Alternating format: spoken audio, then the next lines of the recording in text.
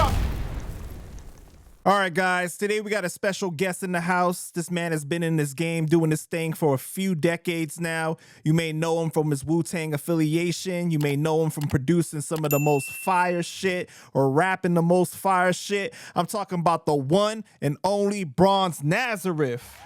Bing, bing, bing, bing, bing. What up, what up, what up, what up, though, from Detroit, man? What up from Detroit, man? West Side, baby.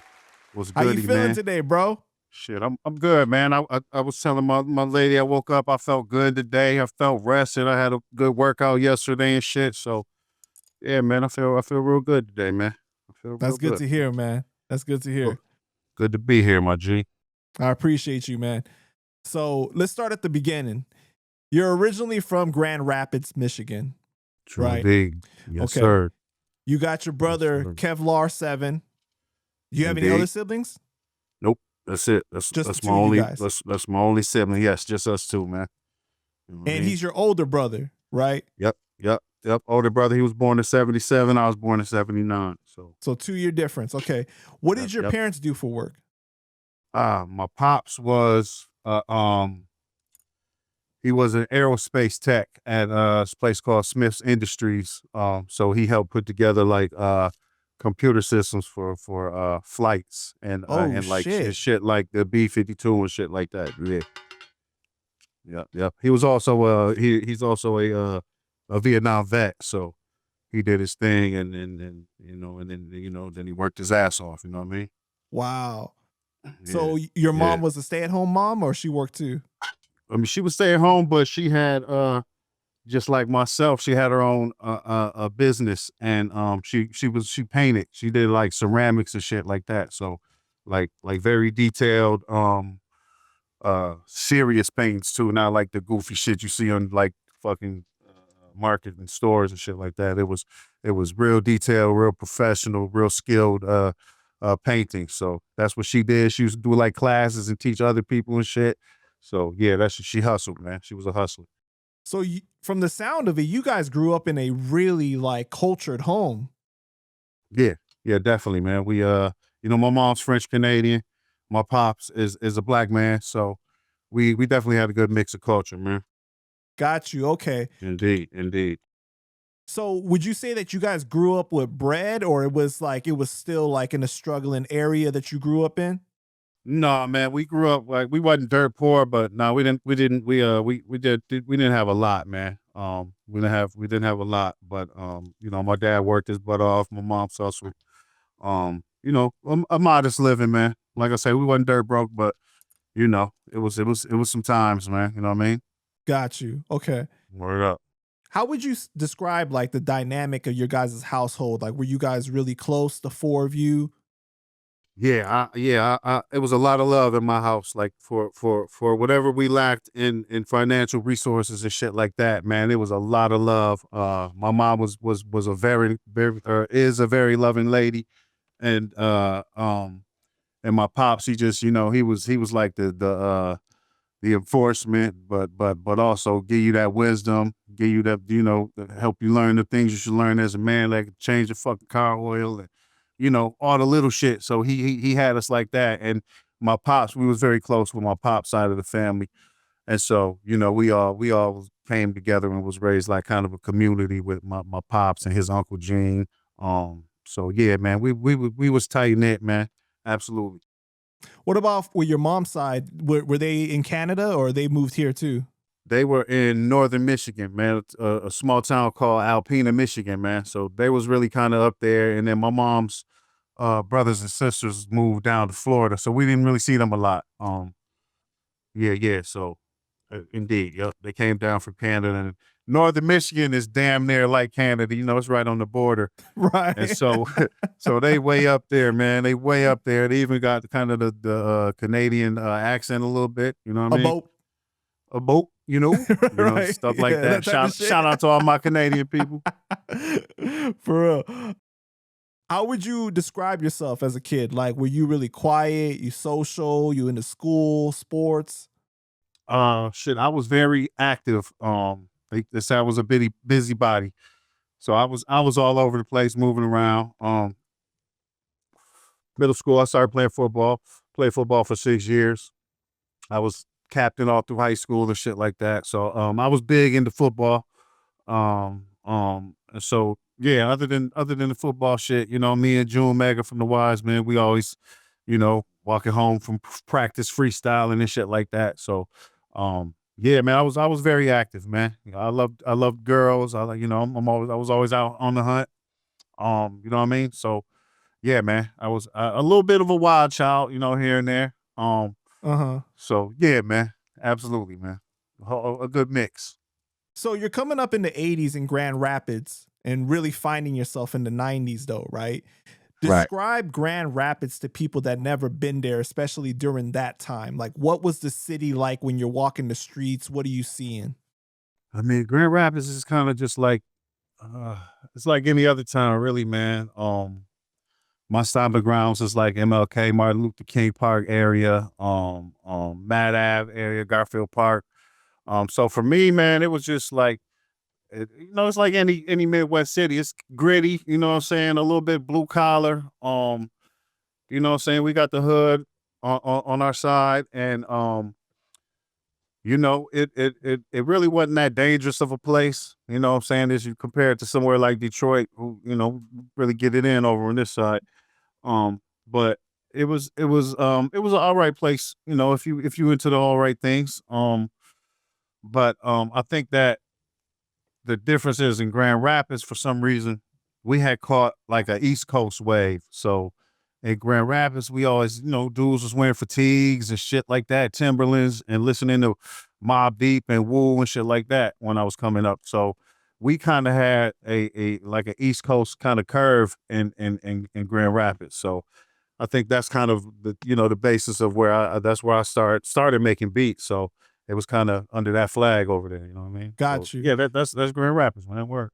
And they call it gun rule, right? Yeah, gun rule where the guns rule. Yeah, man. This is a little nickname I think was started by Lot of Dark, man. On his first album, Heist of the Century, man, he had a song called Gun Rule, and that's one of the first times I heard Grand Rapids mentioned, named as Gun Rule, and so now it carried on and kind of transformed into Gun Rule. But yeah, that's the stomping grounds, man.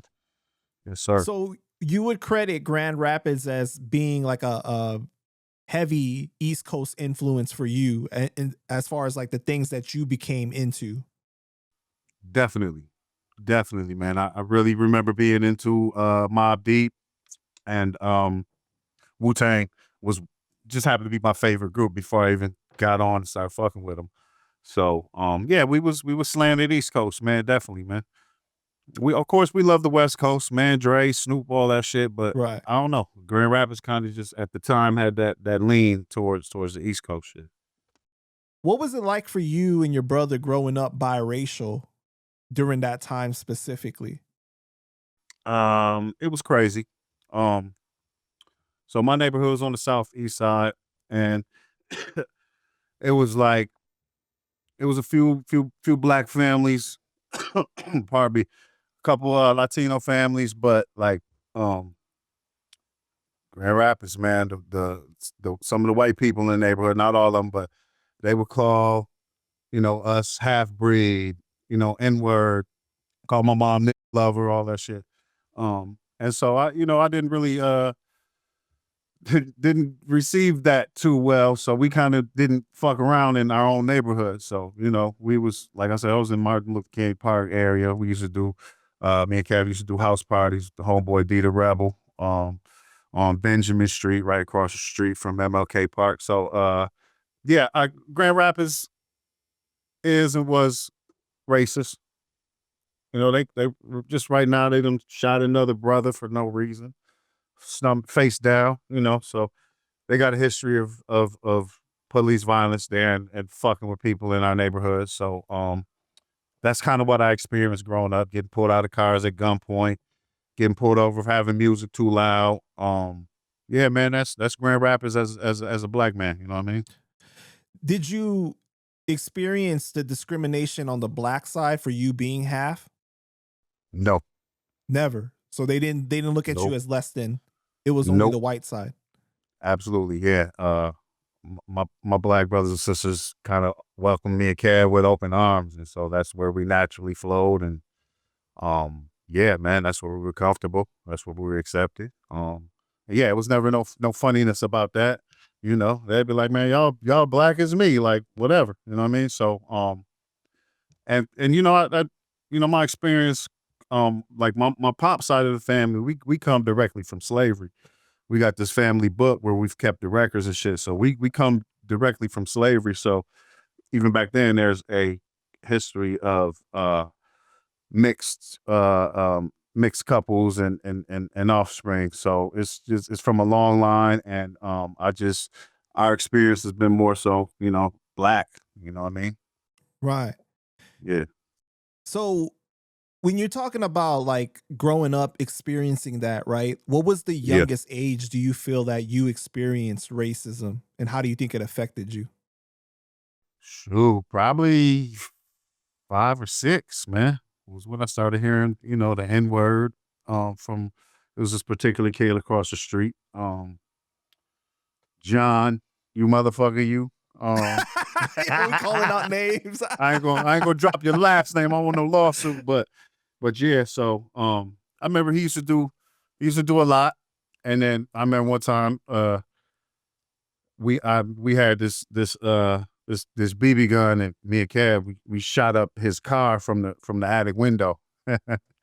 And you know, it was just little shit like that you know, we would experience and go through. You know, of course, we got in trouble because all the dents was on the side of our house. But as little kids, we just wanted to fucking shit up, you know. So yeah, man, I was probably 7, 8. Yeah, man. Wow. Young age, yeah. It's kind of funny though too, because your camera zooms in and out. So like the moment you started letting off the shots, it zoomed in on you like an action word scene up. and shit. Yeah, beautiful. Beautiful. That's what's up, man. Oh man. I So love it. I love it.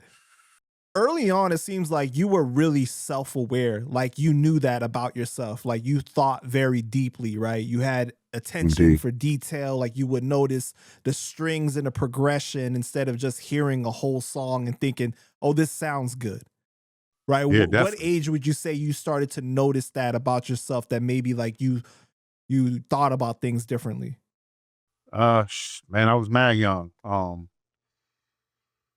I can remember being a little boy, and I had this little mixtape that I recorded off the radio, and I was really into like the melody of all these songs that was on there. And I might have been 6, 7, Mm. and I had this little cassette player and shit, and I'm popping my tape, I'm singing and shit. It was a lot of radio R&B type shit, and man, it was like this light rock station. I had this song, I'm gonna hold you in your arms forever. Everybody know that shit, man. Sappy ass light rock joint. So my tape got fucking chewed up, right? And so I'm like, dog, as a little kid, I didn't know that we could get them songs back. I'm like, I'm never gonna catch it on the radio again. So I lost this song, but it had this string melody in it that I used to just kind of, what I could say now is I used to feel it. I didn't know what it was as a kid, but I used to really like that melody. And so, man, I took my tape to mom's and I was crying like, Mom, my tape is, I ain't gonna never get the song gone forever. You know what I mean? So, you know, she calmed me down, and, you know, that's when I knew that you could go get, she explained to me, you can go get this song again. And so my mom was like, boom, you can get paid for good melodies, you know, as a little kid. So I think that's really the first time I remember being kind of captivated by a melody. You know what I'm saying? And if you know my music, man, my shit is run by melody all day. Right. You know what I mean? So yeah, man, very young, man. So I feel like it's a gift from the other side, you know? And your dad played a lot of music in the household, right? Like Stevie Wonder, Terry Pendergrass, Marvin Gaye, All like day. Motown, all that shit. All day. All day. Stevie Wonder was one of his favorites. Aretha, he was big on Aretha. Matter of fact, I stole his CD, and one of my first samples was off of that Aretha CD. And yeah, man, he used to play a lot of shit. He loved the new jazz, Najee, Kenny G, all that shit. My house was always musical. Always something playing while he cooking, or or he chilling on a Saturday, it's music playing. So it was definitely a constant thing in my home. Did you and your dad have like conversations about actual music, or you were just absorbing like what was playing? No real conversations, maybe surface level, like, oh, you like that song? You like this? Yeah. No, so I was more so absorbing it. And I knew when it was a Kenny G song to me that felt corny versus one that had some notes that I was like, yo, those notes is cool right there. I like that. So yeah, I was absorbing, listening, figuring out what I like and what I don't like. You know what I mean? How do you think listening to that sort of music that early on influenced you, like as overall as a person? Um, I think it wires your brain differently, man. It wires those creative circuits in your brain. It's probably scientific studies about this shit. The earlier you fuck around and hear music, it wires your brain differently. Right, So like that's why they have like kids, like babies listen to classical music and all that shit. indeed, absolutely, man, and yeah, absolutely, man. So, yeah, I think it wired my brain to think more creatively, to not just see it as music. I see it as like a piece of art. You know what I'm saying? A painting that's just coming through your ears. So yeah, bro, Do absolutely. you see things in colors like that? Like notes and music like that? Yeah, yeah, absolutely, man.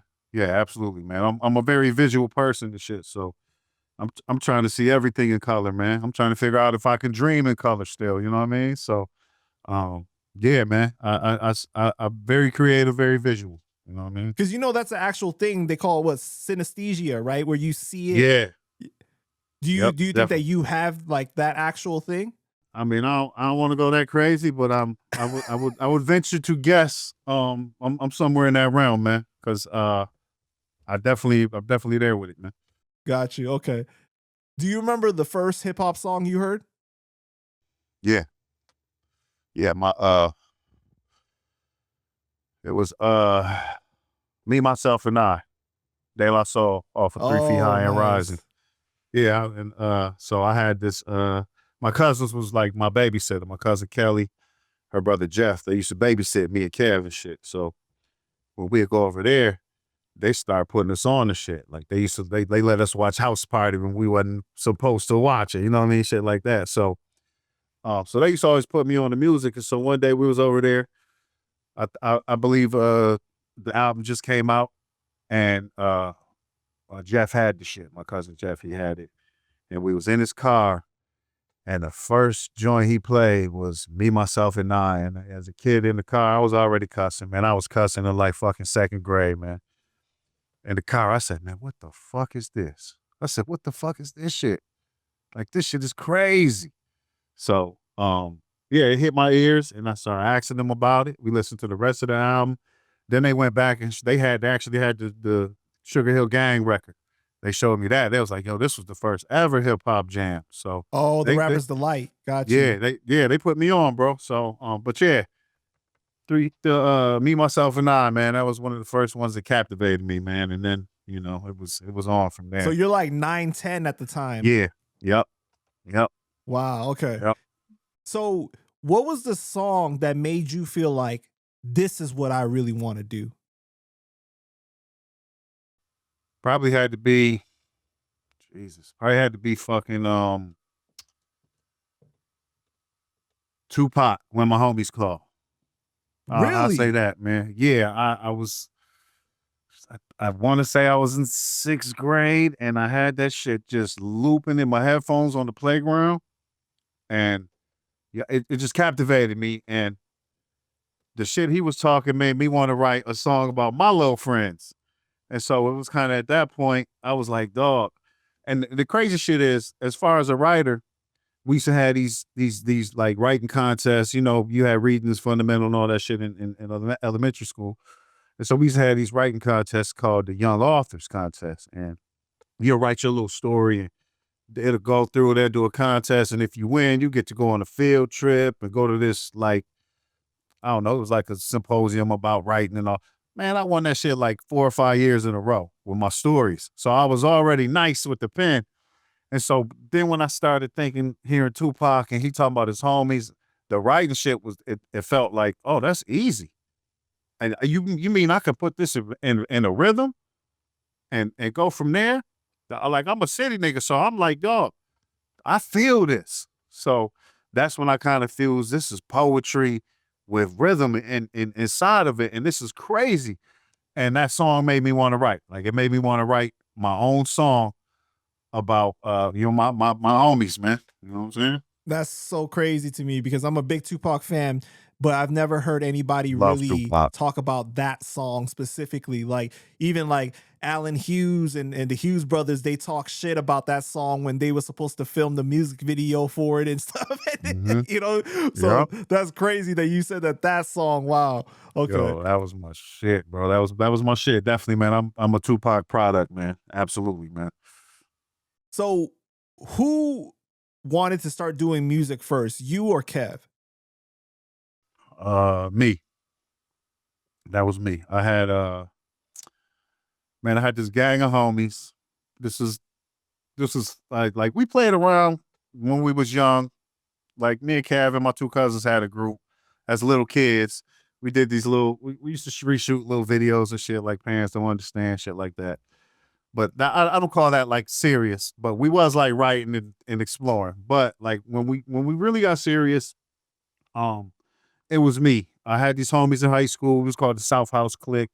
Shout out Ottawa Hills, you know what I mean? Gun Rule. And we was just fucking around one day, and we, like, everybody just wrote a little verse to this song because I was trying to figure out how to make beats. So I finally figured it out, and I had a little mic we was plugging up and record, and I'm like, yo, y'all, this shit is dope. I could record our fucking bars. And wait. How old are you at the time? This is high school. This is high school. This is probably freshman year of high school, man. So you're like 15. Yeah. No, maybe 14. 14. Okay, so something 14 like at the time. And what are you recording onto? Just your regular. I had an Iowa stereo. You know, you buy the stereo with it got the centerpiece and the two speakers. Right. I had the Iowa, but it had an in out, so you could plug some in and it'll come through the speakers, and then you play it out. So what I did was I had the beat playing, I had the tape recording, and the mic plugged in, and we record our verse live. So we did that shit, start passing around the high school, just playing around, and people was fucking with it. But so you made the beat too? No, we was doing them over at People Instrumentals. The instrumental was a mod back in the day. That was the first one that we did the song. Oh shit. South House Clique. Yeah. So absolutely, man. You know what it is. Yeah. So, yo, that shit's the shit, man. yeah, man. That was my joint, bro. Classic, man. So we all flipped on that shit, and then I just enjoyed the shit so much. I'm like, bro, let's do another one. So I kept going, and everybody else wasn't really that serious about it. June Mega was a little bit still. So I just kept going, bro. That was like really where it started. And I did a bunch of freestyles and rhymes over other people's beats, like, you know, Cell Therapy, Goody Mob, and just all type of different instrumentals until I got to the point where I'm like, yo, how the fuck do I make my own beat to get on this shit? So that's when I just started fucking exploring that route. And that's when I entered, you know, figured out how to make beats. So when you are rapping at that time, are you guys like battling at school or doing ciphers or anything like that? Or is just like recording like freestyles for fun? We just record freestyles for fun at the crib. No talent shows, no open mics. We used to do like house parties in the hood. That's about it, man. Cause we had this basically who I would call my mentor back then, D the Rebel. We used to rock house parties at his crib. And he actually taught me how to actually make beats on the ASR 10. So that's how all that shit intertwined. You know what I mean? But yeah, we ain't do no talent shows, none of that shit, bro. We was just kind of honed in the craft. How long after that time you started rapping did you start making beats? I think I started making beats. I think that was maybe 92, 93, maybe 94 I started making beats. So you're 15 at the time. So like just like a year later, pretty much. Yep. Absolutely. Yep. Okay. And then like Yep. Kev like follows you through with that? Like he starts making beats too at that time, or starts So rhyming once, seriously? so what happens is once I start getting a few beats under my belt, thinking I'm cold, thinking I'm nice, like that's when I'm like, yo, Kev, let's make a rap group, bro, called The Unknown. Boom, boom, boom. We go from there. We do The Unknown album, which is one of our this is from like 98, 99. Super early, crazy, disjointed flows. Bars was there. But so yeah, that's when they came up with the group, me and Kev, called The Unknown. We had an album called Death's Birth. And so, you know, we banged that shit out, man. It was all about lyrics. And I had them banging beats. So it was really, I think that came out in 98, 99. But, you know, so from 94 to then we was hitting the studios, recording, honing the craft, getting the shit together. We had put a whole group together, but it kind of unraveled before we could even get the album together. So yeah. And the crazy thing about that is that you guys started selling that album on the internet real early, like internationally, basically, like hitting motherfuckers in Absolutely. Japan and all over. That's a fact. That's a fact, man. I was sending them from, at this point, I was in my dorm room at Michigan State University at this point, and I didn't have no job, nothing. I was banging CDs, man. I'm sending them everywhere. Japan, Germany, all over Europe. And this is where my shit somehow got into the hands of Civilringz. So wait, at this time when you're doing that, this is like CDRs, you're burning CDs and everything? Yep. Had one of the first CD burners in the building on campus. That's a fact, man. People was like, yo, I don't know. It was like, I had a homeboy who had one, and I'm like, oh, what the fuck? You can make your own CDs with that shit? What? So yeah, he was making his own CDs. I went to Best Buy, found the little CD stickers, because I was like, I want my shit to look, I don't want it to look like a CDR. Found the little stickers. I started printing them bitches off, making my own inserts in the CDs. And yeah, we started banging them, bro. We started banging them. That's crazy, man. So how do you feel like that changed everything for you when you guys started doing that early on? Like, how did you guys even get that idea to start using the internet that early? Man, I think I was just on the search of how to, like, before I got to school, we was on the search on how to get our name known. So we used to do crazy shit. Like one time we printed up a bunch of one-page flyers. This was before I went to college, and we would go around to the malls and we'd put one in all the Source magazines and the rap pages. Just put one of our papers in them bitches while it's sitting on the shelf. So, you know, hopefully people come by the magazine and they see our shit. So we started doing that, and we saw a little bump. So from that point, I'm like, yo, we got to make sure people know what the fuck we putting this shit out. How's the best way to do it? So my mind was churning, and this is really at the beginnings of the internet. You know, you still had that dial-up slow shit, and so Right. You got mail. right. You know, you hear the fax machine going and shit. So I'm thinking, like, how can we get this to the masses, man? How can I get a shortcut to the masses? And so I'm like, it's a bunch of people on the internet. People got counters on the bottom of their page saying there's thousands and thousands of people going to these pages a day. So I'm thinking, how can I get some of these sounds on here? And man, I ended up getting a website built through one of these free sites. It was called Virtual Av. I remember that shit. And shit, I popped the website up, and I found out you could put like, it was like you can only put like 12-second snippets of sound up. And I said, there it go. So Because I we had that. talking in the time of like GeoCities and shit like that, right? Absolutely. Like this is like that's true. Angel Absolutely. List or whatever, all that shit. Like it was Same like exact time. Same exact that's time. crazy, bro. Yeah. So I had the album up. It looked like an Apple Music page. I had the album up there. I had the track list down there, and you could click on that bitch and hear a snippet. And so motherfuckers start copying them bitches from everywhere, because every song was lit. You know what I'm saying? So Wow. they That's start crazy, copying them, man. bro. Word up. Yup. Yup. So In 2007, you later reissued the album, right? And you Yeah. described it like this was like when you guys were doing things out of pocket, hitting studio sessions for like $50 and stuff. Yeah. And you know that there's flaws in the music, but it really captures like the essence of that time period. Like you can Right. see the potential there.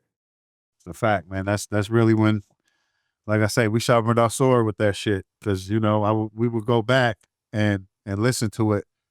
It was like I play football, I'm saying. So we go, it's like on Monday morning, we got to watch the film.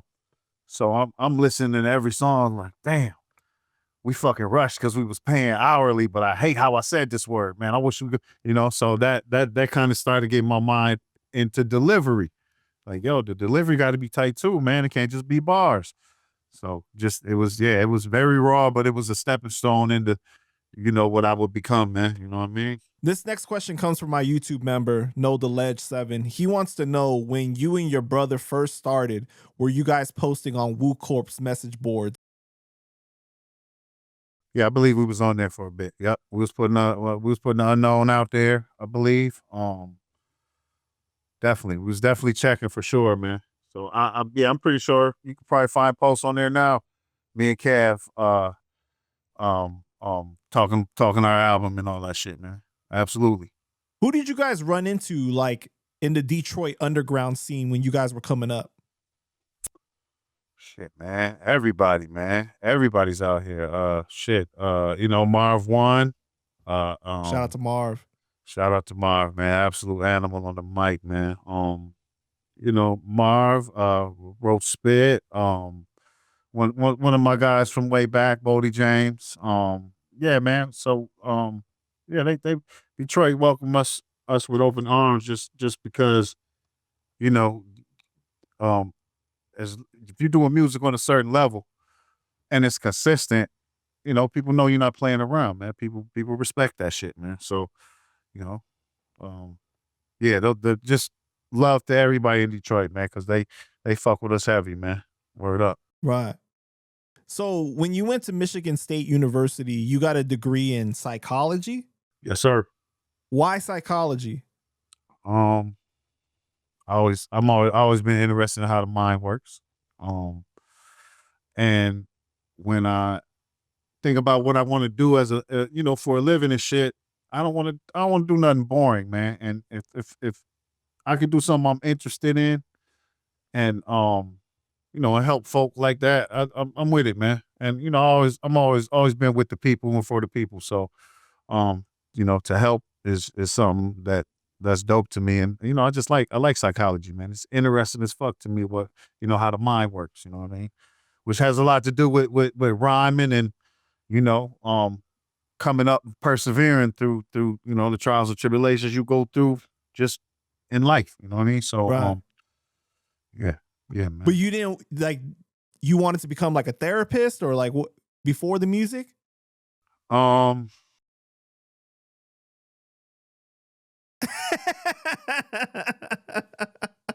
mean, I guess I saw myself on the couch telling people what's good and all that, but like, I'll be 100, man. I kind of switched my major to that because I hated math, man. I fucking hated math. And MSU math was like goddamn impossible. So I never been the greatest at like algebra and calculus and shit like that. So, you know, when I first got to Michigan State, man, I was wilding, man. I think you might have heard that my roommate was Apollo Brown. So we were up there wilding, bro. Like freshman year, we was at every party. I never studied. I had my math class, for instance, I met this chick in there and, you know, we was kicking it, talking or whatever. And we decided, yo, you go to class on Monday, I'll go Wednesday, you go Friday, we'll just take turns and then we'll share notes. Bet it up. So I'm on some goddamn Fresh Prince shit, fucking around in college. And and so I get her notes and I'm looking at shit like, what the fuck is this shit, man? Like it's like damn near Chinese. And then like we had a teacher and like we couldn't even really understand him. I think he was from like Poland. He had a very thick accent. and it was hard to even understand him. So we doing these crazy math problems. I'm lost, bro. I mean, that bitch lost. So needless to say, I failed that shit, man. So so, so I had to take the shit over. But it's because like I said, our freshman year, man, we was wilding, man. We was at the Icebreaker, homecoming, the frat parties, any party that was popping, man, we was at that shit. So they used to have this shit called Fake the Funk at Michigan State. We was there every year. Fuck study. You got exam tomorrow? Fuck that shit. It's about to be some ladies at the party. So we was at every party. I think when the first semester ended, I think I had a 1.2 grade average. Oh shit. So yeah, so that's when they was like, boom, they hit me with the academic probation. And then I was like, oh shit, like if I don't fix this, Pop's gonna kill me, bro. So yeah, so that's when I realized, damn, I think I actually got to study out this bitch. Damn. So, I buckled Wait, did you down have a and shit. scholarship or your dad was paying out of pocket for it? No, he wasn't paying out of pocket. I had financial aid. So essentially I was paying out of pocket. So I had all school loans, man. So I was just like, damn, I'm digging myself a grave right now if I keep taking these shits over. So, I straightened up, mastered my high, walked straight, and got through that shit. Absolutely. Nah, man, you made me laugh so hard because that's the same reason why I got my degree in psychology too, because I wasn't good at math, man. Because I would have went into tech if I could. Hey, man, I hated that shit. They was like, yo, all you got to do is the one-on-one. And I think all we had to do was one-on-one in statistics. I was like, bet, boom. Psychology it is. I like how the mind works and all, you know what I mean? Yeah, but you can't do shit with a bachelor's, really. You know what I'm saying? In psychology. Nothing, bro. I came out of college. You could become a drug dealer. I mean, you could sell the prescriptions and shit like that to the psychiatrist. Bro. When I came out of school, we looking for jobs and shit. We moved to Detroit at this point, and I ended up getting a social work job, bruh. Yeah. Seen some of the craziest and worst shit in my life, bro. That crazy ass job. But actually so I was in this program called family reunification. So where we would go into homes who had their kids took, and they did their work and they got their kids back. And so we'd go in there to make sure everything was smooth as far as the transition for the kids coming back home. Bruh, woo. Man, has some crazy ones, bro. Crazy ones, man. Heartbreaking shit, bro. Oh man, absolutely, man. I seen some shit I really can't wash from my mind, bro. Mm-hmm. Like I'm saying, it was kind of tough for me growing up too, as far as finances and all that shit. But man, I seen some shit that is just like, damn, this shit goes on. Like, what the fuck? What? Right. Yeah. So, like, I had this one case. It was, I'm years away from it, so I could talk about it a little bit. But I had this case where it was the family in the home, and the dad was a pimp. Oh, he working bitches out the home. So the kids is there chilling, playing all the shit, and it's crazy, bro. It was like I looked down at one point, and I seen, bro, this is gonna fuck you up. This is crazy. I looked down, and it was a teddy bear, and it was like an indent in the private part area. Like the kids was playing with the bear because of what they seen going on in the house. Like, man, I took all them kids away from them motherfuckers, dog. Yeah, they gotta go, man. That's terrible, dog. Yeah, so we had to make decisions like that. Like, I'm about to take y'all kids because y'all wilding, man. So it was that. That was one of the worst, man. And the other had, you know what I'm saying. We'll come, spend time with we had to get a certain amount of hours with the families, and this is some of the worst parts of Detroit, but like, and this is also where I met Salute to Kid because he was working in the same program from the Wisemen. But like, our families loved us because this is what we from. So we was on a level with it. We wasn't bullshitting with them. We was telling them the real, but it was just you know, some of them was just crazy. Like I was in there with these kids, you know, making sure they good, getting their homework done. I said, what, dog, what is that smell? Man, this nigga smoking crack upstairs, bro. So I'm like, wow, man. So, you know, you got to report that shit, man. So I had to, you know, I had to get the kids up out of there, man. So that was, it was a crucial job, man. It was some real shit, man. So that's what a bachelor's degree in psychology gets you, man. Yep. You know what I Yep. mean? You know know, what I I mean? mean, I've done a lot of crazy social work and shit like that too. So I mean, like I've seen a lot of stuff. So can we just take a moment to appreciate the people that do the hard shit like Man, that and don't get paid man. shit either? You Hey, know it don't get too. paid shit. Hey, no, don't get paid nothing, man. I was scratching and scraping. You know what I mean? So, Right. but yeah, these workers are some of the strongest people on earth, and they go in and they go into the deepness of the hood and fix shit and help people and help babies. So, yeah, man, you'll hear some of that shit in my lyrics too, man. Like, you Yeah. know. Yeah, like we save families, you know what I mean? So yeah, that's part of it, man. You know what I mean? So prior to your graduation though, you had met Civilringz, right? Like in 2001. Yeah. So Yeah, how did you yep. meet him? He heard my beats, I think off of their website we was talking about. And he sent me a message just out the blue. So it was that point where, you know, I was like, I hit him back, and then he tells me he part of the Wu and this, that, and the other. And I'm like, wow. So he said, like, yo, send me some more beats. So I sent him some more. And I sent him some more. And he's like, damn, bro. He's like, yo, this shit is so fire. Like, yo, I got to get you to RZA.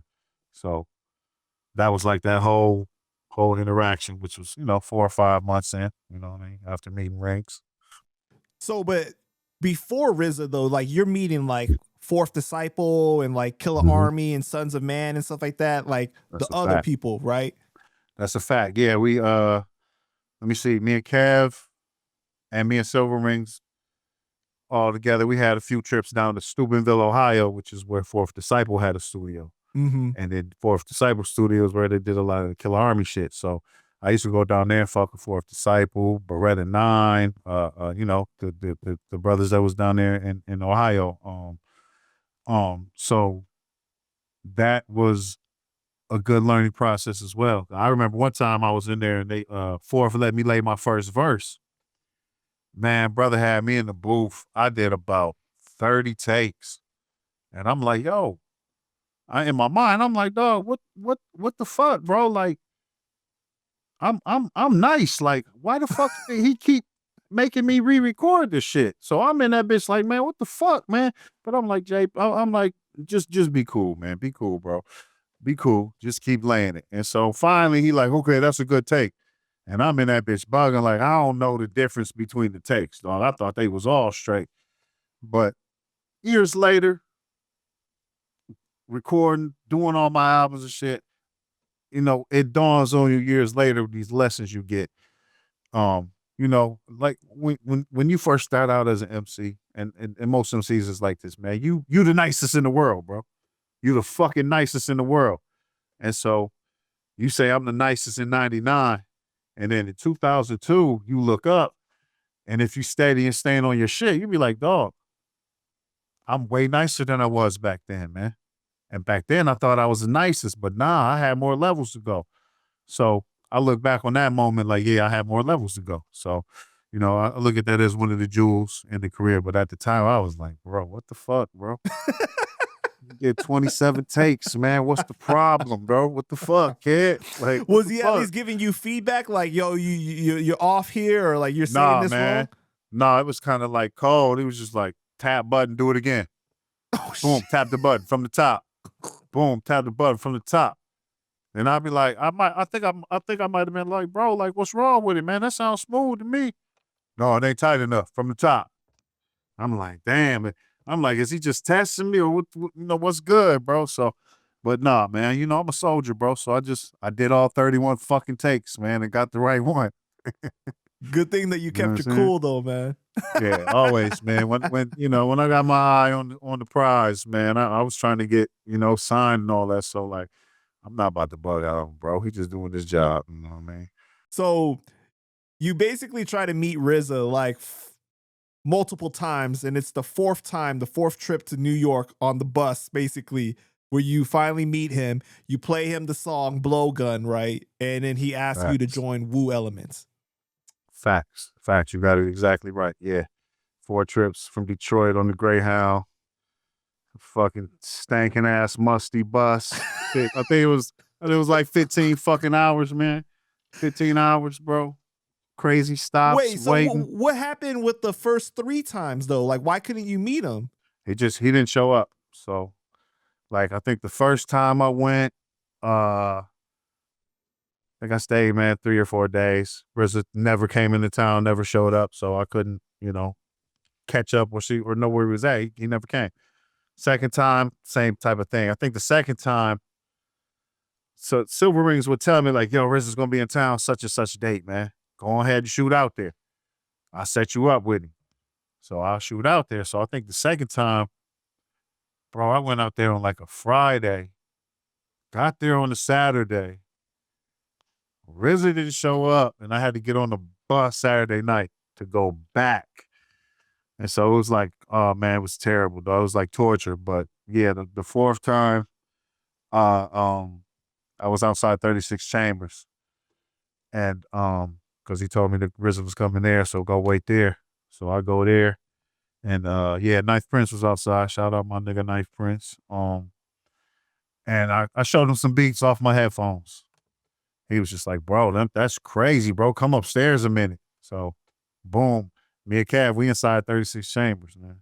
So at that point, I think I tracked out 2 beats in the big studio. Right when I got there, I'm tracking out beats in 36 Chambers. I'm like, damn, wow, this is crazy. So then ninth, they tell me to go and wait. Me and Kev, we wait in the lobby for like hours. Then like 4 a.m, that's when Jizza, RZA, Master Killer pop out the elevator and shit. And so, yeah, I'm like, oh, okay, bet. Here we go. I know they're going to ask who the fuck is these guys over here. So I'll wait, let them handle biz. I waited around. They did their thing. No one asked who the fuck we was. Me and Kev over there like, dog, they don't want to know who the fuck these 2 niggas is over here playing chess forever. So, finally I hear them talking about going to the club across the street. I'm like, dog, it's like 4 a.m. I'm like, dog, I can't let this shit slip by. So I just get up, I just go over to RZA and be like, bro, can I just get 5 minutes of your time? And yeah, he gave me them 5 minutes, man. Like you say, he listened to the Blowgun joint. And I'm trying to get on as a rapper. So he listened to Blowgun, and he takes the headphones off, and he's like, yeah, I got enough rappers. So I'm like, damn. Then he says, but who the fuck made that beat? I'm like, dog. I was like, that's me. I made the beat. He's like, man, you got more like this? I said, I got a whole bunch more. He said, like, I got enough rappers, but I want you to join the Wu Elements. That's what he said to me at that point right there. He said, come back tomorrow. I'm gonna hit you with some paperwork. And, from there on, man, it was a go. Wow. That's amazing. Yo, it was crazy, bro. It was crazy. Yo, keep it real though. The first 3 times, were you pissed off when you didn't end up meeting him and you made that trip? Very, man. I was very pissed off. Not like mad at anybody, but like, bro, I get mad at luck. Like, how the fuck he ain't come, man? I can't believe this shit. You know what I mean? Like, what the fuck, man? I done did all this shit, man, and nothing. It's just my fucking luck, like type shit. So yeah, man, you know what I'm saying? I was mad at the universe, you know what I'm saying? Right. So what was that feeling like though at that time when all of a sudden now, like, man, like obviously Wu-Tang was your favorite group, and you at 36 Chambers and you tracking the beats, and like are you trying to like contain your excitement and like your fanning out basically? Nah, bro, I was actually never like that. The only shit I did was when he told me, you want you to join the Wu Elements? And they sent me and Kev out of the studio, I think 36 Chambers is like in the middle of the block. I fucking jumped and hooped and hollered and celebrated all the way down the block. Like I was damn near in tears of joy. So that was my moment, man, to, to geek out about the shit. And, but from that point on, man, I was, I'm a laid back, I'm just a laid back, cool cat. So I just like, I be in that bitch relaxed, soaking shit in, man. I'm not even the nigga to be like, let me get a pic, man. Let's get a pic. I just ain't never really been like that, man. If we flick it up naturally, that's cool, man. But I've never been the type of nigga to run up on dudes, get a pic, and let's blah blah. I'm just more in the cut, laid back like that, man. And I think people like that. People respect that, man. Right, so, right. Especially during that time. Yeah, indeed. Yeah. So yeah, I was cool. I was laid back. I was soaking it in and enjoying what the fuck I had accomplished, man. So, but don't get me wrong. In my mind, I was like, man, I'm that nigga, boy. I'm that guy. I'm that nigga, boy. So yeah, I was hyped, man. Don't get me wrong. I was hyped, man. Absolutely. I know what the fuck I know how big what I had done was. You know what I mean? Right. So what was the conversation between you and Kev like during that time though? Like after that happened? Man, we couldn't believe it, bro. We couldn't believe it. We was on cloud nine, and I think we was already formulating the 7 Wisemen shit. So we were like, I always have like, I got my goal, and then when I get to my goal, I'm like, fuck, but I want more. You know what I mean? So literally, I used to say, man, I just want, when they was my favorite group and I had no contact, I said, man, I just want one song with a Wu-Tang guy. So, man, when that shit happened, I was like, dog, I want a whole album now. So that's what me and Kev was on, man. Boom, we signed. We got the Wu. Now we got to put now we got to put the bros on. You know what I'm saying? We always wanted to do a group, man. That was just one of our things, man. We always wanted to do a group. We was around so many talented motherfuckers that we was like, we got to assemble something. And plus, we always, where I'm from, man, you put your niggas on, man. So, right. Yeah, that was it. We was already planning on what's next. You know what I mean? So in 2003, you end up producing 2 tracks on RZA's album, Birth of a Prince. You produced The Day to God is 1,000 Years and The Birth. What was it like working with RZA and producing something he was actually going to be like spitting over? I mean, the shit was amazing, man. What happened was, he invited me down there for the whole summer. I believe this was 2002. And so, maybe it was 2003. But I know the album came out in 2003. But it was summertime, man, and I went down there. He had an apartment, I believe it was on 33rd and 1st Street, Manhattan. And I mean, the shit was amazing, bro. Like, it was an apartment and shit, but it was like a hotel, man. It was a maid that came in and cleaned up every day. So I'm in that bitch every night, and I'm supposed to report to 36 Chambers at 3 p.m. every day. So I wakes up, chills, get some food, whatever. Boom, I shoot over to 36. We in 36 Chambers from like 3 till 4 in the morning, bro. Every night. You know what I mean? So that shit was crazy. And out of those sessions right there came the songs from Birth of a Prince. Day to God is 1,000 Years in the Birth. So what it was like working with RZA was, I was there all summer and we did those 2 songs. But what I really took from it all was, of course, I'm hyped. I got the songs and shit. I'm on like the backgrounds of other songs people don't know of, which was ill. But what do you mean, like ghost producing or more like? No ghost producing. I'm talking about like, hey, jump in there and throw your voice another track on the hook for me. Like for instance, I'm on the hook for Drink, Smoke, and Fuck on that album. So shit like that. So, but what I really took from that shit was I watched Business day in and day out. I watched this group come in and record.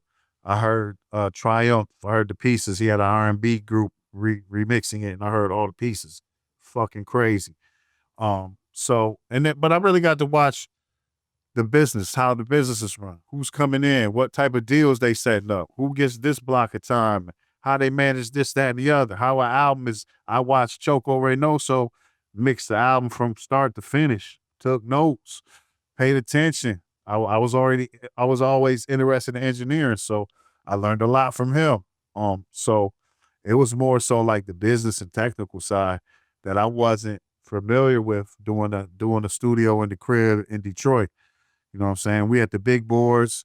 I'm watching how the big boys record, how they get it ready, how they mix, how they master, how they have these meetings. They let me sit in on meetings. So it was really a crash course on like fast New York business, you know what I mean? So and music business, you know what I mean? So I think that's a part a lot of artists don't get, man. They don't see that side of shit and they think it's just like put your music out. But yeah, I learned it was a whole machine and a whole bunch of steps you got to go through with every product. So that was the real jewel I took from that summer and working. So with it was RZA. almost like an internship in a way. I mean, yeah, damn near, absolutely, man. RZA would break me off with bread every day, like enjoy. So I'll be walking through New York, buying gear, getting all type of crazy food. Like never had this type of money in my life. Like, you know what I'm saying? So he was literally hitting me with like 500 a day. Boom. So yeah, it was amazing, bro. And I'm in New York with you know gear, all type of shit, man. So remember, 500 in 2002, 2003 was a lot more money than it is now. We was crushing it. We was definitely killing the money, man, for sure. So was there other songs that you had produced that didn't make it? Nope, that was just them two. Yep. Just those two. Just them two. Yep. Man, that's crazy. Any good stories from that time? Oh man, yeah, crazy stories, man. I remember, you know, Wu-Tang, man. We all, you know, we from the grain, man. So we always got our people around us, and there was a good brother named Fatty, who was, you know, he always worked within the Wu-Tang biz, and man, R.I.P. man, my brother Daddy-O from the crew. They was taking me to the airport when I was leaving New York, right? And so, oh man, I'm in the back. They taking me to the airport. I'm kind of at their mercy getting to my flight on time, and the fucking tire blows out, right? So I'm like, damn, bro, this is fucking crazy. I'm about to miss my flight, bro. Fuck. So, man, brother Fatty is like, yo, look over there, and we look, bro. It's a used tire shop. It's closed. Ain't nobody in there. Fatty is like, yo, Daddy-O, jump in the driver's seat and pull up next to that shit. I'm about to climb the fence and get a tire out that bitch. So I'm like, bro, what? How? So, bro, he climbs the fence. He finds the tire. And I'm like, bro, you got to rim that bitch. Bro, he comes out, takes the tire off, leaves it on the jack, throws the tire over the fence, jumps over the fence, goes in the building, doors open. I hear a machine running. He like, yeah, I know how to use the rim joint. He re-rims the fucking the new tire on that bitch. Comes out, throw the bitch over the fence, come back out, whip that bitch back on. Got to my flight on time. That was wild, bro. So, yo, man, shout out to Fatty, man. I don't even know where Fatty went, man. I ain't seen or heard from Fatty since I think that trip, man. But yeah, man, and yeah, good times, man. It's crazy stories, man. Like one of those nights as well. We me, RZA, Old Dirty, Beretta 9, 4 a.m. We finish up at 36. The Copacabanas across the street. They like, let's go to the club. So I'm like, bro, word? Let's go. So we walk right across the street. We go in. Like, soon as they see us, they grab the rope, they open the rope up, we walk in all for free. You know what I mean? So it was crazy going around the club, everybody treating us like celebrities. It was a great night. Bottles, man. We had a fucking grand time. So, that's the night I hung out with Dirty and we got drunk in the club and shit, man. So, that was crazy, man. You know what I mean? Good memories. You know what I'm saying? Wow. Yeah. All Yeah, it was right, dope. we know in college you was getting groupies and all that. I mean, like getting girls, right? You know, you ain't had no problem with that. But now you hanging out with these big dogs. You know what I mean? So, what was Yeah. the groupie love like? No, it was crazy, man. It was crazy, man. It was crazy, man. It really wasn't really like me so much, but it was like the guys kind of, I'm not gonna say names, but the guys had somebody around them all the time. Like for instance, there was this one chick that was in the apartment all summer with me and Fatty. She was a singer, but I don't even remember her being on those songs, man. You know what I'm saying? So I think that was somebody groupie, but you know what I'm saying? It was you really gotta be star level to be like having them at your door like that though. It really is it's not a lot of groupies in the underground hip hop shit like that. But yeah, when you roll with them, you see a lot more. You know what I'm saying? Right, but I mean, like Word of mother. even though you're not at the top, you still caught some. You know what I mean? Man, yeah, man. You know how it go, man. All right, so in 2005, Wu-Tang Meets the Indie Culture, right, comes out. Yeah. And you produced 9 songs and rapped on one of them too. How did the idea to mash, Wu-Tang with independent underground hip hop like come about? Oh, that credit goes to Dreddy Kruger. Yeah, Dreddy Kruger, from Royal Fam, always been connected with the clan or whatever, certain cats. So yeah, that was Dreddy Kruger. He had inked the deal with Babygrande for his label Think Differently Music. So that's where he had all those connects, and he pulled me in as the main producer. So that really was his Dreddy Kruger's baby right there. So, but it was a great idea. It definitely album did really well, and I kind of credit that album for kind of I had the Wu following, but that album kind of pushed me into the Wu following plus a lot of the indie hip hop heads. So it kind of pushed me into just from the Wu-Tang shadow into the indie hip hop circle a little more. So yeah, that was dope for me. Right. And on the project, you guys had like Cannibal Ox, like, Yeah, Tragedy Gaddafi, yeah, Rock Marciano, Raz yeah. Kaz, members of the Hieroglyphics, Planet Asia. Like, how did you guys decide who you guys wanted on that project?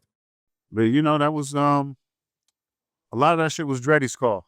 So Dreddy would, figure it out. We'll brainstorm a little bit who sound good on this, that, and the other. And then Dreddy made the call.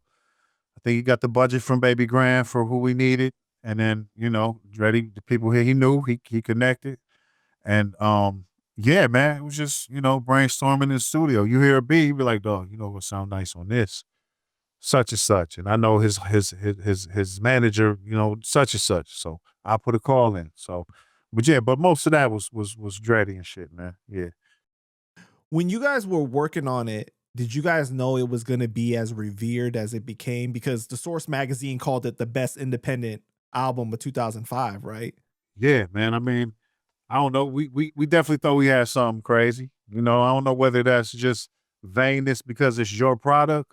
But yeah, we felt like we had a fucking heat rock, man. We felt like every song, there was no skips. So we didn't see why, what I'm saying, you couldn't call it the best shit. You know what I mean? There was a cease and desist, right? For the album cover because of Apple. Yeah. Yeah. Yeah. They made us change the cover. Yep. Yep. So what happened Yeah. exactly? Like, what was your reaction when that happened? I hated the new cover, man. The new cover was trash to me, but I think I kind of think Babygrande had put that together. So I thought, man, y'all could have did something else, man. It didn't have to be the Apple logo, but you could have kept the W shape or did something else with it. Yeah, Right. I thought that was trash, man. But they own that shit, man. What can you say? So what year is it that you meet M80? Because he was the A&R for this album, right?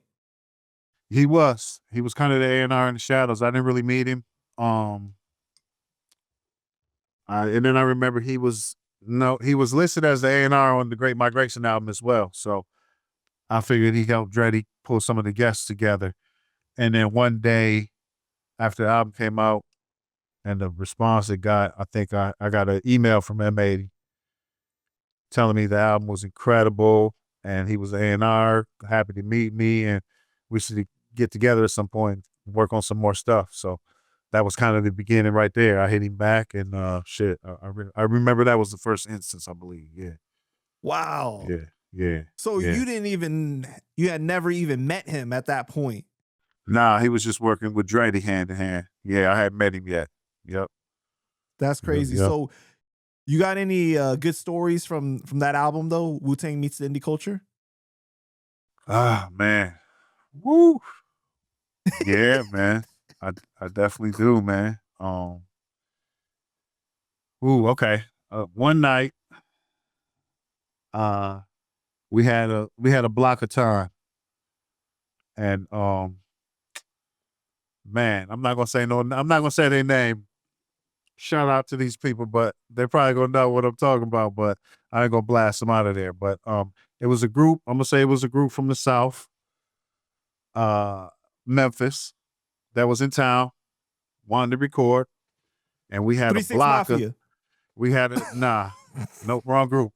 But we had a block of time, and they was in there with their manager, and we had our time already. It was in 36 Chambers, and Dreddy and the guy started arguing about the time. And so at this point, we also had 5 or 6 journalists in the room listening to the album. So in the middle of that shit, Dreddy started arguing with the brother, with the manager. Now the manager is like, brother was like 6'4", probably like 280. And so they arguing back and forth. Then all of a sudden, dog, what? He hit Dreddy, and then Dreddy starts swinging back. These two brothers, they fighting in the studio, they tussling. Man, I look, I done seen 100 fights in the studio, so I didn't even jump up, bro. So I look over, man, all the journalists is in that bitch shook, like, oh shit, they grabbing their pads and shit, getting ready to go. I'm like, yo, this is crazy, dog. So they fighting this shit. I don't really know who won, I ain't gonna say, but the brother in the group, they left, but as they was leaving, they was like, yeah, we going to get some shit, we'll be back. And so they shoot out of there, Dreddy straightening up and all that. Bro, the journalist was like, okay, see you guys later out. Man, they took the fuck off up on that bitch. Session was over. And then, but me and Dreddy, we kept recording. We finished that shit, man, and they never came back, man. So, yeah, that was a live one, bro. Live in the studio, man. Yeah. Wait, so you're saying that early on in your career, you had already seen 100 fights in the studio already? Man, I ain't gonna say 100. I was just being exaggerating, but plenty, man. Been in a few. We had a studio in Grand Rapids. Me and Kev and Apollo Brown and my homie A1 got into a big brawl in. So I don't know, man. That shit just be happening, man. People come in that bitch drunk, trying to be bossy and shit like that, you know. You can't just talk to us anyway. So right. Yeah, man. So it was just another instance. So I literally was in that bitch like, damn, it's crazy. Oh shit. Oh, like I'm watching boxing, like, damn. Yeah. So the journalist. But Dreddy did his thing though? He held his own? Yeah. Dreddy got busy, held his own. Hell yeah. Absolutely, man. So wait, how tall is Dreddy compared to this guy? I mean, maybe 5'11", 6 feet, maybe. Okay, so he got like at least like 5 inches on him. Yeah, Dreddy ain't a small guy, but he ain't NBA, you know what I mean? So yeah, man. Dreddy held his own, man. I give it to him. Wow. All right, so because of the success of Wu-Tang Meets the Indie Culture, you released Thought for Food, right? In 2005? Yeah. All right, can you talk about the mixtape Thought for Food and why Thought for Food instead of Food for Thought? Because my whole shit with that was, first of all, I knew people would ask this very question, but it's because, man, I'm giving you my thoughts and I want you to feed me. I want to make money off my shit. I want to eat off this shit. So that's what I'm giving you. I'm giving you my thoughts so you can help me get my food. You know what I mean? Thoughts for food. So that was the basis behind that shit right there. Absolutely. And the first one was just, you know how you do in the mixtape era, you rhyme over everybody beats. So that's really what the first one was. Then they started doing lawsuits and shit like that. I did the second one kind of the same, but on the second one, I branched out to just having different producers and working with different people. So, you know, it went like that. Right, right. How do you feel the reaction was when you put that out, though? Like, how was the streets buzzing? Oh, they was fucking with it, man. They was fucking with the for part two, especially. It it came and they was waiting for something after Great Migration. So yeah, man, they was fucking with it, man. More of the same. I introduced like some of the Wisemen on there. And then I had shit like the RZA Data God snippet on there. So, people was getting a good punch of the shit I was doing as a whole. Yeah. Yeah. All right. So in 2006, you released your debut album, The Great Migration, which is widely considered a classic. Now, the album was released through Think Differently Music and Babygrande, right? Was there a reason why you didn't put it out directly with RZA? Yeah, he wasn't. That was a recording contract, rapping. So, they wasn't really signing rappers at that point. You know what I'm saying? Oh, okay. That's it. That's basically it. And so after I signed my production deal with RZA, I'm good. I'm good to go, but I want to rap. And so after the success of Wu-Tang meets the indie culture, I got that solo deal with Babygrande. So, that was Great Migration through Think Differently. Yeah. Right. And so it's with Dreddy Kruger, right? And on the album, you got co-production from him. Killer Sin is on it. Prodigal Son, Timbo King, your brother is on it. Fellow Wiseman Philly, and then Sean Price. So overall, what was your mindset when you were approaching this album? Man, I was really just giving you Wu-Tang Detroit style, man. That was really just me. I was in one of the craziest hoods in Detroit, Joy Road, Ward Street on Joy Road. That's the house me and Kevin Apollo got when we moved to Detroit. And so, walking outside, seeing what I see, living the city life. It was just me talking about everything that I seen, especially shit like Good Morning. You know what I'm saying? Shit like that is so Detroit, man. And the images I'm talking about are so graphic because that's like just I'm giving you a vision of the city that I'm coming from, man. And Detroit is like no other place. So it probably sounded crazy. It probably sounded different. It wasn't your New York cement blocks left and right. Like it's neighborhoods and Coney Islands and it's Detroit is a real different place. It's like no other city. So the way we was describing it was kind of like some shit people never heard mixed with these crazy Wu-Tang beats. So that's really, I was just really reporting from my view where I was at, man, in Detroit, So the whole album was recorded in Detroit? Absolutely. Yep. West Side Detroit, Joy Road, Ward Street, 9181 Ward Street, man. It's a lot now, so they tore the house down, but yeah, that's where we was at, man. Wow. Between Joy and West Chicago, man. Salute. On songs like Poem Burial Ground, right? You're very technical with the rhyme scheme and the multis, but you really preach not losing substance of what you're saying. When you're penning the rhyme, what is your approach? Are you thinking of what you want to say and formulating the multi around it, or you have a multi and you try to put substance with it? It's kind of both. I let the pen go, and then I think for like Poem Burial Ground, it was intentional. I was trying to rhyme everything. So I'm like, dog, I'm gonna rhyme as much shit as I can on this motherfucker, man. And so, that was intentional, man. I'm going line for line. But my real philosophy when I'm writing is I don't like to waste a line, man. I want every fucking line to be something interesting. I just don't want it to be some plain shit. I don't want to, what I'm saying? I don't want it to be regular, man. If I'm saying I'm about to jump in the car, I'm gonna tell you that it's a aqua purple turbo car. You know what I mean? I don't want to be regular, man. I feel like, you know what I mean? I feel like this is art, man, and we supposed to be painting some shit that the regular person can't paint. You know what I mean? So that's kind of how I tackle it, man. I don't like to waste them. a No, line. I definitely get that vibe from you when I listen to your music. It's not just like very basic where like, you know, like, yo, I'm in the car, I'm doing this or whatever, stuff like that. Like you're almost like you're bringing people into another world of thought, Indeed. you know, where it's like you have to visualize it and you have to really think about what is it that you're saying. Absolutely, man. I want you to see what I'm saying. Right. Like, I want you to envision what the fuck I'm saying. Yeah. So how did you decide who you wanted on the album?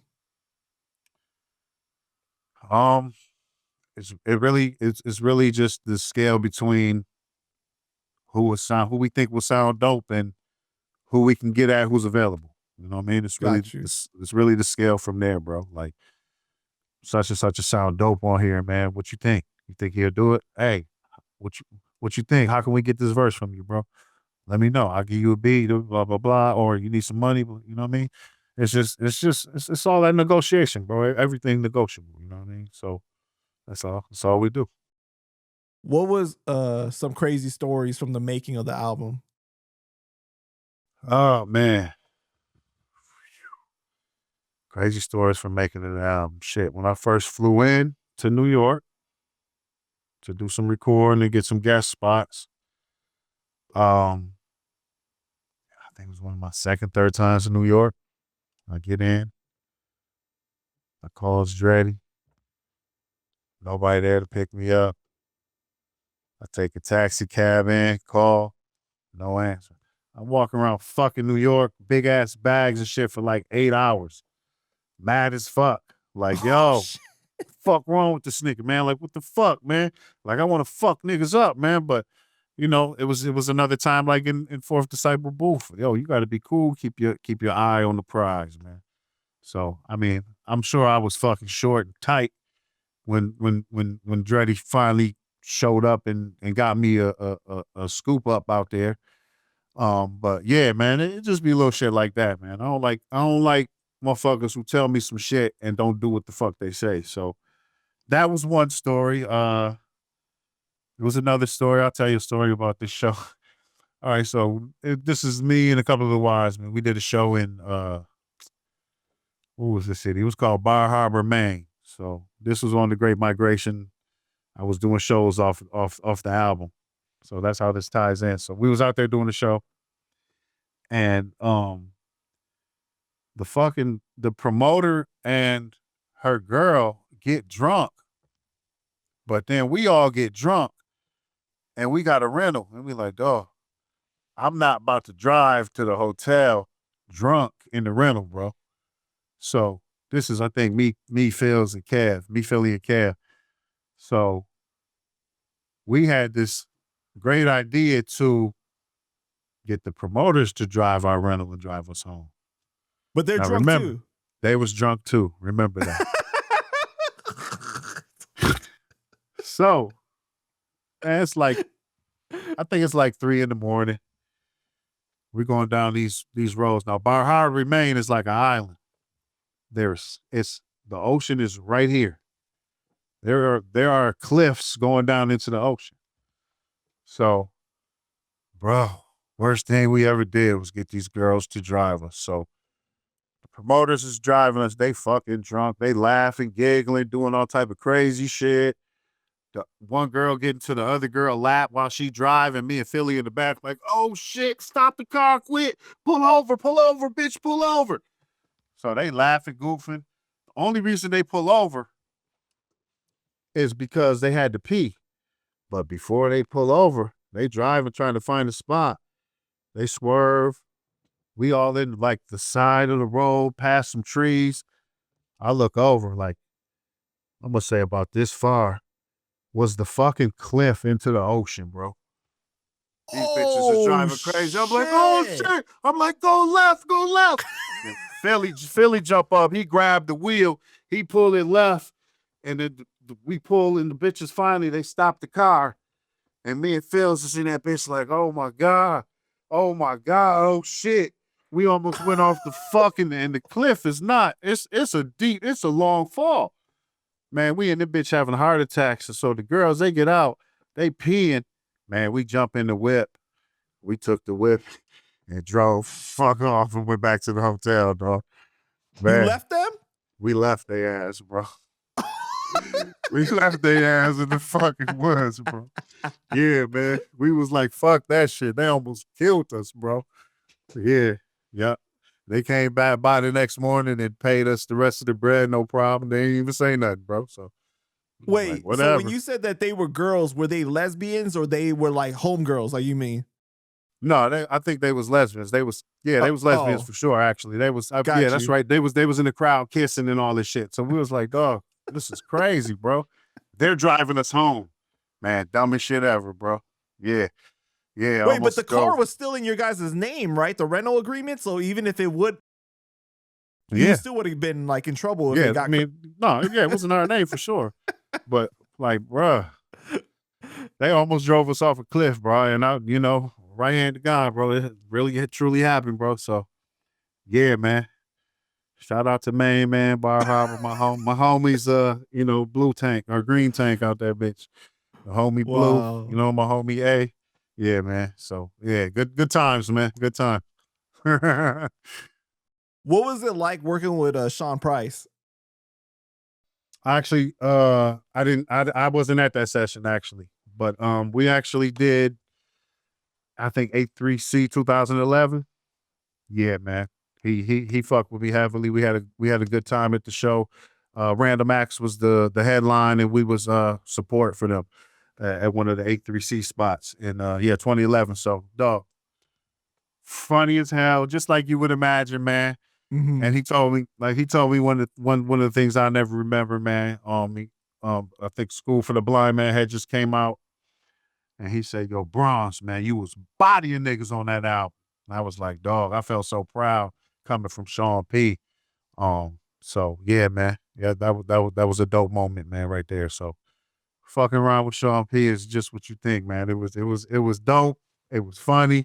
Had a good time, man. You know what I mean? Yeah. I was Rest in peace to him. definitely, Man. yeah, R.I.P. to P. I was so blessed to get him on the album, man. So For yeah, man. sure. Absolutely. So in 2006, you actually produced the song "Same Old Girl" on Lord Jamar's The 5% album too, right? How did that come about? I think Dreddy was A&R in that joint. So Dreddy gave him a bunch of my beats, and he was fucking with that one heavily, man. And he made a classic, man. I love that joint, man. Right, and he was on Babygrande at the time too, right? That's why. Yeah, I'm pretty sure that album was on Babygrande. Yeah, yep. Dang, that's dope, man. Yeah. I mean, like for you at this time now, like you're expanding outside of the Wu-Tang, family too, though, like in producing for like other legends. Like, how is that feeling for you? It was good, man, because I mean, Wu-Tang casts a very big shadow, bro, and it's a lot of affiliates that needed more light that didn't get the light. So for me, I always kind of knew in the back of my mind I would have to work my way out of that shadow, and I think that doing just your dope MC from a different crew from outside was the way to start breaking out of that shadow, man. So, it started like, for me, it started with like features and getting on some albums and doing this for him and that, to where I knew I wanted to start branching off to doing like whole albums with just MCs I respected, no matter who they was with or if they were solo or whatever. So that was good for me. That was me starting to break out of that shadow. You know what I'm saying? Mm-hmm. So in 2007, you released Wisemen Approaching, right? Before we talk about the album, talk to me about how the group is formed and like everything like that. All right. So yeah, ever since the unknown days, we wanted to have that group, me and Kev. So at some point during I was doing like Thought for Food, the first mixtape, we was like, yo, let's get a crew called the 7 Wisemen. I don't know. I don't know why we picked 7. I think it's because we knew 7 people that was down or whatever. But yeah, so we was like, let's do the 7 Wait, Wisemen. isn't that the number in the Bible though? No, that's the 3 Wisemen. Oh, right. You're right. Yeah. So but yeah, so we was like, let's make a dope group. You know what I'm saying? We can all do our solo shit. Kind of same in the Wu-Tang mode. We thought that was a dope model. So we was like, let's do that shit, man. Let's get a group. you know. Some of the people we wanted in the group at first really wasn't fucking with it or didn't come around. Maybe Jewel Megalodon was one of them. That was like my homie I grew up with from Grand Rapids, knowing him since we was like 12. He was in the group, but he just never really came to none of the sessions or recorded or wrote. So it was like, yeah, you're not in the Wisemen right now. So yeah. So it ended up being myself, Philly, Kevlaar 7 and Salute. Obviously, me and Kev is brothers, and I met Salute at the social work job. We was in there instead of doing our family notes, we was fucking writing songs at work, you know what I mean? And then I met Philly. Shit, I met Philly off the social work job too. This is crazy. So I think I had just finished. I dropped a client off, and I had to do a turnaround in the hood I was in because it was a one-way. Turn around, and I seen a weed spot that was jumping. They was out there selling bags. So I was like, damn, I want some weed. And so I just off of instinct, I just pulled up and bought a couple bags right after dropping the client off, man. Terrible. So, so I'm one block over buying weed, and it's Philly who come to the car and serve me. So I'm like, damn, all right, bet. Y'all always work right here? We like, yeah. I'm like, we talking like it's a hardware store. There's a weed spot. They was pitching out the house.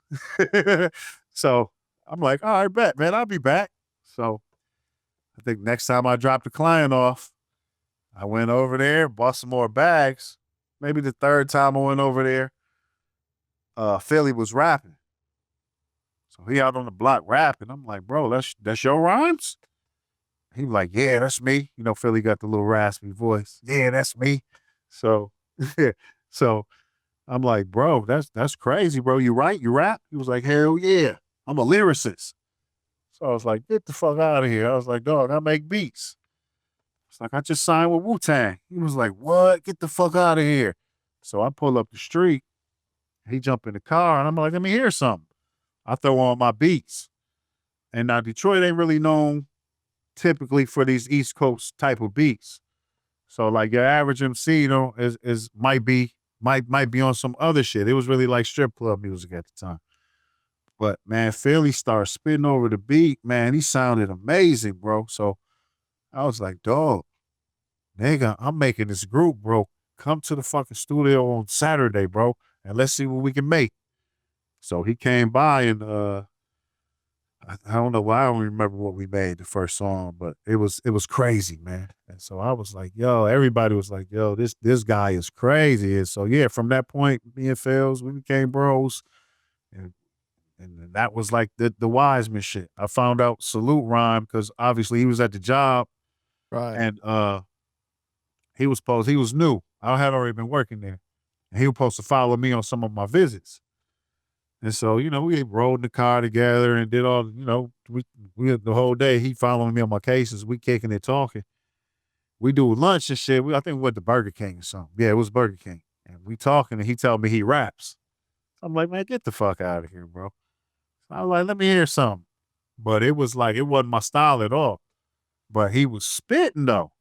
I was like, dog, your flow is crazy, bro. Like, shit, like, I want you to spit over some of my beats and see what it sound like one day after work or something, bro. So it just kind of went like that. And then Salute sounded real good on the East Coast shit. So he started getting hype about that type of music. And that's kind of, boom, that's how the Wisemen formed. Really out in Detroit, man. Really, you know, organically. You know what I mean? So from that point, man, we just started. I had them on The Great Migration, and then we was like, let's make this group album, and we gave you Wisemen Approaching.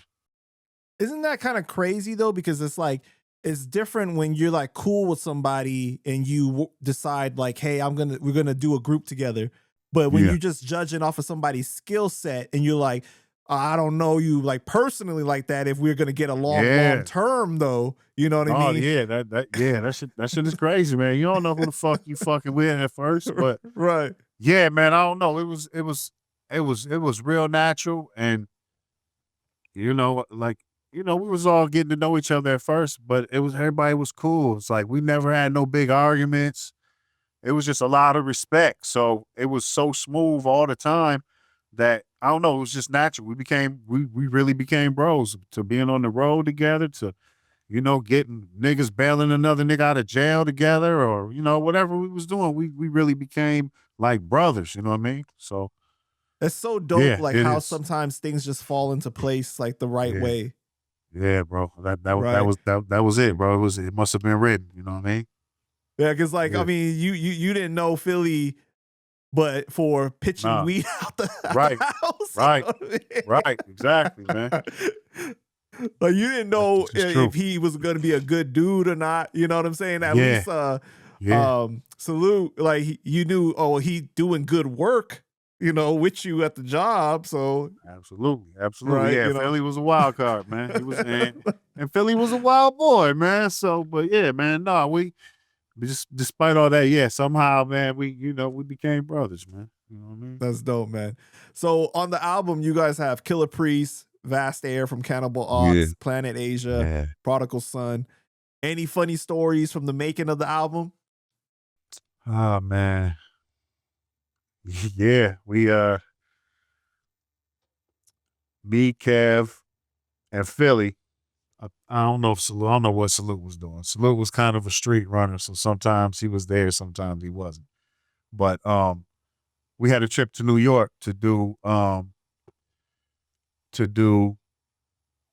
I think it was a video no, it was some paperwork or something. So me and Kevin Fields jumped in the whip and we finna drive, bro. Man, wow, we almost went to motherfucking prison. So we was young and dumb, real on some real city shit. I don't know why, but we decided to take all our straps with us on the road. And so we cruising, bro. We in the whip, just being, you know, just being wild, bro. Really, we in the whip, blowing big blunts, kicking it, jam. We all the way in Pennsylvania, and we joking around. We minorities, right? So we were riding through Pennsylvania, and I'm pretty sure the shit was called. It was a road sign that said, I think it said Whitehaven. And we was like, don't get pulled over in this bitch. Like, yo, we don't want to go to jail in Whitehaven. And so, man, I shit you not, man. Philly in the back. I'm driving, Kev in the passenger seat. Man, Philly light a big ass blunt. We laughing, we blowing. I look up to the left of me, Pennsylvania State Trooper.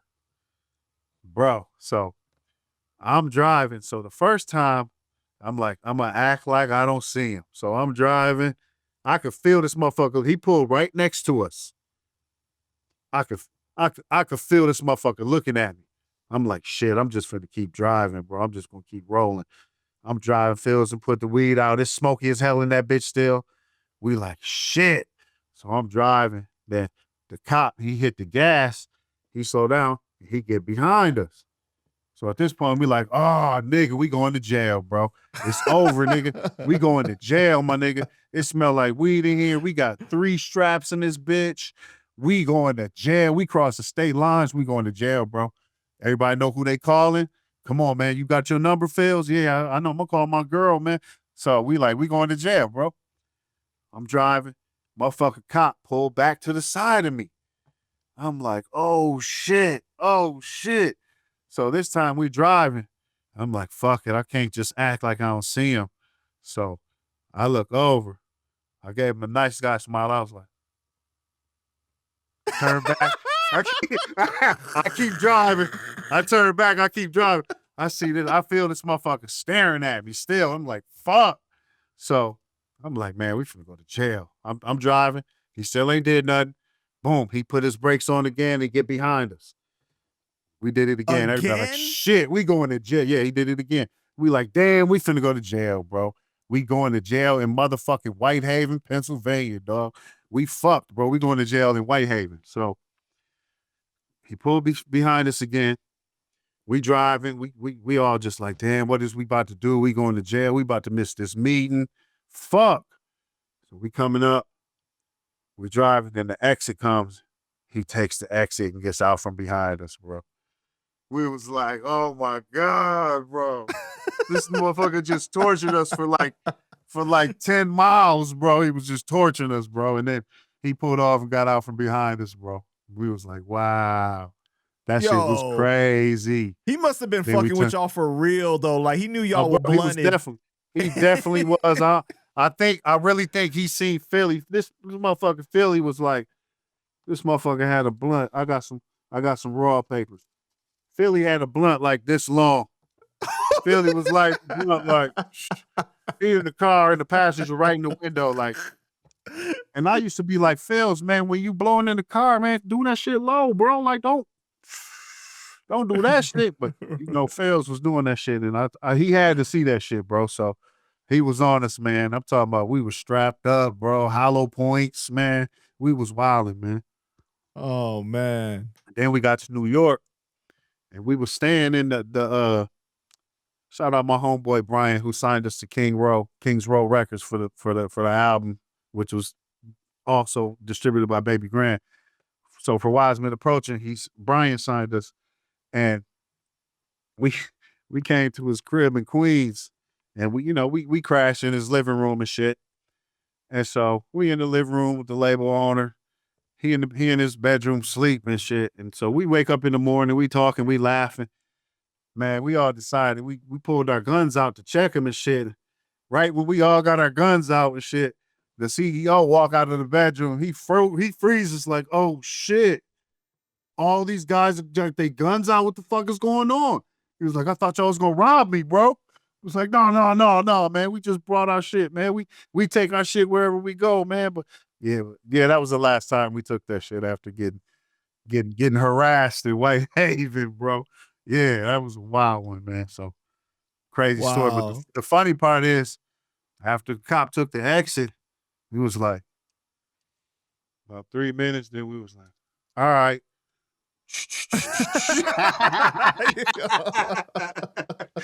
Went right back up, like, fuck it, man. Yes. Oh man. Yeah, man, that was crazy. How do you feel the album was received when it came out?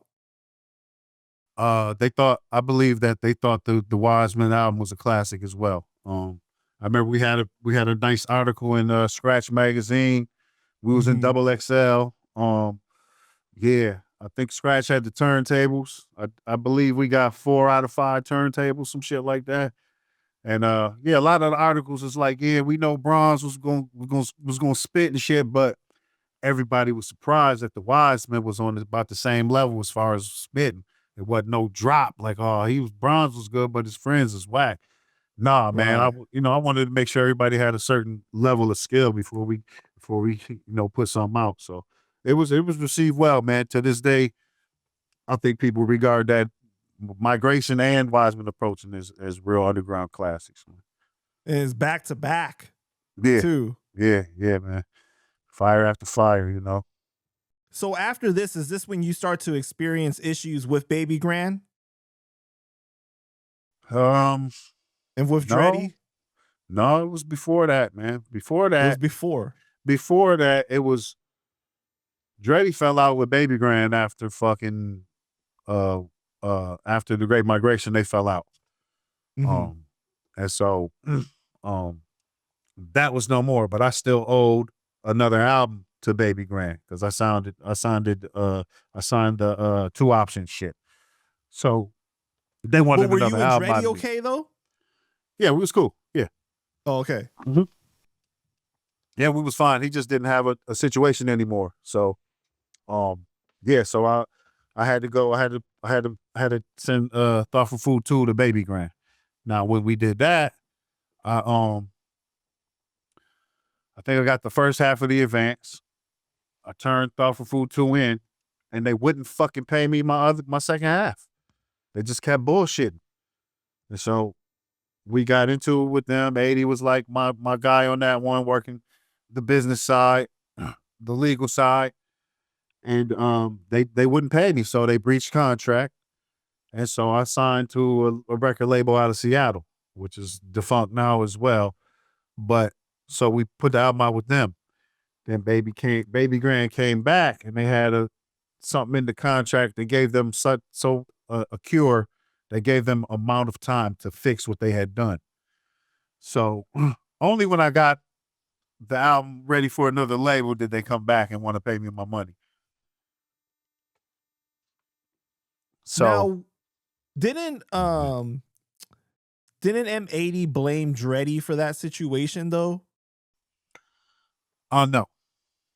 I think that was more compartmentalized with the Think Differently album because I believe there was a big advance and it wasn't shared at all. So Gotcha. I think that was where that beef came from, or that split came from. And so, yeah, I was straight with Dreddy after that. He just he didn't have no situation. And so, we just kept trucking, man.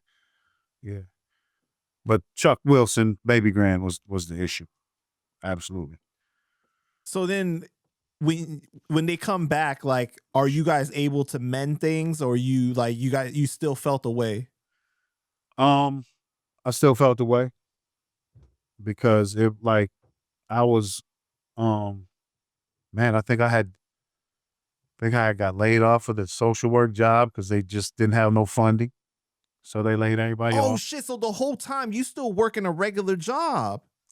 For Great Migration, yes. I had that job until 07. Yep. Great Migration was out. Wisemen Approaching was out. Yeah, I'm still working. Yeah. Dang. Yeah. So double duty, man. But yeah, so when I got laid off and they wouldn't pay me, that fucked my shit up, man. So, yeah, man. So we, that was a legal battle. And then they did finally pay me, patched it up. They put the album out. And then Babygrande wanted to go further and make things all the way right. And they had started this distribution called iHip-Hop Distribution, which that's what School for the Blind Man and the second Wisemen album came out on. Which School for the Blind Man did good, but they really flubbed up the Children of a Wise Man release, Children of a Lesser God, I mean. And so, yeah, so that was it for me, man. Yep. So, all right, well, I wasn't gonna go there yet, but let's just go ahead and go there. Yeah, let's go. When you saw what they had already did, right, and that it wasn't trustworthy, what made you want to go back anyways to do the second solo album and then the second Wisemen album with them?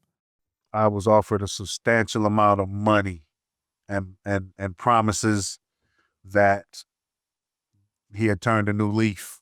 So that and the money, of course, was a big factor in me agreeing. I agreed to just 2 albums, mine and the second Wisemen. So it was a very short amount.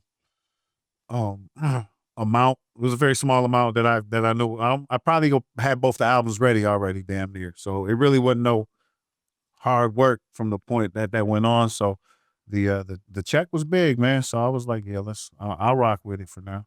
And sometimes in hip hop, you don't want to leave certain money on the table. So, yeah, I was like, let's go.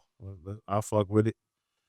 Right. And it wasn't no better, but got paid. Shit. What was it like for you during that time where you're like, okay, I'm affiliated with the Wu-Tang, man, I dropped my album, my solo album is considered a classic. I'm produced over here. I got the Wisemen out and everything, but damn, I'm still not making enough to where like I can quit this job comfortably. So like, what was your mindset and like, how were you feeling during that time? Man, it was a lot of frustration, a lot of hard days, a lot of frustration.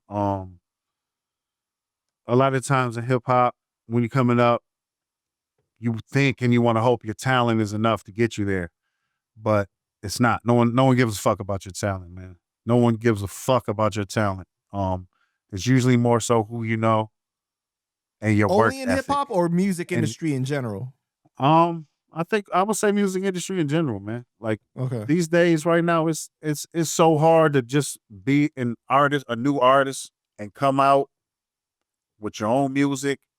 If you ain't got no co-signers, it's damn near impossible. So, I think around that time, yeah, it was frustrating, and I was looking for a little more help, from the big guys. And I got some dope features, some dope production credits and shit like that. But it always kind of, if any artist tell you that he don't want to get big off of his style and his shit, naturally they lying to you.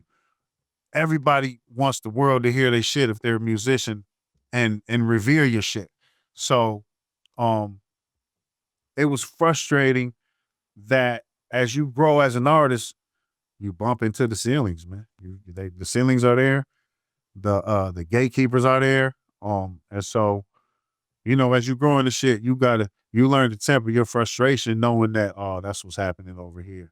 That's cool. I got it. I'm gonna do it on my own. You know what I mean? That's been my mantra. When I can't get shit done or don't nobody want to do it for me or it costs too much, I do it myself. I learned that shit to a T on a professional level myself. So, that just became, the frustration became the fuel, if you know what I mean. It just used to make me hungrier. Like, okay, fuck it. I got to do more then. I always put it on me. I got to do more. You know what I mean? Yeah. So in 2008, you have 2 placements on GZA's album Pro Tools on the songs Groundbreaking and Colombian Ties. Now, were these songs done in the studio together or you just sent him the beats? Just sent him the beats. Okay. Yeah. Yep. So like you ain't have no like direction as a producer? Like it was just more like you just made the beat. It wasn't like you produced the song? I would set it up. I would set it up in the timing or whatever. Try to corral them in a certain way or whatever. Like here's 16, here's the hook, and usually they keep it like that. So in that fashion, Gotcha. yeah, I did. But not a lot of time in the studio with GZA. But we did a lot of shows together. That's my guy, man. That's big bro for sure. Yeah, he always looks out for sure. All right, so this same year, you officially become a member of Almighty, the group with Killer Priest, C-Rayz, Walz, M80, Sun One, and 5 Star, right? What was that like? A lot of work, man. I think I mixed and mastered a lot of that, or at least got them ready for final mix and master. So I was dealing with all the files and all that shit. It was a little frustrating. A lot of different fucking verses and recordings. But it was hectic, man. It was crazy. It was a lot of guys, a lot of different shit, a lot of trips to Indianapolis, in the studio with a bunch of different people. It was okay for me. I kind of didn't really have, it was kind of M80's thing. I didn't have a lot of control with it. So I kind of just came in and did my part, and M80 took the reins on that shit. But man, definitely some interesting times and crazy memories, man. You know what I mean? Wild time. Wait, you're producing and rapping on this album, right? Yeah. So like, how did you had already meet him in person already at this point? Oh yeah. Okay. Yeah. All right. Yeah. So what was your first impression when you did meet him? Crazy white boy, man. 80's a wild dude, man. And I think our personalities meld well together because he's real wild. I'm laid back, but we kind of still be on the same shit. So we'll go to this party. We'll go hit Vegas. We'll go do the show and wild out and get drunk as fuck in Indianapolis. And then we'll come together and do the work first thing in the morning. So he has a high work ethic like me. So we get along pretty good, man. You know what I mean? How did the idea first come about for you to join the group? 80 assembled the group. That was like his dream group at the time. His people he all brought together, some talent from his area as well. And, we all got paid well, and we all was like, bet, let's do it. Yeah. Well, what was the chemistry like of the members together, though? was wild, man. The people that got together there was 80 and C-Rayz didn't really get along too well at certain times, and that was always crazy. We did a few shows that were just bananas. We did one in particular in Chicago with Priest, Jizza, C-Rayz, myself, and the Wisemen. Yeah, I think Priest got too drunk to even rock. It was just wild as fuck, man. Everybody was on stage, and everybody was just drunk in that bitch. So it was very wild and alcohol-y times, you know what I mean? Yeah. So on the album, you got Canibus, Keith Murray, Planet Asia, 60-Second Assassin, right? I know you got so many entertaining stories from whether it's the tour or the making of the album. You got to tell the craziest stories from this time period, man. Oh man. Jesus. Because M80's like dynamic alone with C-Rayz or dynamic alone with Killer Priest or even if you want to say with Canibus is just insane to think about. So I can't even imagine on a project. Oh my God. Yeah, I mean, it was just this one time where oh, this is wild. Yeah, like we've been to Indianapolis fucking with my bro Canibus. You know, tons of times. My brother, Jersey accent. So this one particular time, I think me and June Mega came down with 80 and Canibus was in Indy. And so we get to Indy, man. And Canibus just has this thick Jamaican accent. And me and June is looking at each other like, bro, I ain't never heard Biz talk like this. Like, I know he's Jamaican and all, but like, I never heard him. He just talk regular. Like, what's going on? Huh? Bro, for the rest of the whole weekend, Canibus is talking in a Jamaican accent. And me and June is like, bro, are we tripping? Or did Canibus always talk like this? I'm like, bro, I'm tripping, bro. No. So the whole weekend, Biz is talking in the Jamaican accent. And me and June is just like baffled. And we looking at 80 and 80 is just acting like it's normal too. So we like, bro, what the fuck is we in the Twilight Zone? What the fuck is going on? The Mandela effect. Bro, and so we leave the trip. We still like, bro, what the fuck was that shit, man? That was crazy. Me and Kay come back the next time. Canibus is talking regular again. We like, what happened, bro? That's crazy. So just for that weekend, my brother Biz was talking to the thick Jamaican, and we were just baffled all weekend. Like, what's going on, man? What happened? Did they take something? Did we miss something? Yeah, no. So with 80, it's always like, I think it's just like the misadventures, man. Like, yeah, bro. He was here in Detroit a few weeks ago when we was at a restaurant, and it was a liquor store across the street. So we was all taking shots and drinking some Douce at the restaurant. 80 gets up, he leaves, comes back with a bottle of Douce.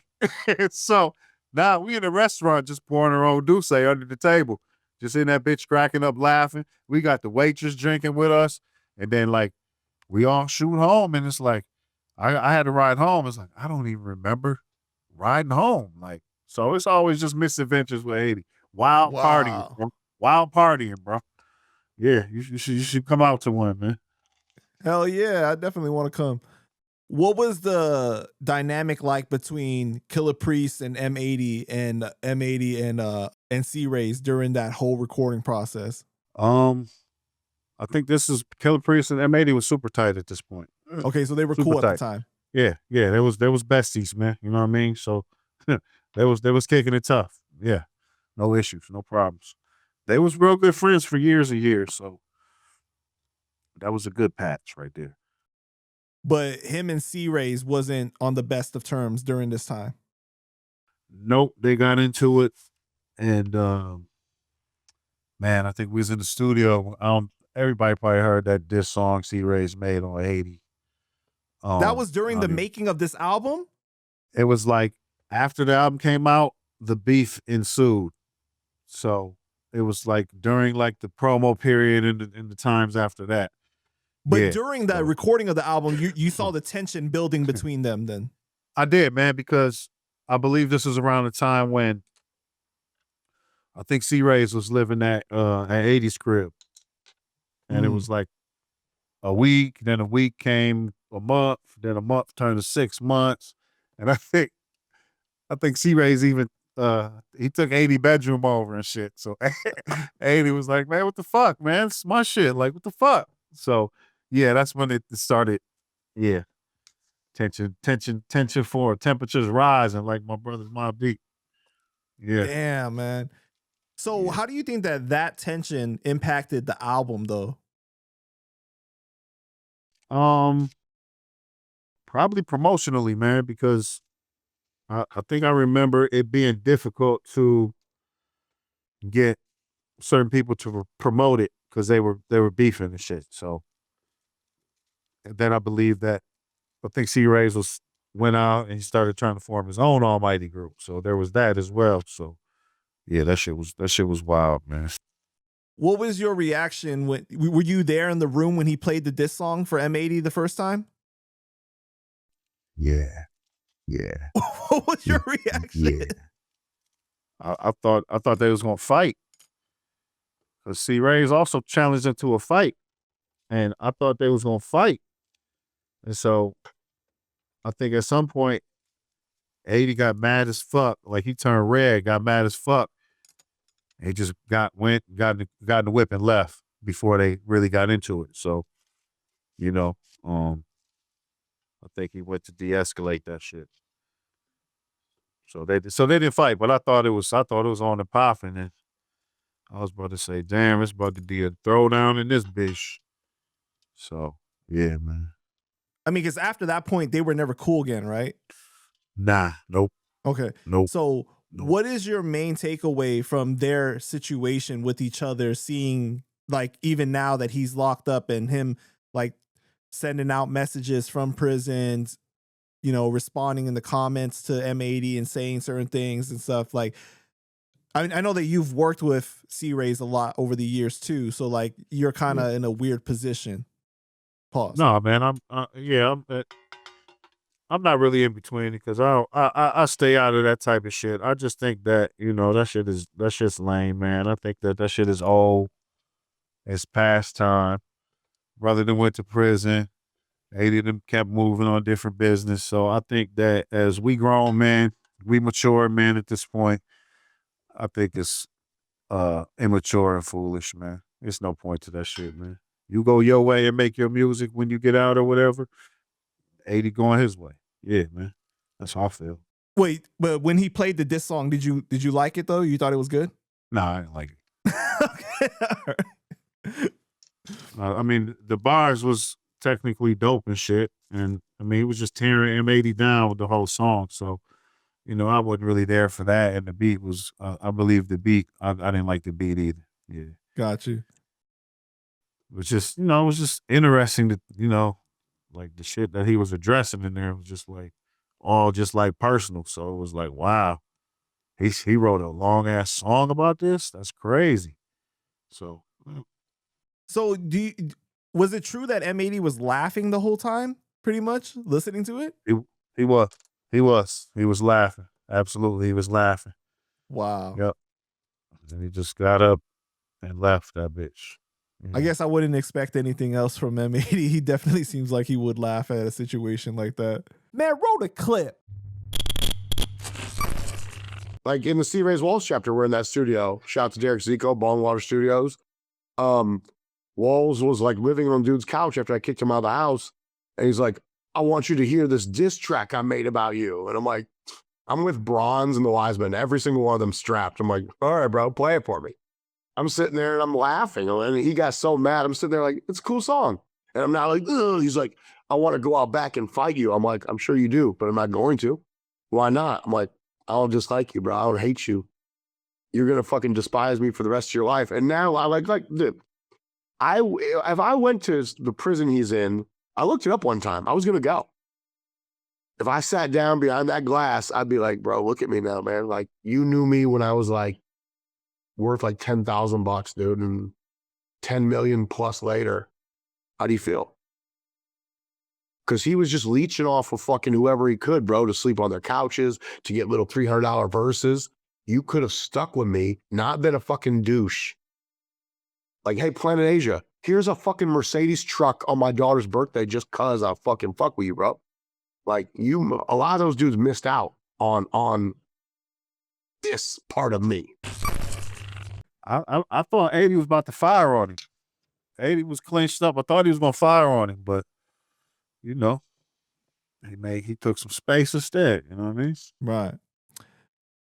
So you produced the song Payback for Immortal Technique off his mixtape, The Third World, right? And on that Yes, song sir. is Diabolic and Razkaz rapped on it as well.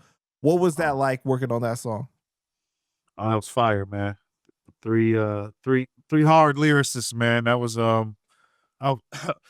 excuse me, I was a big fan of Immortal Technique's political rhymes and shit. So I was super happy to do that shit. That shit was fire. That was, a banging ass beat. And I think all three of them motherfuckers did their fucking thing on there. So I was happy and proud to do that joint right there. Word. Were you there in person with them? No, sir. No? Okay. Nope. Another send off, man. Yeah. Do you prefer doing it in person or you like being able to work remotely? No, I'd rather do it in person, man. I would much rather do it in person. I pretty much do all my albums that I do collabs with. We got to be in person, like features and shit like that. This day and age, you got to send it off. Motherfuckers don't want to pay to fly out and do all that shit. But like most of my shit, like I flew Term out. You know what I mean? Right. I definitely prefer to go in person. But I think that, technology and shit, sometimes you're just forced to. You want to get that shit to them, you got to just send it, man. Yeah. For sure. So in 2009, right, Wu-Tang Meets the Indie Culture Volume 2 entered the dubstep, comes out. Now, was dubstep really always the plan, or did somewhere along the line things change? I had nothing to do with that. That's excuse me, that's all Babygrande. Didn't know nothing about it. Saw it came out one day. Wow, that's crazy. Because I know I've seen old interviews where you're talking about, yeah, we working on number 2, it's going to happen or something like that. And then next thing you know, like, yeah, it's such a deviation from what people were expecting. They were like, I guess maybe some of the more non-traditional hip hop fans were like, "Oh, I like dubstep, so yeah, this is good." Yeah, I think that's just. I think dubstep.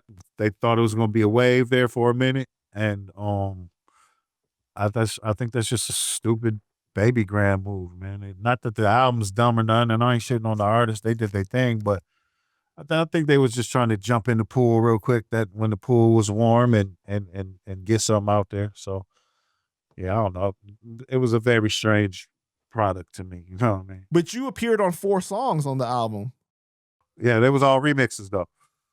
They took songs. See, what they did was they took songs from, I think Wisemen Approaching and maybe Thoughtful Food, and they just took the acapellas and put them on those beats. So, yeah, those are like Wisemen and Bronze solo songs that they just transferred in dubstep, which is why I wasn't a big fan of that shit. Were you pissed when you heard it? Yeah, man. I was like, dog, like who the fuck told y'all could do this shit, man? But yeah, that's the type of games that go on. You know that's crazy, man. Especially because the first one was so revered and like people loved it so much, right?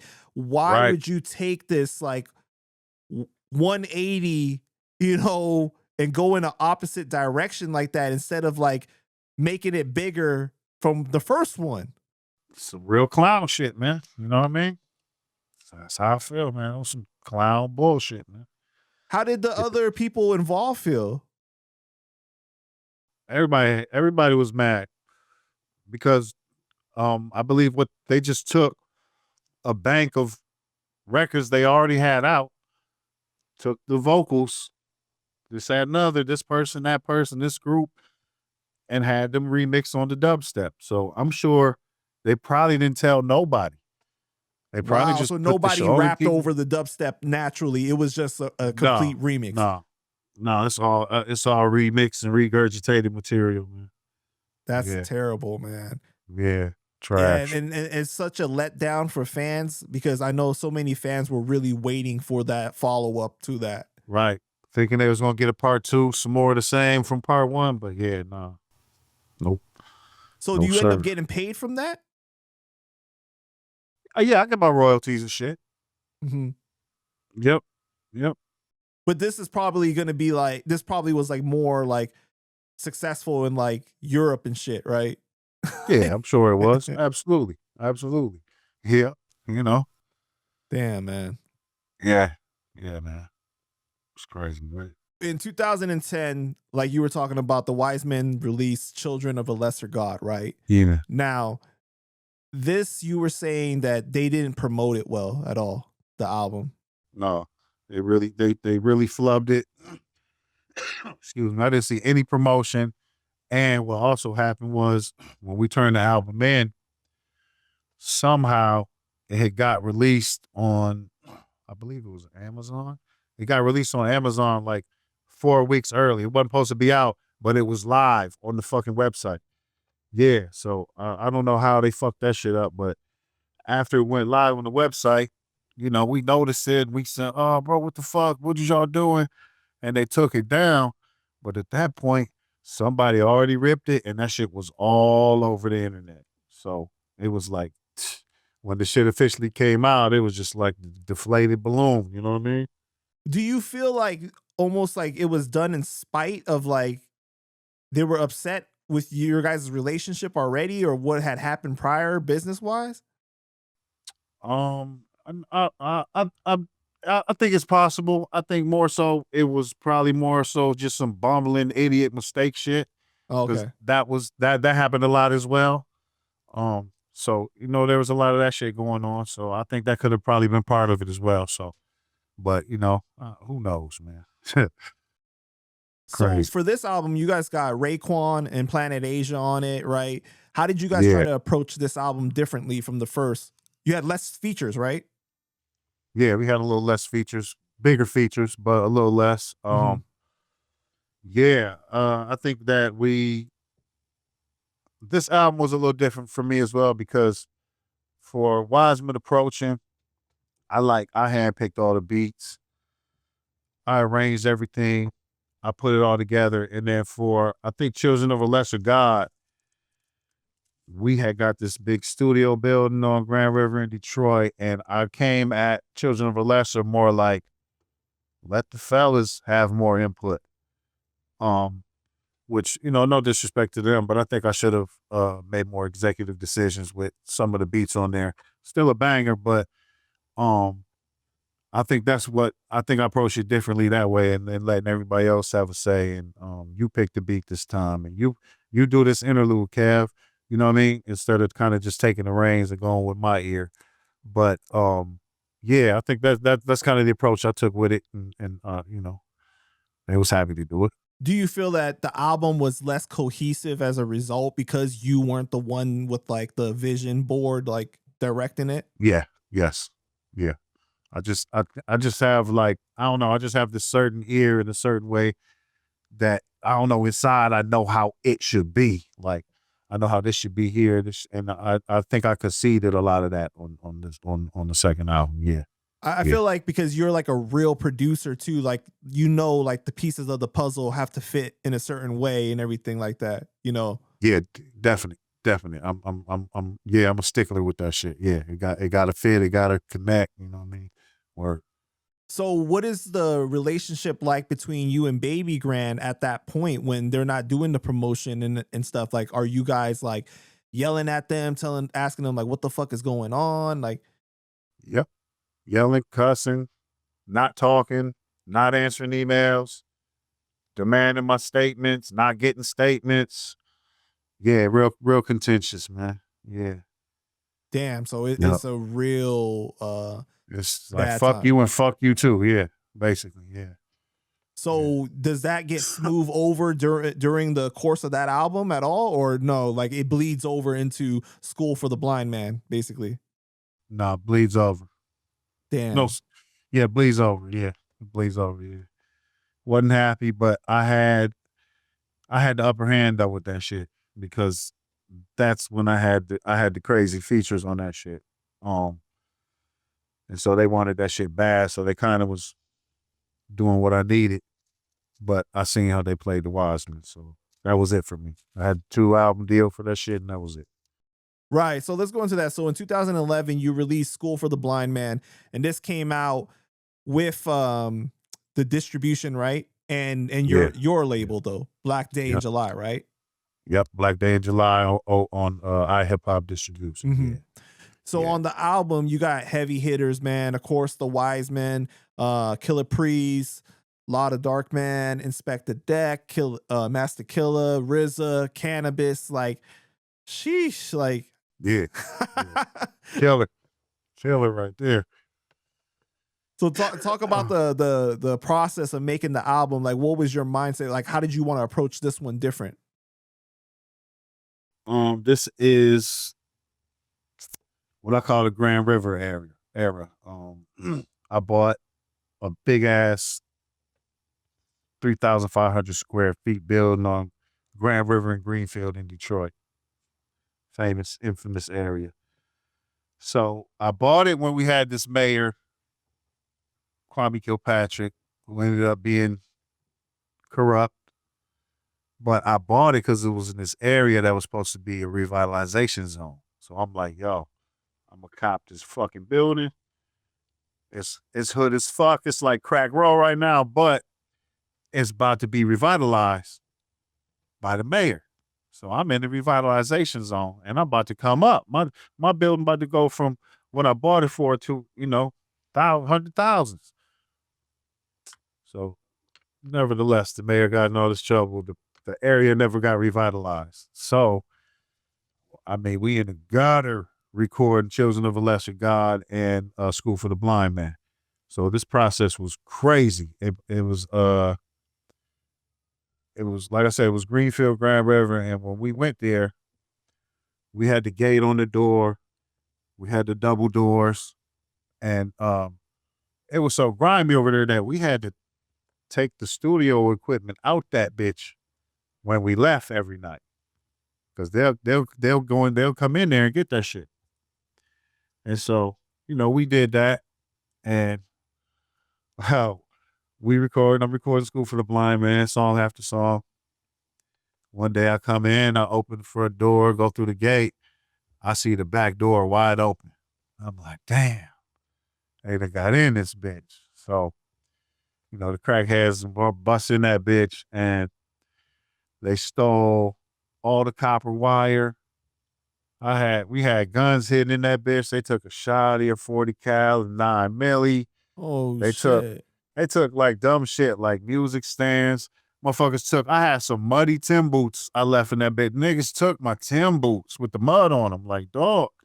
They took everything. And so we like, how the fuck did they get in? So we had like this metal roofing over the back. And on the side, it was like we was on the upper level. And then it was like a piece cordoned off that had a wall, but in the wall, it went down to the first level from the roof. We go in there, we see like a little light coming in from the roof over that section. And so we're like, oh shit, they came in the roof. And so we go and look in that room, because in that room is when we was doing some construction and working on shit. We threw all like roofing materials, broken boards and nails down on the floor down there. And we hadn't cleaned it out yet. So it was like broken boards, rusty nails, glass, all type of broken shit up in there. So a motherfucker broke through the roof and fell all the way down on top of that shit. It was like a trail of blood leading from the pile all the way around. And he still cleaned us out. I said, yeah, that was a crackhead for sure. Wow. Yeah. So, you know what I'm saying? So that was the first time. They broke in the second time, stole all the wiring again, this, that, and the other. And so in between the break-ins, we recording this shit. And during School for the Blind Man, let me see, I had the gang squad kicking the door on me. I own the building. They kicked in the door talking about this, a breaking and entering. They all guns up. I'm like, oh shit, I'm the owner. I got the deed. So I got the deed. it was crazy shit like that, bro. And Like when you taking the equipment down, yo, somebody got to have a burner. Somebody got to carry the equipment out. So you got to be strapped carrying the equipment in and out that bitch. I'm sure you read the chapter in 80's book about the building and Right. No, yeah, that's what I was about to ask you though. Like he said that you guys set up a trap for people that went down from the roof to get hurt, like to the first floor. Yeah, that was that construction shit. We was like, yes. Yeah. I mean, it wasn't really a trap in case we ain't think nobody was gonna come in the roof. We was just throwing shit over there because we wasn't using that area yet. We was gonna clean it up. So it wasn't a trap per se, but it ended up being one. Yeah. Got you. Okay. Yeah. And he said that actually you told him when he needed to go out to his car, he shouldn't go out without a gun, basically. Yeah. Yeah, that's a fact. And then like you guys didn't have like running plumbing for him to go take a shit. So he went to the building next door and he saw a dead body. Yeah. That's insane. Wow. But you said welcome to Detroit, right? That was Kevlaar, man, with his cold ass heart, man. Yeah, that was Kevlaar, man. Yeah, Kevlaar was like, but because it was like, we was like, whatever, man. Because the neighbors, I ain't gonna front, the neighbors have been telling us like, it's 2 bodies in that building. And we was like, okay, whatever. I don't think so. But it was a bando next door. We ain't fuck around in there. And so, after that, I guess they came and cleaned it up and shit. But then the fiends started breaking in our building. So, man, so when we would come out at night, certain members would shoot in the bando, not like at people down, but up into the ceiling. And the crackheads would come running out that bitch like roaches. So, but we wanted to get them the fuck out of there so they ain't fucking with our building next door. So, yeah, we had to clear them out, man. But yeah, bro, that building next door was something else, man. So it definitely sounds like you went through a lot to get this album done, School for the Blind Man. And why did you name it that specifically? Because it's kind of just on the same vibe as I'm teaching you through the ears, man. You can go to school as a blind man and hear what the fuck I'm giving you. So just kind of a play on, on bars, on writing, words, wordplay, all that shit. Yeah. So you went through a lot of trouble to get this album done and out, and it wasn't promoted the way that you wanted, but do you feel that it was received by the people the way that you intended? Definitely, man. It was, I'd have to look it up, but don't call me. I think it was like 68 on Billboard Hot 100 when it first dropped. So, I thought people fucked with it heavy. That was a good stat. And yeah, it got rave reviews, man. You know what I'm saying? So I like the work that I put into the shit. I feel like it deserves rave reviews. So when it comes out, that's what I'm seeing. I expect that, man. I'm not like surprised, but I'm validated. You know what I'm saying? Once you put it out, you never know what people say. So, yeah, man, they took School for the Blind Man in real well, and especially the Wu crowd, and classic, bro. Do you think it's better than the first album? That's tough. I do. I think it is. A lot of fans will tell you, nah. I think it is because I just think I evolved more as an MC. I had more vocal inflection. I think the bars was a little better. I got a little more conceptual. I think it, for them reasons. But, that migration was a motherfucker, man. Yeah, man. So let me backtrack a little bit. In 2010, you produced 60 Second Assassin's only solo album to date. Yeah. Right? You produced 11 of 13 songs. Yeah. And you even rap on Dead Flowers Part 2. Yes, sir. Now, the making of this album was really interesting, to say the least, because there was a lot of stuff that was happening behind the scenes. Yeah. But before we get into that, you guys got Sons of Man, Timbo King, Master Killer, M80 is rapping on the album, right? Cool. Papa Wu, Law the Dark Man, Prodigal Son, RZA, Killer Priest, Shabazz Disciple. Yeah, I yeah. mean, like, it's just so many people. C-Rayz Walz, Planet Asia, Prodigal Son. Like, from your point of view, what went right and what went wrong with the album? I think the lineup was good. I think the beats were great. I think once again, I think it was the promo and the push, man. And the behind the scenes was crazy. And Wait, this was I think out on Sound and Entertainment, right? What label was it? I think it was RBC. I want to say it was RBC. Really? I thought it was believe it was the RBC. deal that M80 helped get. No, I think that was Keith Murray Canibus album. Oh, okay. With Sound. Yeah, with Sound, that was Keith Murray Canibus. Yeah, I believe I drove me and 60 shit was on RBC. But I don't know, man. I didn't like the promo. I didn't see no promo nowhere. I didn't see no real response nowhere. Pretty much was dropped in a black hole kind of to me. You know Oh what I no, mean? it says Holy Toledo Productions and Sound Records and Entertainment. Oh, okay. All right. Okay. All right. So yeah, so you think that the promotion wasn't done right for the album, Yeah. right? But Yeah. okay, so Yeah. but what was happening behind the scenes that impacted the making of the album though? I know M80 and 60. They was at each other daily, bro. I think 80 was running around from 60 because he bought a pizza, and I think they had it was like a piece of pork that got on the pizza from somewhere else, and he said 80 was trying to poison him. And Wait, you were there for that actual incident though? I was there. Yeah, I was there. But you weren't there like when he made him the breakfast and then he got mad. No, wait. That was no. Oh, right. We spent a lot of time with 80 and 60 in Indianapolis and at 80's house with 60. So yeah, I remember the pizzas thing. Yes. Okay, I remember that. What exactly happened from your recollection? I remember that 80 just ordered some pizza, and then we was waiting for the pizza. And I think like me and June might have went somewhere. We might have went back to the hotel or something for a minute. And the pizza got there, and then we came back, and 80 was like, yo, I think 60 was gone. And 80 was like, yo, 60 flipped out about the pizza. I think it was like a piece of something that got on there, maybe from the pizza shop. Oh, so you weren't actually there to see one him little piece. react, No, though. I was in Indianapolis at the time. Got with you. them. Okay. Yeah. And so I think he said a piece got on there, and 60 flipped out, and I don't think we could record no more that night or nothing.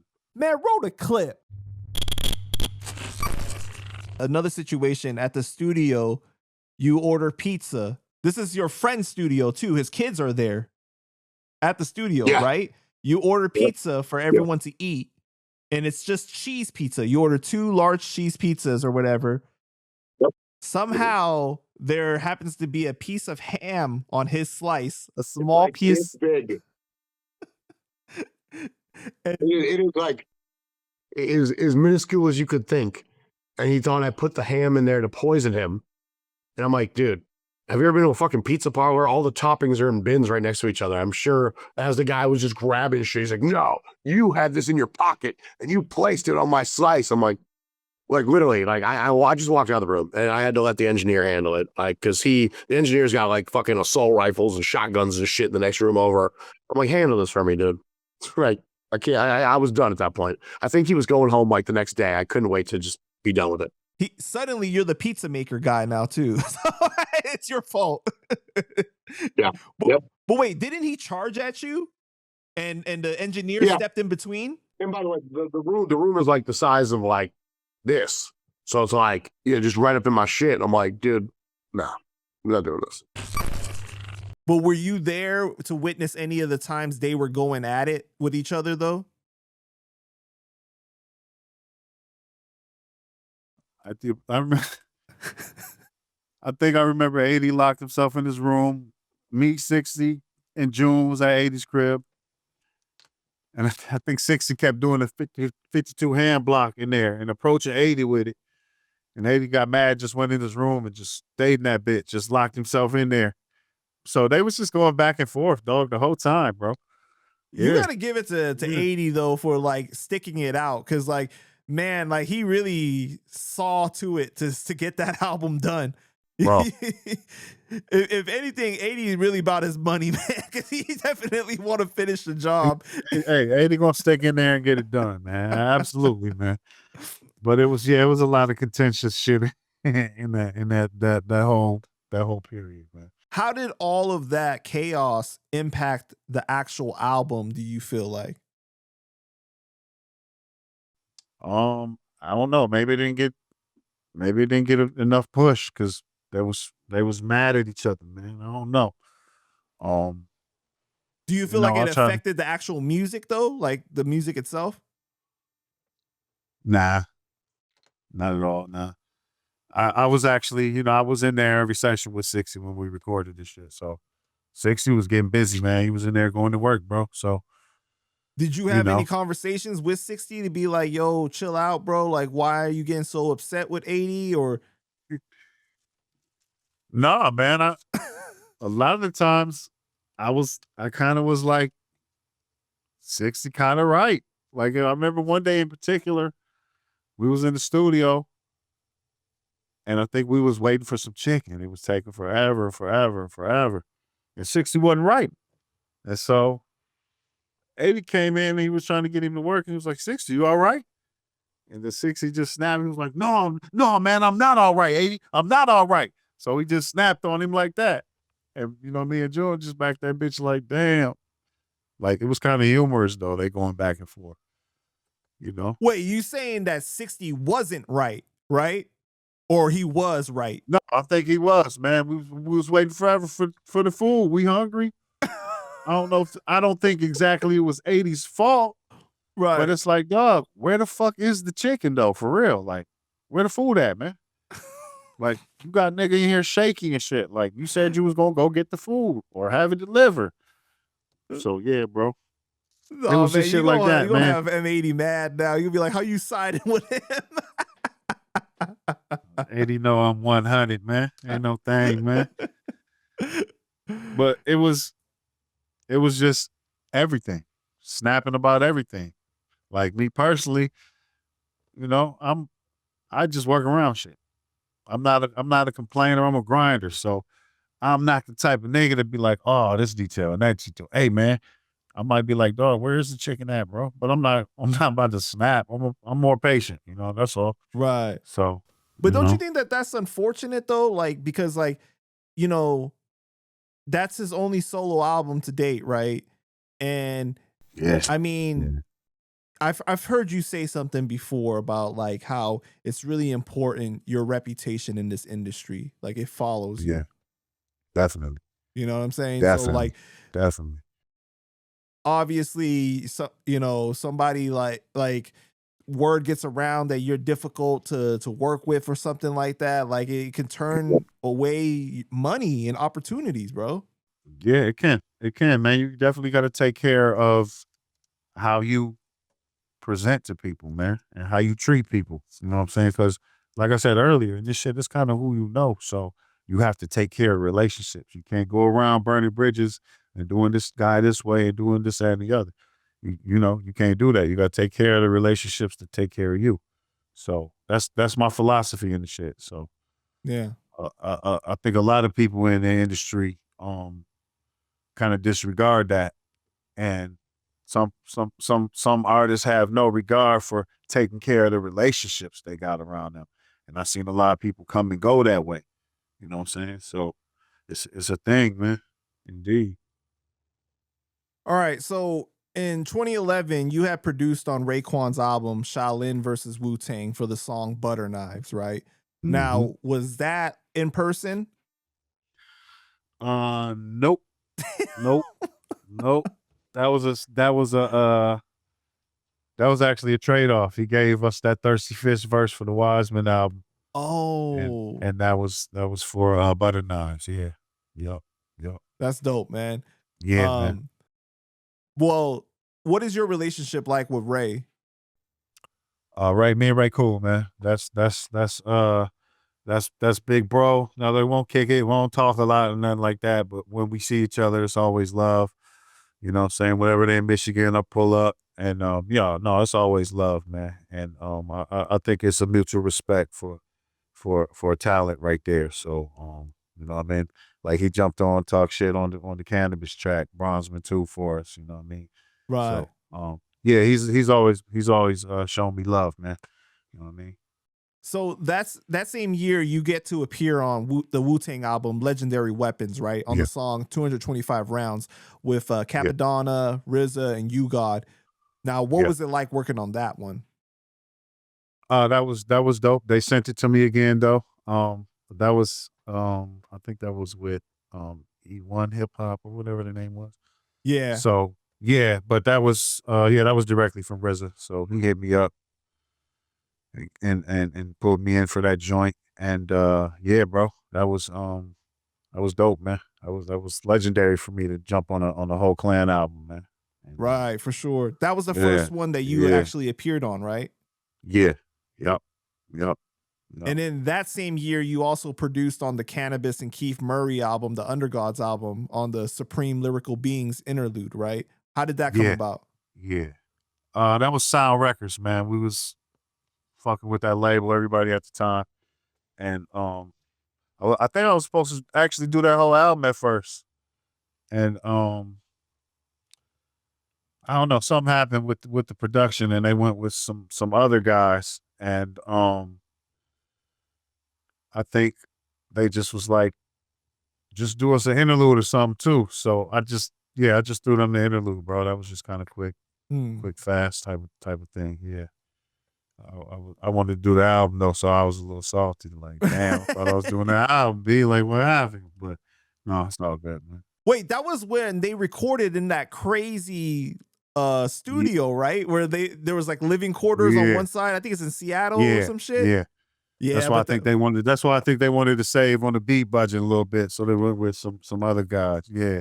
Yeah, but that was another situation where M80 was getting chased around. Yeah, that's another historic M80 moment. Oh man, I feel like you being around M80 is like almost like a reality show. You get to see everything. Oh man, I've been a fly on the wall to many things, man, for sure. As he has with us as well. So, right. Yeah. So in 2012, you produced on Copywrite's album "God Save the King," right? Yes, for sir. 2 songs, "Love" and the other song was "Blue Ribbon." What was it like working with Copy? Oh, Copy's cool, man. He's kind of all over the place, man. But he's a unique individual, man. We always been real cool, man. Dope lyricist, man. So no, Copy's dope. We did a few shows together.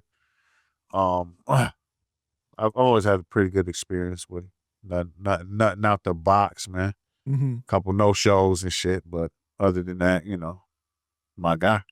So for these songs, you just sent it as well?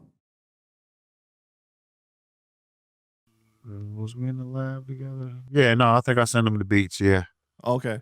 Yeah. Now I know that this is skipping ahead, you know, but the track you did for Copy and Slug, "Prized Horse," yeah, that shit is fucking insane, and the video is super dope too. Yeah, that's a crazy banger with the puppets and shit, right? Yeah. How did that come about? They hit me up, man. They wanted me to bang that one out. So, you know. Who hit you up though? It wasn't who was it? It was I think it was the label, man. Man Bites Dog, right? Yes, Man Bites Dog. Yeah, Ryan. Yeah, that's my guy. Yeah. Yep, that's exactly what it was. Yep, you got it. Yeah, shout out to Man Bites Dog, man. I've had a good relationship with them for a long time, man. Because you ended up putting out like a cassette over there too, didn't you? Yeah, I did it was the Blenders EP I did with them. Right. Yeah. And that's when I was on the label, and they had Rock Marcy as the A&R on the label at that time. So that's where I really first came into acquaintance with him, and that led to what would come later. You know what I mean? Right. Did you and Copy ever talk about doing like a whole album together or anything like that? I want to say we threw the idea around a few times and shit, man. With Man Bites Dog, but yeah, never really got to it. That would Definitely be sent crazy him though. some. Oh man, yeah. Because I think that his lyricism aside, I just think that his cadence fits like your production really well. Bro, every song he tore down on my shit, so it's definitely a good match, man. Yeah, You for know what I sure. mean? I think he Yeah. told me that you guys spoke about it, but it didn't materialize because I think that he got arrested or something like that. Yeah. That's one thing, he disappeared on me, man, one time. So yeah, I figured something like that. Yeah. Shout out to Copy, man. Yeah, shout out my dog. My dog. All right, so in 2013, Canibus presents Almighty the Second Coming, right? Now, Right. the group has changed to you, M80, Planet Asia, Capadonna, Nino Gray, DJ JS1. Yeah. So Killer Priest, C-Rayz, Sun One, and 5-Star are no longer in the group. It's just you and M80 that are from the original. Yeah. Yeah, that was man, yeah, that was different, man. I really had very minimal involvement with that. And I kind of just remember M80 coming to the studio in Grand River and just like collecting the verses and then out of there. Yeah. Because So you end up that was like, rapping more than producing on this, right? yeah, I believe so. Yeah. Yep. I think Yeah, you he came produced in. one record, Fly Away Legacy, but the production Yep. is mainly handled by JP Beats That's and right. your brother Yep. too. And that's right. Yep. Yeah, it was a Now, the quick one. song High Price Shots has you, Canibus, Planet Asia, and Vinnie Paz. This was actually originally for your album, and it was a trade-off between you and Vinnie, right? Yes, I believe so. Yeah. Yep. I believe so. So what happened with that? Why did you not use it for your album instead? I think it was supposed to be on School for the Blind Man. And I had like all the songs already lined up, I think, by the time I got the joint. And it was like getting too late for me to kind of include it on the album and make sure it was remixed and remastered. So I thought, look, I'll just wait and then slide it onto the next album. Big fan of Vinnie Paz, you know what I mean? So yeah, I was like, I'll just wait and slide on the next album. And I think before that could happen, I think M80 asked me if he could remix the joint. And I agreed to so that we could, have another feature on the Almighty album, I think. Something like that. Yeah. Got you. Yeah, shout out to shout out Vinnie Paz. He was upset with me about that, man. Vinnie was very upset with me about that, man. And I appreciate him being honest and, I didn't know he ain't really fuck with M80 like that. So, I was 100 with him and was like, yeah, my bad, bro. So he told you I'll make sure that he was upset about it. Yeah, indeed. Yeah.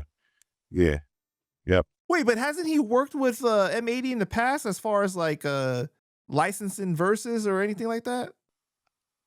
I don't know. I really don't know okay. that history or that paperwork, but at the time, Pasolino was not happy with the Bronze Man. So, but yeah, we patched it up like real dudes and shit. So right. And you guys have worked together since then. Yeah. Like I said, yeah, times. and then we, he definitely shot me out for beats whenever and it's always a go.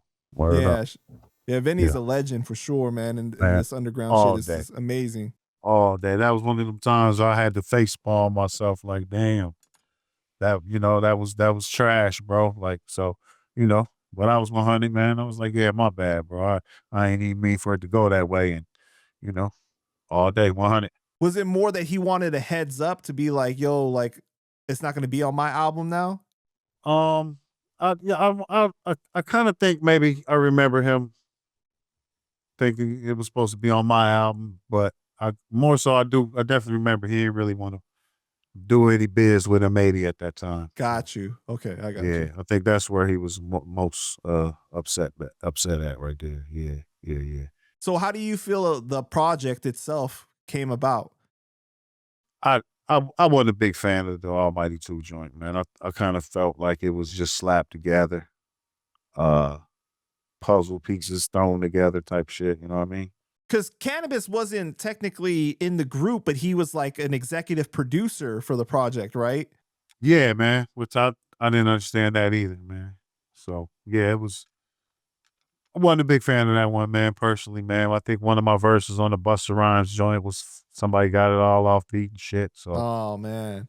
I was like, I'm not happy about that shit, dog. So yeah, man. Wasn't my favorite, bro. Honestly.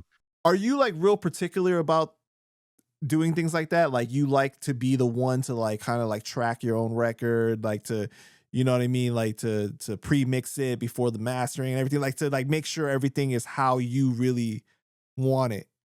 Yeah, I'm pretty particular. But I mean particular in the point. Like if I send you some vocals, I'm gonna send them dry, but I need to hear that shit before you put that shit out, man. Like, got you. Okay. Don't just throw it out there after you did your 1-2, because like it's just certain shit I hate. Like I don't like a bunch of fucking reverb on vocals. I like to sound like I'm in the room with you.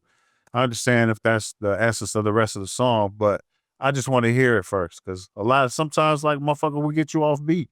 You know what I mean? So yeah, I like to hear it first. But if I'm producing it, I don't let nobody mix my shit, man.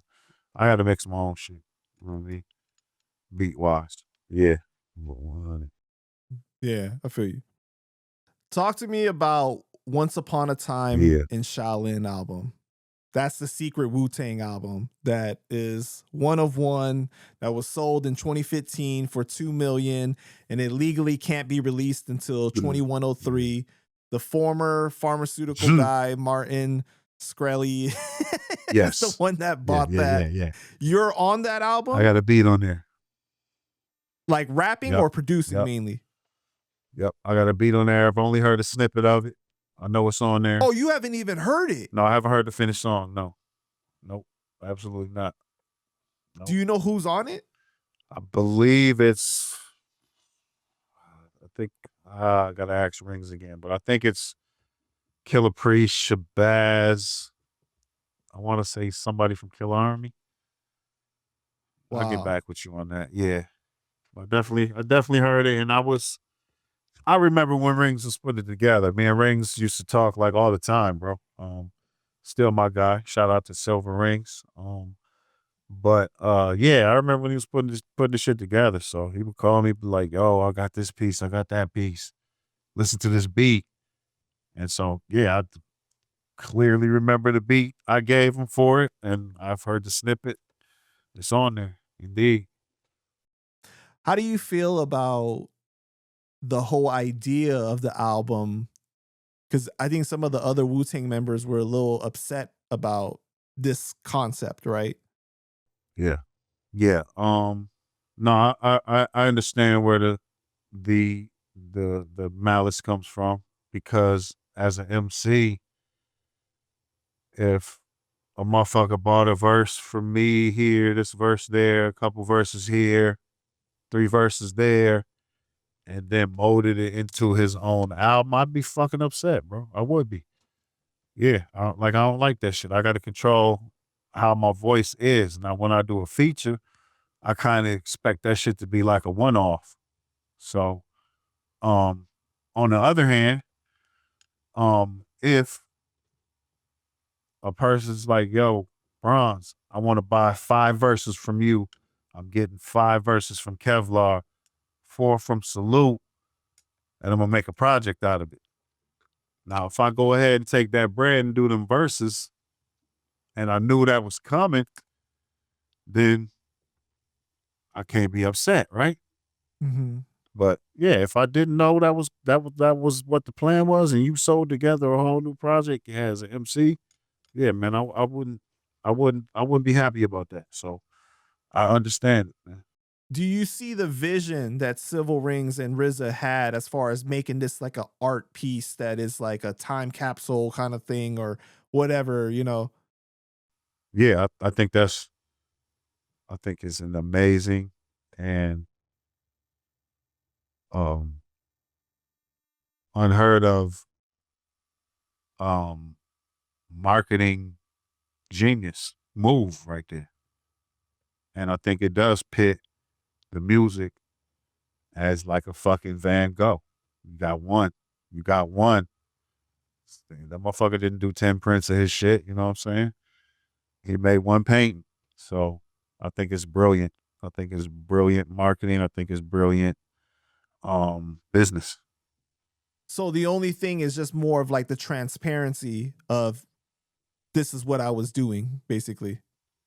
Yeah, I think that's where the issue come in at. Yeah, true indeed. What do you think about that crazy motherfucker, the pharmaceutical Martin Shkreli, though, being the one that owned it and was like threatening to play it for people and do all that shit? He's a fucking nutbag, man. Asshole, raising pharmacy prices and shit anyway. So right. Goofball, man. You know what I'm saying? Fuck him. Do you know what? I think, like, who owns it now? I believe it's last I remember it was like a crypto company. Oh, okay. Yeah. That's crazy, Word man. up. Yeah, it is. This is definitely crazy. I know that they said that they could hold like listening sessions for it, but they just can't commercially exploit it until 2103. Yeah, I think they had like a session, a museum session where people could come in and listen to it on the headphones. Dang, that's crazy, man. Yeah, I think it's out there. People have heard it, but yeah. From what you've heard about it, though, was it positive? Yeah, definitely. Okay. I can tell you, I probably heard 90% of the beats that are on it. Like me and Civilringz used to send beats back and forth. So some of the beats he sent, I'm sure the beats that he used for it, I'm sure I've heard most of them. Mm-hmm. Yeah, so I heard that part. I ain't heard the finished songs, but yeah, the beats that I heard are definitely amazing. So I'll give you that. So on December 23rd, 2014, your brother passes away. Can you talk about what happened? Yeah. So first, the background. My brother has autoimmune disorder.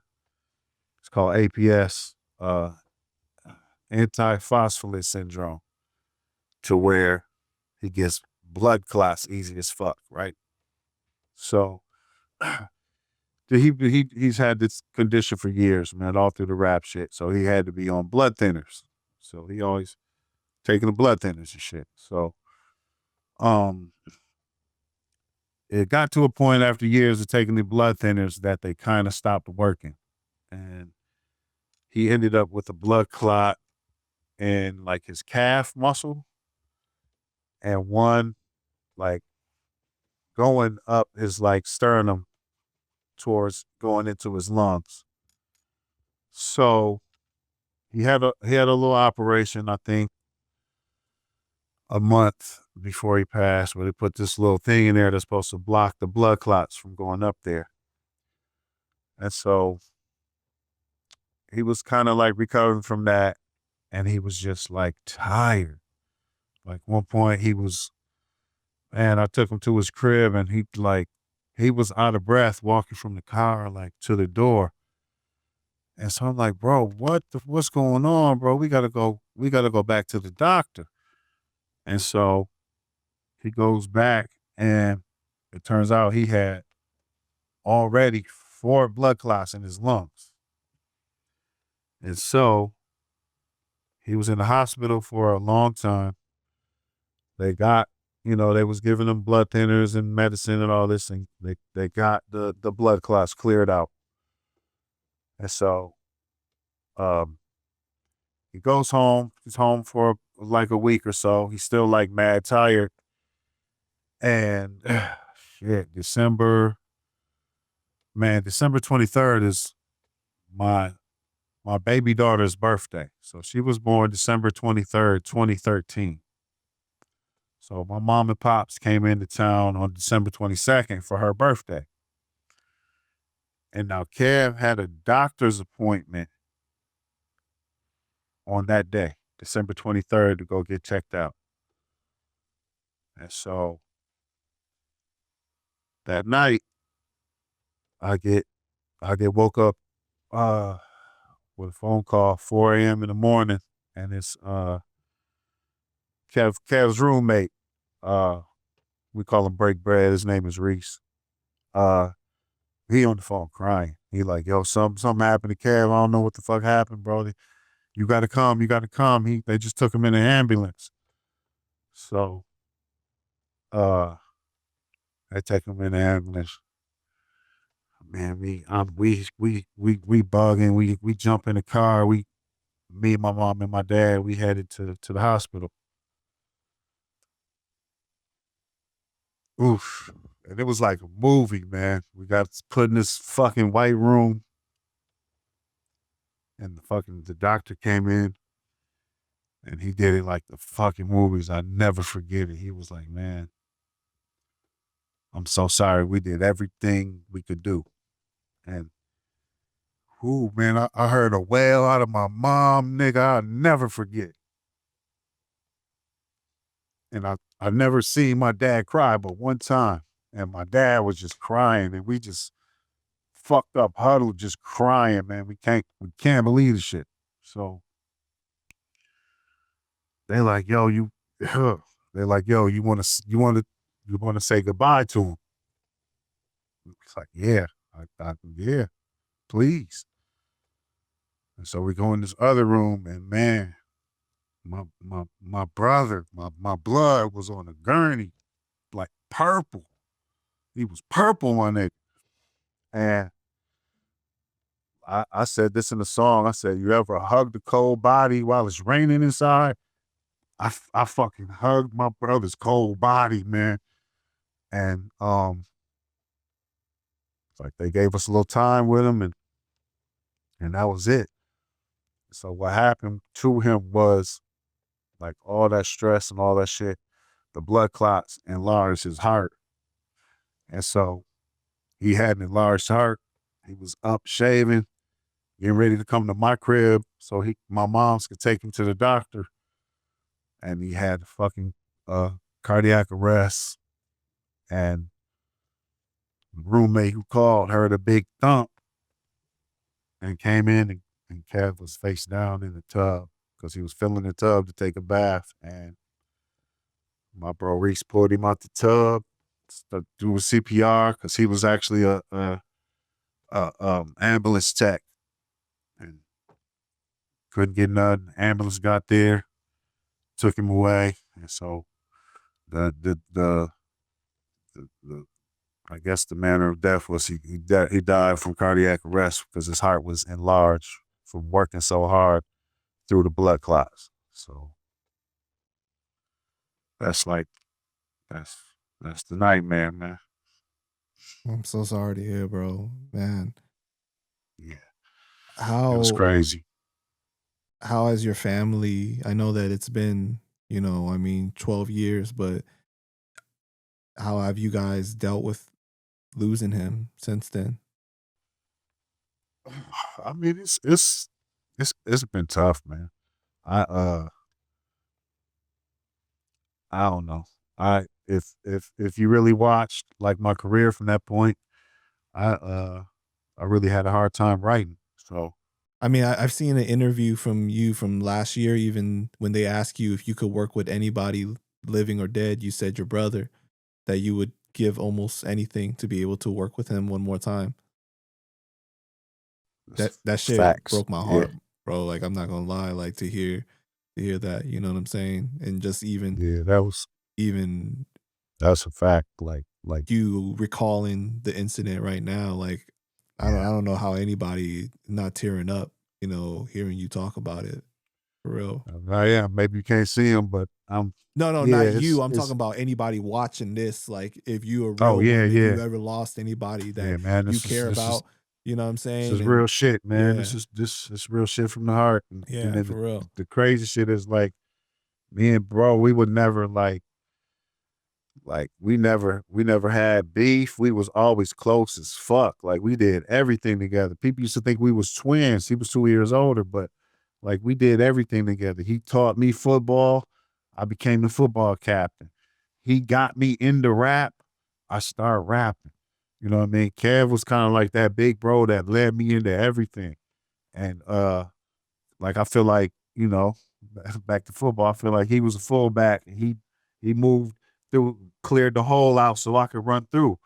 So man, that we used to call him Father MC because he was the oldest in the Wisemen. And he always be telling us what's what, and do this. And, nigga, sit down, man, chill. Like that was Kev, man. So man, big time miss, man. And you know, my parents, man, it's that's like a whole nother level of heartbreak to see them so broken and trying to get through it, knowing that, you know, I got kids and I don't know what the fuck I'd do if my kid passed. Like that's my number one nightmare, bro. So for them to have to go through it and then keep on trucking, cause like time don't, one thing I knew and learned from this shit was like time don't give a fuck.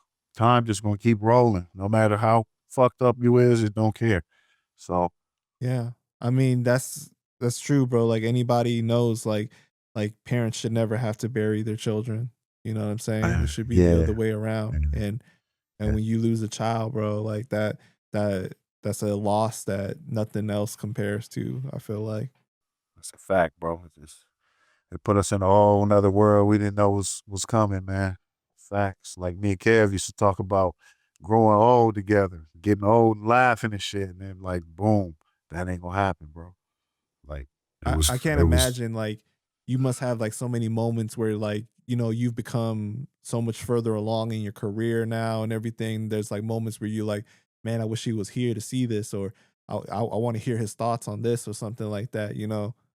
yeah, bro. Like one of the things that I think happened is like uh you know, I became like less excited about shit. Like it's like it, you know, I get hype, I get happy about shit, but it's like for a long time, a lot of shit just didn't excite me no more. Like, oh man, that's cool, that's dope, bro, cool. And you know, I had to kind of work my way up out of that shit, bro. I had to kind of find my groove again, man. And like I was saying earlier, if you looked, like I did Thoughtful Food 3 in 2014. That was a month before Kev died. Right. I I didn't rap. I didn't write another whole rap album till 2021, bro. I just produced. Like I would get to writing and I'd just go down a rabbit hole, do a line about Kev, and then I'd be online looking at his pictures, fucked up. Can't finish the song.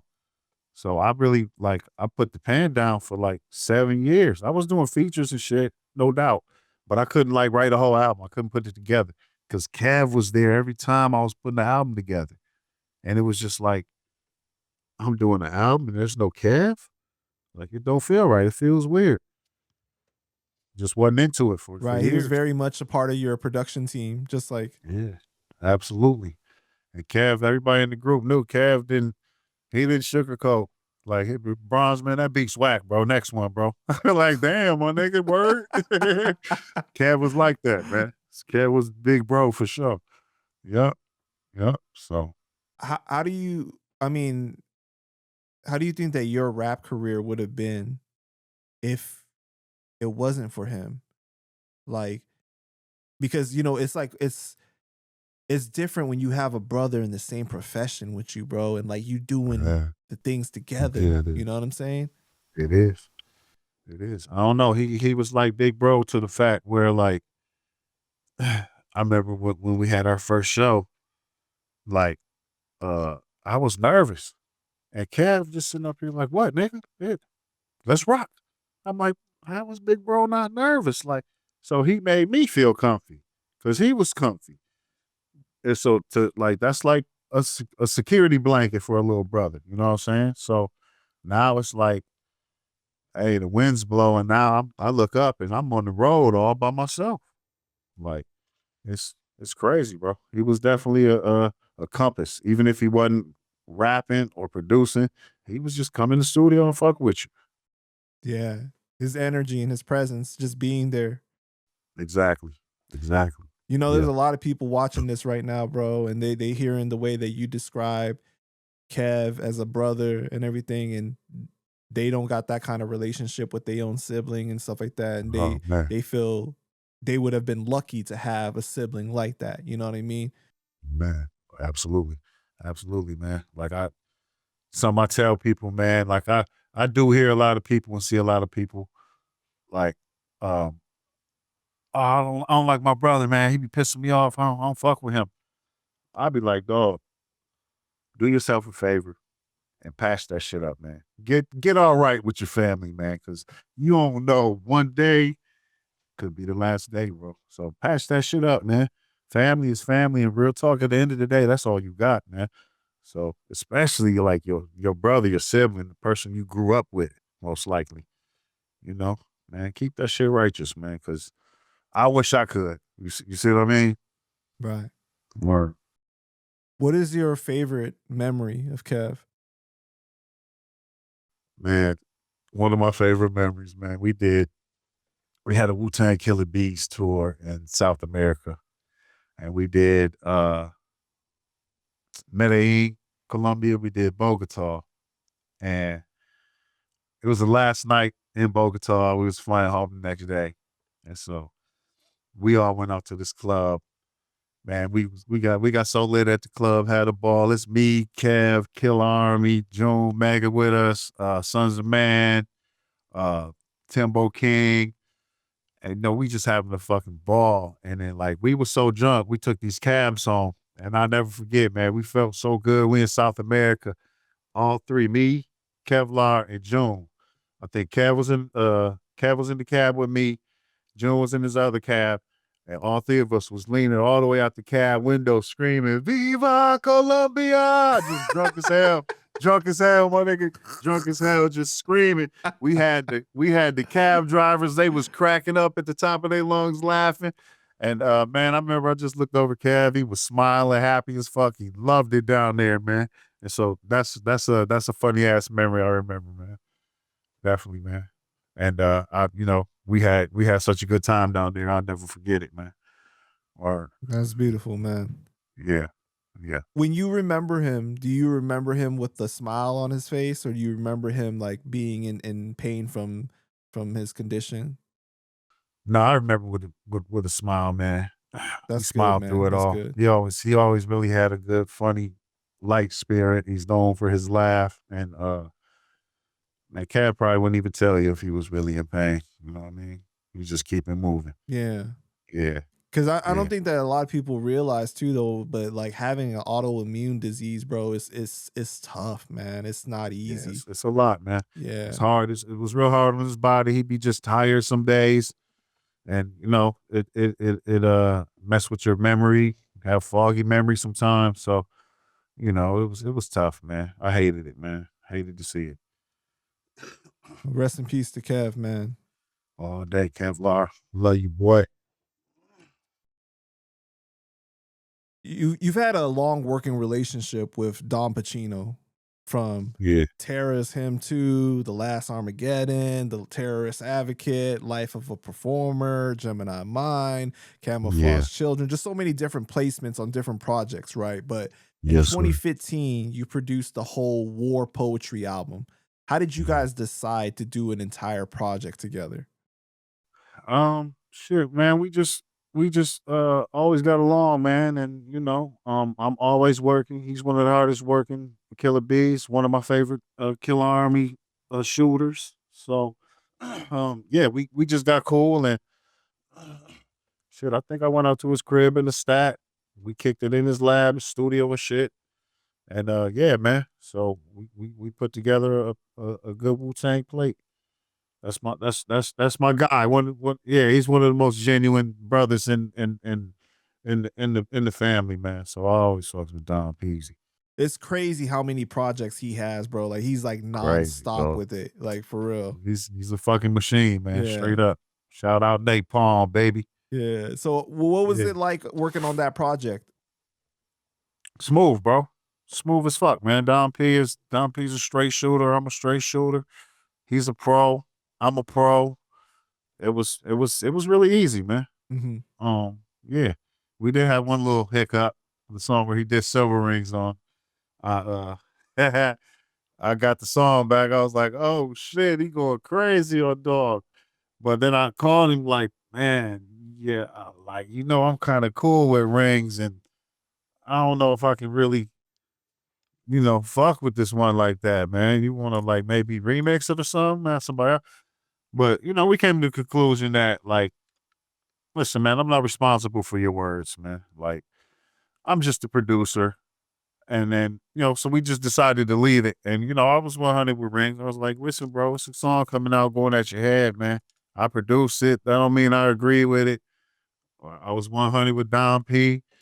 We decided to leave it on there because that's his writing, and it's nothing personal for me. And, just grown man, was all like, okay, cool. So he No was issues. fine with it? Civilringz was fine with it? Yeah, man. Okay, I mean, so of course he didn't like the song. I don't think him and Don P get along and shit, but no, he understood where I was coming from, man. because I know that you had mentioned earlier that like you guys used to like be really tight, but like you guys don't talk that much anymore. I didn't know if that impacted that. No, that wasn't it. We kind of we got families and shit like that, and just Life bro. happens. I just talked to him last week though, man. That's my motherfucker, man. Yeah, but yeah, life happens, man. And so, that was it, man. I like to stay out of it, man. I'm just here making the beat, making music. I'm not in all the beef and gossip shit. You know what I mean? Any other good stories from the first album?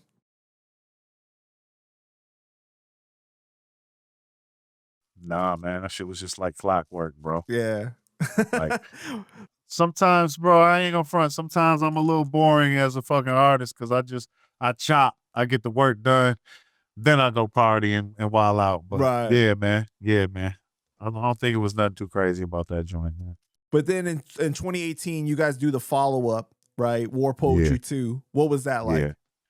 That was a little different. He kind of just got the beats and just shot it down. I think he did it on his own because he wanted to buy it. I think he wanted to cop the beats from me and put it on his own without having to worry about, a dual joint. So I think we did it a little different that way, but still heat.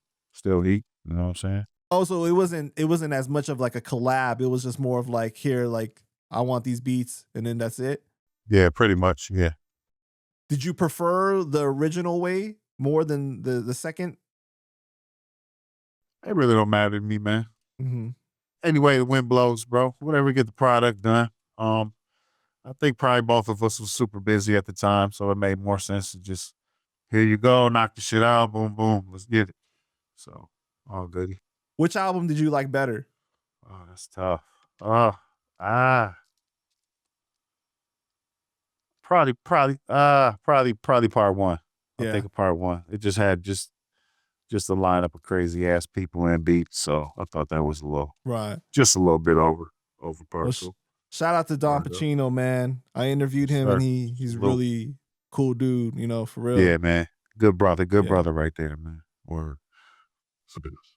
All right, so in 2015, you and Canibus released a collab album, Time Flies, Life Dies.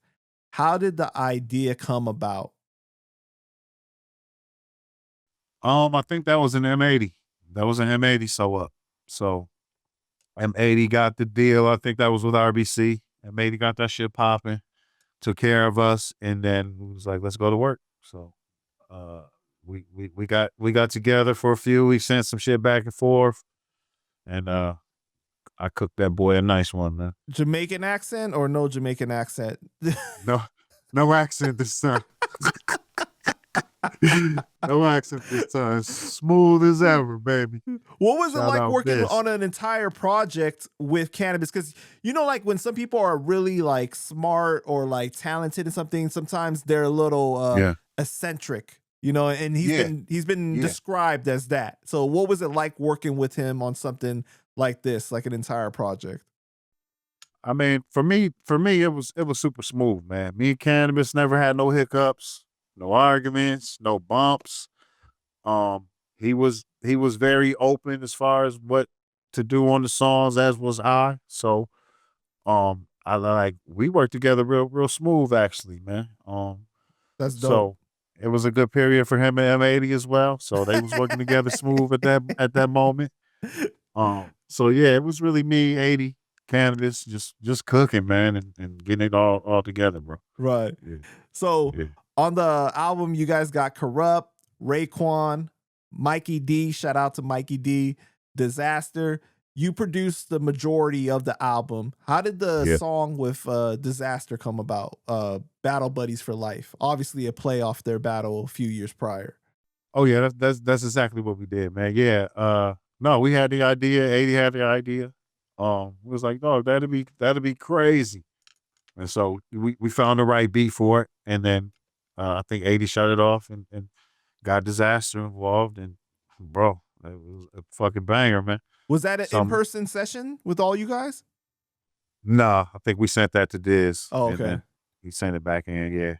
Yeah. But yeah, man, it was a dope surprise on the album. People didn't expect that shit coming, and it definitely made us smart, bro. Right. Are you a big battle rap fan? I love it. I love it. I'm not the biggest. I don't follow every single one, but I love it, bro. I'll sit for hours and watch. Particularly, I love watching Marv 1 battle. Yeah, Marv is dope, man. Big fan of Briz Rothstein. Mm-hmm. You know what I mean? Loaded Lux. You know what I'm saying? So I dabble for sure. How did you feel when Canibus said, I put Disaster versus Marshall Mathers any day? With you being from Detroit and everything, you know, I mean, or at least, you know. I don't agree with that. I think Eminem but again, you can't be held responsible for everything that people say on the songs you produce. Yeah, not at all, man. Right. Not at all. that was wild though. Word up. So you also produced the song Concourse P, where Canibus and Pete Rock both have a verse. How did that song come about? I think that was organic. 80 got Pete involved. Or maybe Canibus might have. But yeah, that was official tissue. So did he come to the studio? No, I think they sent it to him as well. Oh, I didn't meet him. Yeah, I didn't see him at any sessions. Yeah, I think they sent the one as well. The reason why this song became controversial was years later, it was included on the Canibus C EP, which was supposed to be like a collab between him and Pete Rock. And then your song Concourse P was included like as a bonus, right? They were originally supposed to do an entire album together, but there was stuff happening behind the scenes business-wise that was like allegedly shady on Pete Rock's behalf with the contract. The EP comes out, Pete supports it at first, but then 2 months later, he starts firing off on Twitter saying, this is not a real project. He didn't produce those beats. He didn't even rap that verse, and it was AI generated. What was your thoughts when this whole thing was happening? I knew it wasn't AI. Period. I mean, I think it was proven too, right? You know what I mean? So, no, I was just like, wow, that's crazy. You know, I be watching this shit like, wow, word. So, you know what I mean? But I knew it would come out, bro. So, I mean, it is what it is. I knew that shit wasn't AI. I was like, wow, word, AI. No, sir. So, straight up. I mean, like, you have the original recordings though, right? Like, to prove it, like that it's a laid vocal. I got the vocals, yes, sir. Absolutely. Wow. Yeah. Yep. I got the whole Canibus album, the sessions and all that. Yeah, man. But why do you think that like he would go that extent to do something like that though? I don't know, man. I really can't say what's in his mind or whatever, but I don't know. It didn't add up. You know what I mean? As far as what he was thinking, I don't know. Maybe he didn't want to be fucking involved or associated with it. I don't know. Anybody's guess, but do you know how Canibus was like responding during that time when this was happening? No, I'm not sure. I didn't really hear. No. Man. But I'm sure bitch, no, it ain't, you know, it was an official verse, man. Definitely was. Right. Plug it up. Talk to me about the Think Differently Samsung S5 campaign. that was a 6-figure deal, right? Like you got paid. Got paid, absolutely. So Yeah. what exactly Paid, happened? paid. Shit, nothing, man. It was I after years of beef and no talking, Babygrande is all of a sudden in my email. So the subject line just had a bunch of dollar signs. So I was like, huh? I'm thinking like, why is these assholes in my inbox? But I'm intrigued by the subject. It's just dollar signs. So so I click on it, and then he starts telling me, boom, Samsung wants to use this song, the beat from Think Differently. They want the instrumental. I know you hate me, blah, blah, blah, but let's get this money together. And so he kind of came at it like that. And when I saw the number, I was like, yeah, we can get this money together, bro. So my last team up with Babygrande was, of course, because the label owned the rights to the song and I owned the publishing. You split the payment. So yeah, we both got paid very well, but I couldn't approve it without his approval, and he couldn't approve it without my approval. So yeah, we broke bread. Was that hard for you at all to be like I really don't like you, but like I'm gonna do this because it's gonna benefit me? No, you know why? Because I approached the music biz. I already know it's a pit of snakes and shit. So I think sometimes you gotta pull a snake up out the pit to use it for its venom. You feel what I mean? So I think that sometimes people can be useful even if they're not 100% useful. You could team up on something and both benefit each other, even if you all aren't all on the same wavelength. So I kind of approach the industry like that. I know everybody ain't 100. I'm always be 100. I have a sterling reputation as far as how I handle biz, but I know as a realistic motherfucker that everybody in the music industry ain't gonna handle biz like that. Right. So I kind of approach it like I already know it's gonna be some bullshit. So I'll be ready for the bullshit. You know what I mean? I like the way that you phrased that, man. So after doing that business, did it help smooth things over with them at all? Like you feel less a certain way about him, or? No, I'm still 100% on the hate train, bro. 100%. You know what I mean? So they still doing little shit, man. Oh, okay. So, but is there anything that they could do to completely squash it and smooth it over? Yeah, another big check would probably make me feel better. So. But not an album deal. Yeah, nah, I'm good on that shit. Absolutely not. Yeah, nah. Got you. Word up, word up. All right. In 2018, you and Agallah work with Ghostface on the Ghost Files. How would you describe that experience? This was technically the remix album for the Lost Tapes. You did one side and Agallah did the other. Yeah, that was great for me. It was easy for me in the fact that they just sent me all the files and was like, here, do a remix. So I had like the studio files. And so that's where I'm probably at my best. When I could sit down, get all my science tools out and go to work by myself without a bunch of people around. I could just zoom in and focus. So that was good for me. It was just like the way I like to work. Like I like to record an album like with the Term album. We did all the recording, and then, you know what I'm saying, he go back to the crib and I go into my post-production shit. So that's kind of my favorite part. That's where my strength is at.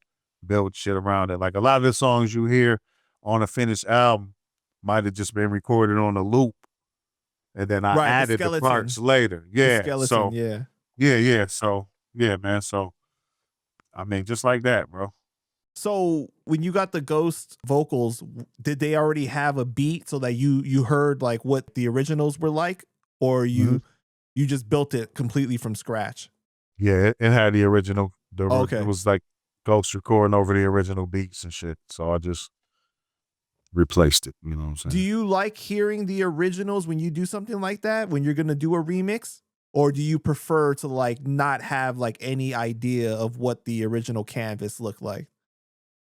I usually like to hear it. You know what I'm saying? See what they did with it. See what it sound like. See what I might think is missing, or if I think it's already in the pocket. See what pocket I could take it to that's different. So I usually like to hear it or whatever. But the bars is good enough for me too. Usually. Right. So there was controversy over this situation because of Cleopatra Records was threatening to sue M80, right, over the whole thing. While this is going on, are you privy to what's happening? Hey, absolutely. Yeah. Absolutely. So what are your thoughts while it's happening? No, they was being dicks to me too. So like, they was trying to tell me what singles they was putting out. They tried to put out one of the singles that had their artists on it. And it's like, dog, no, that's really not what me or my PR guy want to do. So they were difficult like the whole time. So I was definitely, 80 was telling me what was going on for sure. Yeah. Do you know if Ghostface was being affected at all by this situation? Like, was he privy to what was going on? Nah, not that I know of. No. Okay. Nah. And then the other side of things is the whole Agallah situation. He was messing up the marketing plan by announcing he's producing the remix album before it was even announced to the public. And him and M80 started beefing over that. Yeah. What were your thoughts while that was happening? It's 80 be beefing with everybody, but it's because 80 is like, 80's a stickler. He's a shrewd businessman. And a lot of people don't like when you say, yo, I want the album March 24th. And then they be like, yo, it's March 24th. Where the album at? Like, some people don't like it. Some people like more freedom than that. And 80's like that. So I'm used to 80. I'm used to this shit, man. Right. 80 gonna ruffle some feathers, man. So, you know what I'm saying?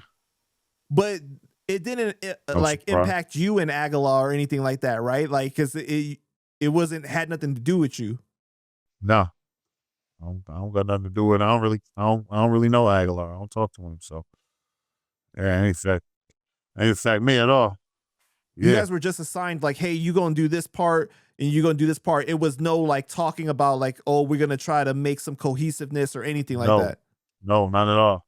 I'm pretty sure he got the same files I got. And he did it on his own. I don't talk to him. Yeah. Wow. Yeah. Do you wish that you had got the chance to just do the whole thing and it wasn't split? Yeah. Yeah. I didn't like the split. You think that it would have been better? Yeah.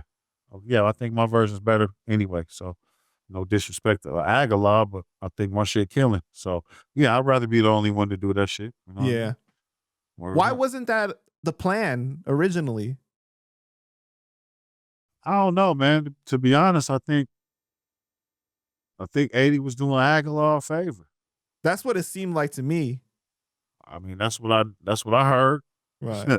That's what I was told. So that's a unfortunate situation in itself. So now we've obviously seen what's happened since then with them going back and forth and stuff. But to you're like used to this. You see him going at people all the time. So it's just another day. Another day in the life of 80, man. Right.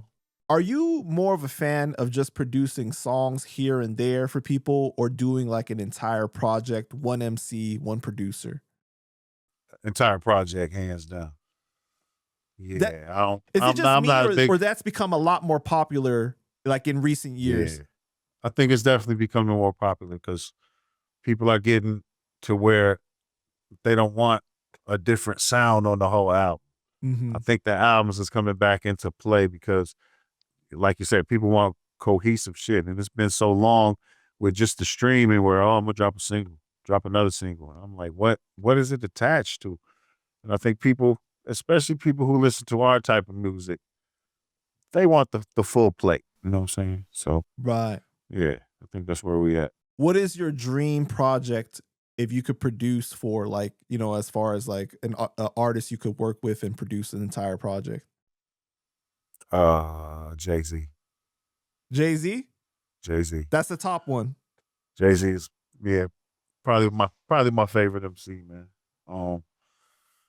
He just got the bars mixed with the life, mixed with the bravado. The charisma, right? The charisma, yeah, absolutely, man. And yeah, man, I'm a big fan, man. He's also a student of like the art of rhyming and making music. So I'm big on that, man. So yeah, definitely been one of my favorite MCs for a long time. You know what I Anyone mean? else that you would want to do an entire project with? Nas. Another one? Nas has always been one of my big favorites. Probably.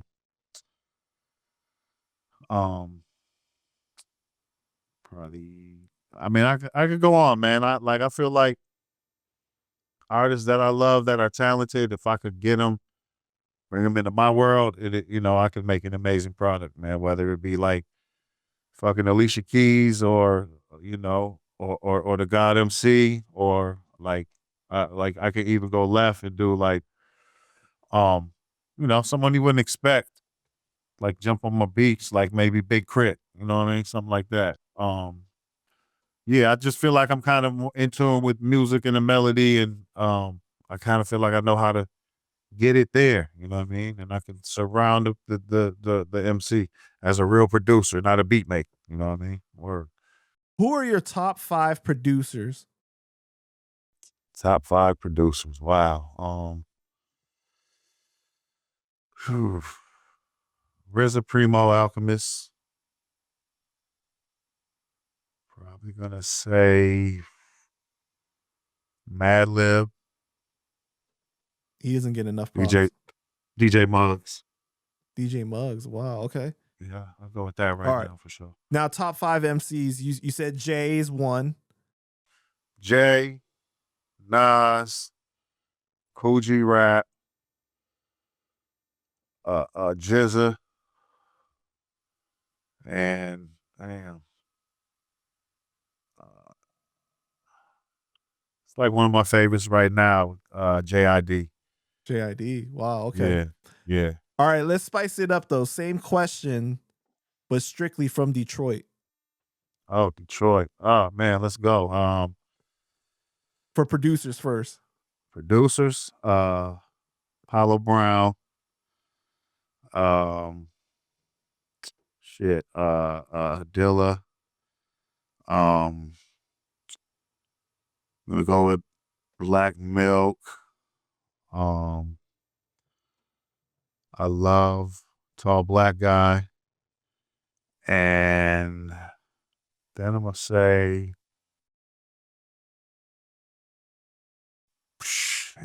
probably I'm gonna go and say I'm gonna put my boy X Detective on there. He ain't real big or nothing, but man, beats are fucking amazing, man. So yeah, I'm gonna rock with that right now. Yep.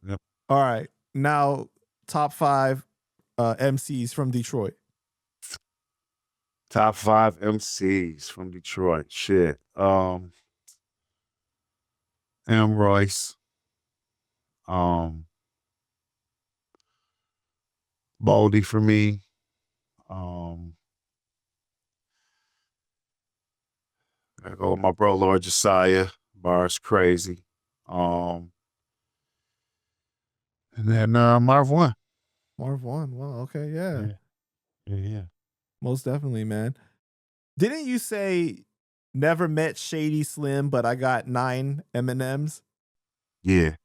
So you've never met M? Mm-mm. Man, I would love to hear him on one of your beats, or even like you doing like the Bad Meets Evil or some shit like that. Like that would be fucking crazy.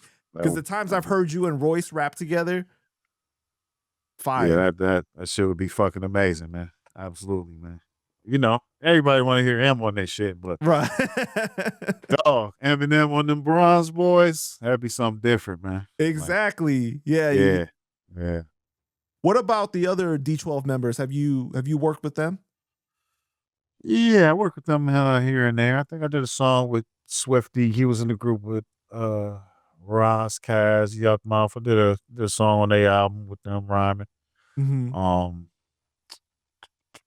That might be it. I've talked here and there with Bizarre. He's killing it right now, doing some crazy boom bap. Yeah, that might be it with the rest of D12 though. Yeah. Word. What about did you ever talk to Proof or anything like that before he passed? Nah, nope, nope, no. Damn. Yeah, man. Me and Kev kind of came here right before he passed away tragically. I think we was here only for like a year or two, maybe. Yeah. So we wasn't too deep in the scene yet. Yeah. That was a tough time for the Yeah. city for sure, man. Crazy, man. Rest in peace, Proof. Definitely see and hear his influence all around the city still though. So Right. yeah. His son is big killing loss. it right now too. Yeah, man. New levels, man. Yeah. It's good to see. It's good to see that shit carry on. You know what I mean? Right. Yeah. How do you feel about the excessive amount of underground dudes that use the Wu W claiming to be affiliates? They're all paying for that, right? Maybe not. So many motherfuckers do it. It's hard to kind of detect, I think, at this point. But nah, man, I hate that shit, man. Like I came in directly through RZA, so he never had a problem with me using it. But I've been stopped. I've been stopped using it. Shit, I think maybe even I don't think I really ever used it because Great Migration Dreddy really was the one who slapped it on the cover. I think I put a little Wu logo on Thought for Food 1. But yeah, it got to the point where I thought it was getting disrespectful, and I didn't want to be part of that disrespect of the W. And I also wanted to be like, yeah, I'm on my own out here anyway. I'm my own product. So I always hated that, especially when dudes who really wasn't, they were somebody's uncle's cousin, homeboy who had his group, and because he met a third string dude on a different group, he's affiliate. It just got crazy to me. And so But you got to get like approval from like RZA or like somebody from the top dogs to be able to use it. You can't just like. Yeah, bro. You definitely do, but it was just so many people I think was just stealing it off the internet and slapping it up that I think I'm not privy to the investigations and shit, obviously, Right. but I think it just got too hard to chase down and motherfuckers was just like, man. But I know at one point they started going after the obvious and people that was using it a lot. So yeah, because I couldn't imagine that it's a dangerous game to be playing because we've all seen that Wu does not play when it comes to confrontations, bro. Like, you know what I mean? Like, nah, man. A lot of people done been step two. No, absolutely, man.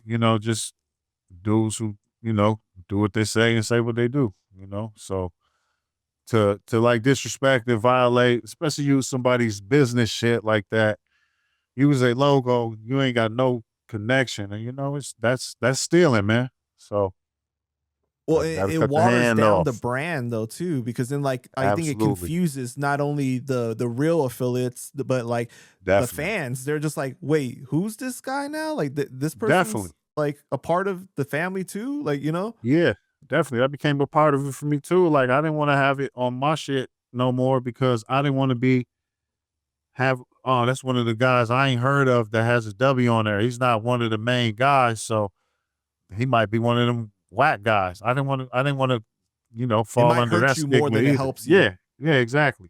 Yeah, exactly. So, I never use it a lot, but from that angle, I made sure it was like, no, I'm never gonna look like I'm trying to bandwagon that shit. I'm gonna stand behind my skill. So, I think they respected that shit a lot about me too. So, yeah, for sure, man. All right, in 2019, you and Crooked Eye, aka King Crooked, do the album Gravitas, right? The beats were supposed to originally be for an album with you and Benny the Butcher called The Bronze Butcher, but that didn't end up happening. Talk about that. Yeah, man.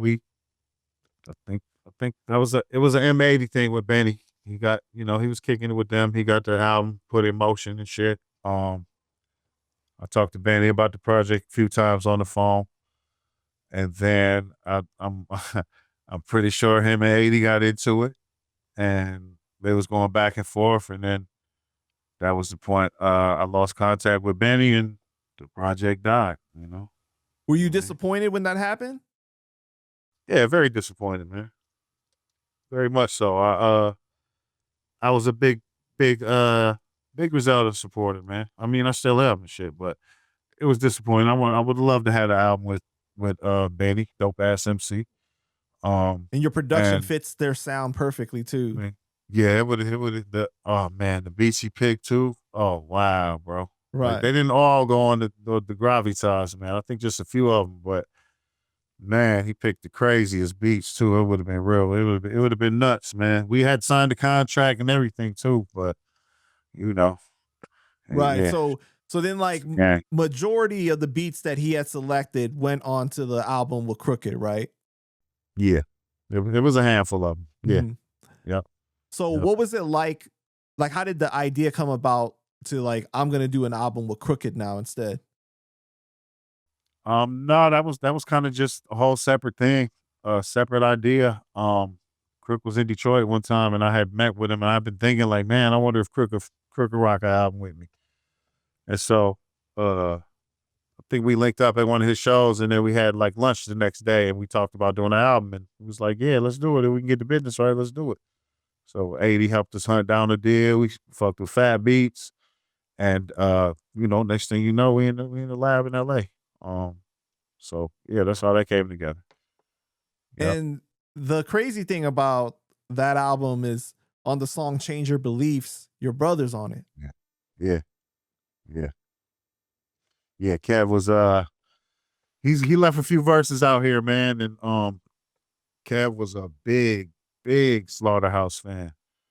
And so I said, man, I gotta get Kev on this shit, man.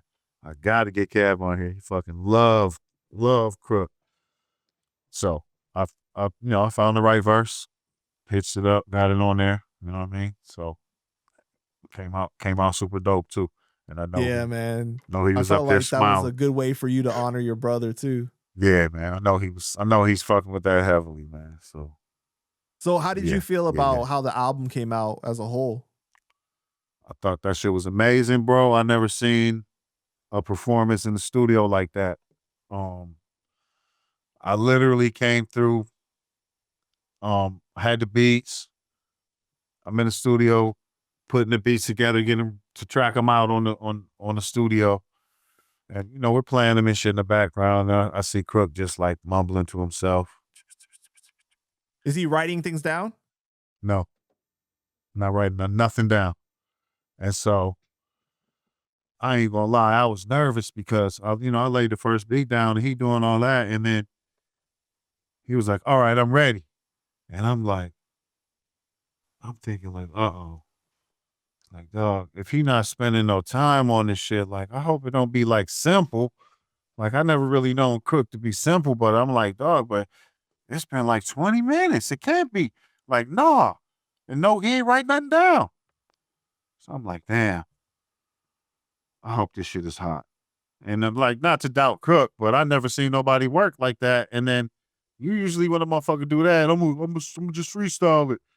They come in there and lay some old lazy shit, right? So I'm like, please, bro, I can't, man. Like, please let the shit be correct. Man, Crook went in there, started laying that shit. I was like, oh my God. It sounded like some shit he sat down and wrote for an hour, 2 hours. Like intricate lines, the words sewn together, the flow crazy. That's what's the most amazing thing is that his flow is not a simple flow. Like he raps fast at times and everything. So the idea that he didn't even write it down is ridiculous. Bro, I was blown the fuck away, bro. And after that first song, the first verse probably, I was just like, oh, okay. All right, bet. I said, all right, bet, we good. And then he did that shit song after song. The man ain't write nothing down. Everything was intricate, complex, thought-provoking. The songs had context, what the beat was saying. I mean, like, it really felt like he took this shit home and wrote it for weeks and months and really broke it down and got his pen right. And I had just brought him the beats that day. He didn't have the beats before that. So So you don't think that these were like premeditated rhymes in his head at all that he found to like match it at all? Like he wrote it in his head that moment when he was in the studio? Yeah, I think he wrote it right there because the like the bars that he came up with had shit to do with the song. They might have said some shit like I had the one where it's like it's like they're talking about they lost loved ones, and the whole, I mean, everything, the content was perfect. So like if it was pre-written and he got a whole library of different songs, genres, and feelings and moods that he got ready to go. But no, I think he wrote that in 20, 30 minutes, man. Wow. Like he must have like a photographic memory or something, bro. It was brilliant, man. You know what I mean? I've been a big Crook fan for a long time, and I remember him saying that like he used to like dream up his rhymes at times too, and like back in the days when he had like the tape recorder and like wake up and like record it down. I believe it, man. But like that's insane, man. Yeah, Sheesh. yeah. Because you remember when he went on that insane 52-week hip hop weekly? Yeah. Yep. Oh my God. I remember Kev. That's when Kev kind of introduced him to me. Because Yeah. Kevlaar was going crazy over that shit every week. And we'd be in the car. MySpace Kev had too. a whole song, every song. Yep. Kev was following it every week, and he got me into it. So yeah, man. Big bro did it again. Because it was crazy. Like he'd be taking requests to like what beat you guys want me to rap over this week. Yep. You know what I mean? Yep. He'd be shouting out people from MySpace on that. That was insane, bro. That was crazy. Amazing artist, man. Absolutely. Are you guys any talk about doing a follow-up? I mean, it's crazy to think it's 7 years already now. I know, right? That's wild, man.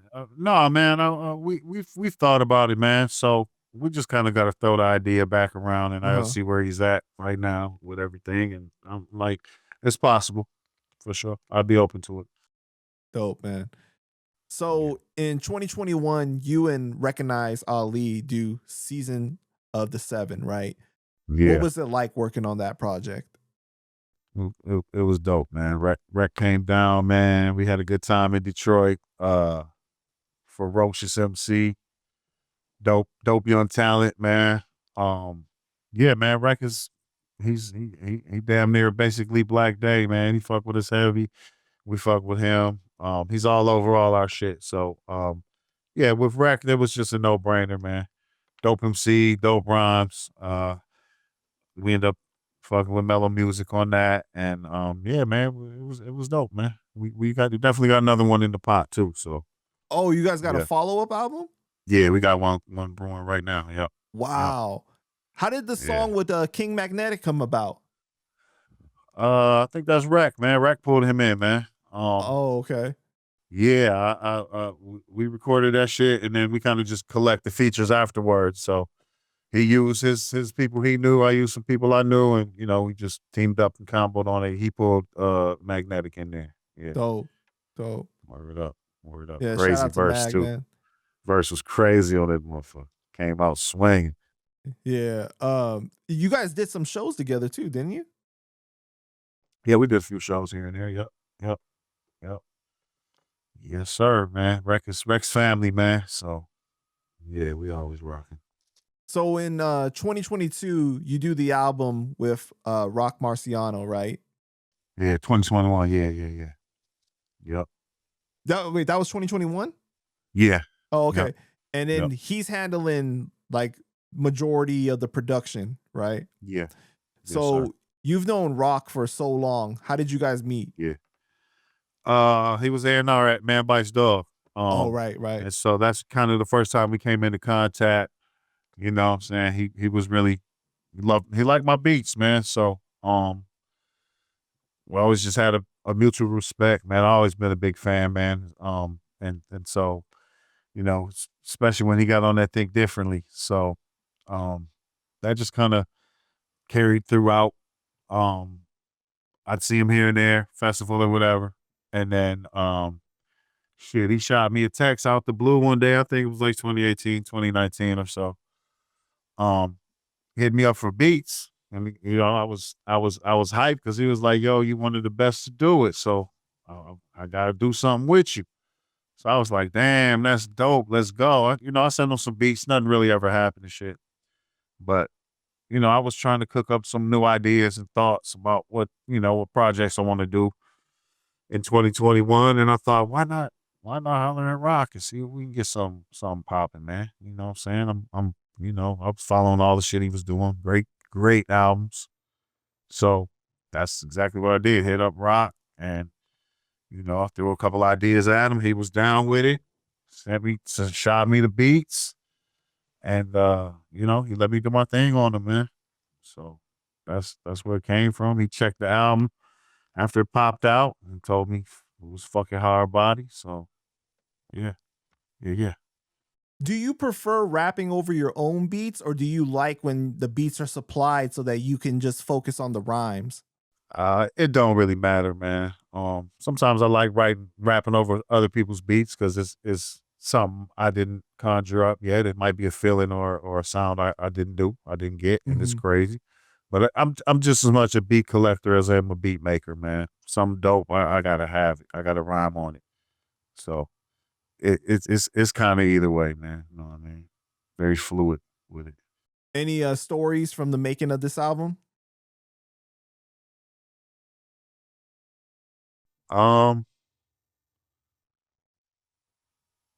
Yeah, man. I was. Oh man, she gonna kill me, man. I was just fucking a lot during this album, man. I was just getting a lot of pussy and just like fucking down, man. So like, the funny shit is on the album, like I was just fucking and then going back down in the lab and writing and shit. So on the album, like, I really write what was reflected in my life. So on the album, like it's a lot of nasty ass like sexual lines and shit if you catch it. Like um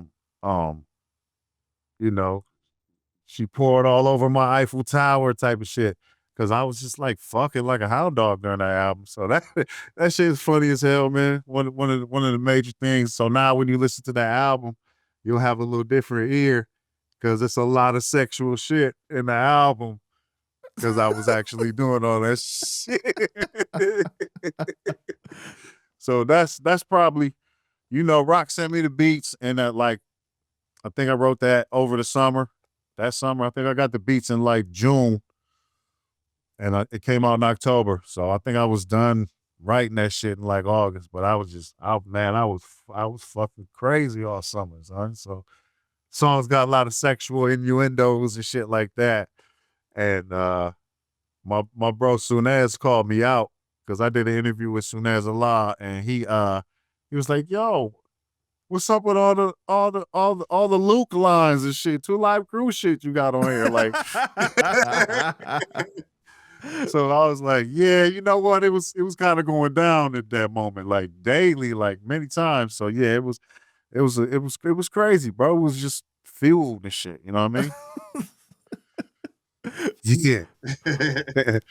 How is it seeing how famous Rock has become now? It's dope, man. I love it. It's well-deserved, more than well-deserved. That's the godfather of the new era boom bap. Right. And I salute him, man. And we chatted when he was in Detroit about possibly doing Exorcist too. So we're gonna keep that. We're gonna keep that in the hopes, man. So nah, man, I love it, man. I think that dudes like him have that special talent and they deserve to get the status, the Rolling Stone looks, the crowns, man. So hey, I give Rock all his flowers. You know what I'm saying? Period. Most definitely, man. So for number 2, are we expecting the Luke rhymes too? Man, I don't know, man. It really depends on when I get the beats, man. If it's a hot, sexy summer, you know what I mean? It might be, man. It just might be, brother. You know what I'm saying? We got to see. So in 2022, you release If You're Worried. Oh, if you're not worried, you should be, right? If you're worried, you should be. Yeah. Oh, if you're worried, you should be. That's what I thought. Yeah, word up. So what was the inspiration behind the album? shit, just really the times we was in, you know, that was like COVID, um, shit going haywire, school shootings, you know what I'm saying? And I always reflect life. So it was like chaos in the world. And so it was like, damn, man, that was the perfect title, and the covers is crazy for that too. Right, You with the know? cross on it. Yeah, got the statues with the cross, but it's like drowning, and in the back you see the fireball like a bomb drop, nothing but dark. Yeah, so it was kind of just a reflection of the times, man. You know what I mean? How did that time period impact you personally? You know what? I'm gonna go ahead and say that it helped me in a strange way, because like I got bad asthma, right? So I was not fucking around out in the public when COVID was hit and everybody was dying and shit. I wouldn't go out. I was like, fuck that. I'm not going out. Motherfuckers can DoorDash me some food. I'm gonna spray that shit down, because like I was like, dog, if I got my asthma combined with the COVID, I might be out of here, bro. And so that fueled me to be I was just in the basement, man. I wrote the whole rock album. I wrote bundle raps with Leaf Dog. I did the fucking If You Worried You Should Be. I was in the basement like writing like never before. So it kind of grounded me, man. You know what I mean? And it's kind of crazy because you had spent like 7 years taking a break. So it's almost like you just had so much Yeah. to say at that point, right? Yeah, it was, and I don't know what it was about 2021, but I felt like, I don't know, I felt like I came out the storm. It's kind of crazy because it's 7 years later, but I felt like I don't know, I felt like I came out the storm. I don't know, I was just waking up feeling better. I wasn't feeling so gloom and doom. I wouldn't say I didn't get over losing care, but I realized I just got to limp along and live with it. You know what I mean? So, you know, kind of bucked up, man. I came out the storm, I think. And then, man, my pen felt normal. It felt natural. It flowed. You know what I mean? I got excited about that shit again, you know? Yeah. Yeah, most definitely, man. What did you think, like, that time period was like so chaotic for everybody, right? It felt like the Yeah. world was just Wow. like we never seen it before. On I fire. don't know about you, but I never thought that we were gonna witness something like that. Hell no, no. No, that shit was crazy. I'm like, it felt like the world was ending, man. Shit was crazy, man. Do you feel like, I mean, that time I felt was so divisive, like for people. There was just so much going on, right? How did you Yeah. handle that, like in your personal space and in your life? Um, I don't know, man. It definitely got divisive, especially all the politics and shit and people, and that was like the Black Lives Matter era. And you know, I always support the movement, man. And shit. Me and Kev was at the Trayvon, Mike Brown rallies. We was out there. So we always been connected with the people, and to see the movements, but also like the response to that shit was crazy to me. Like, and seeing all the people that actually felt comfortable to come out and be like racist and prejudice and what else. I always knew the world was stupid. I always knew the US was like that. Always. But like to see how many motherfuckers come out and support the stupid, dumb, nasty shit kind of was like, wow. Like, I know y'all was fucked up, but damn, I didn't know it was this many of y'all like that. You know what I mean? It's crazy. Still is crazy. Right. What did you think of M80's book overall? Like, you've worked with him for so many years, and you're like one of the few that was not ever mentioned in a negative light in that book at all, which was crazy. Yeah, no, yeah, you know why? Because I think that myself, Wiseman included, we always been authentic, man, and we know how to deal with people. We know how to get along with whoever, how we need to be. We know how to fuck a nigga up when we need to. So I think we just always have had a mutual respect for each other. Like, you know, we had our little small riffs, me and 80 or whatever, but it's always, you know, it's always respect and mature I guess agreement or whatever. We just always been real with each other, man. And I think that authenticity is what we both reward people for.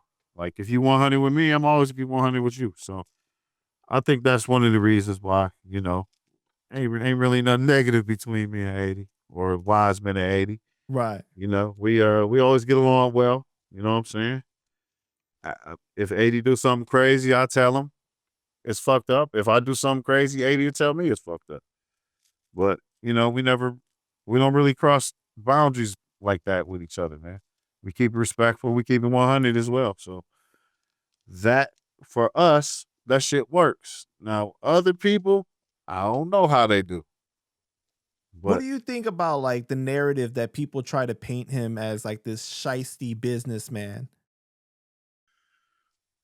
From my perspective, he's never been a shiesty businessman with me, any of my crew.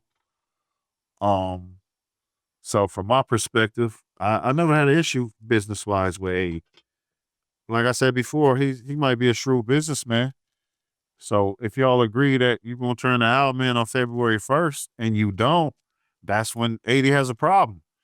But, you know, I'm sure 80 will vouch that I handle biz. Me and my squad, we handle biz.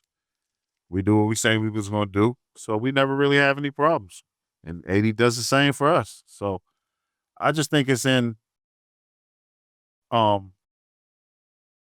different relationships, different people try different shit. Somebody might try 80. 80 would respond in kind or you know, cut something off or not help you anymore. But like, I've never known 80 to just straight out like steal, do some bullshit, nothing like that, bro. So as far as I know, he always been 100 business wise.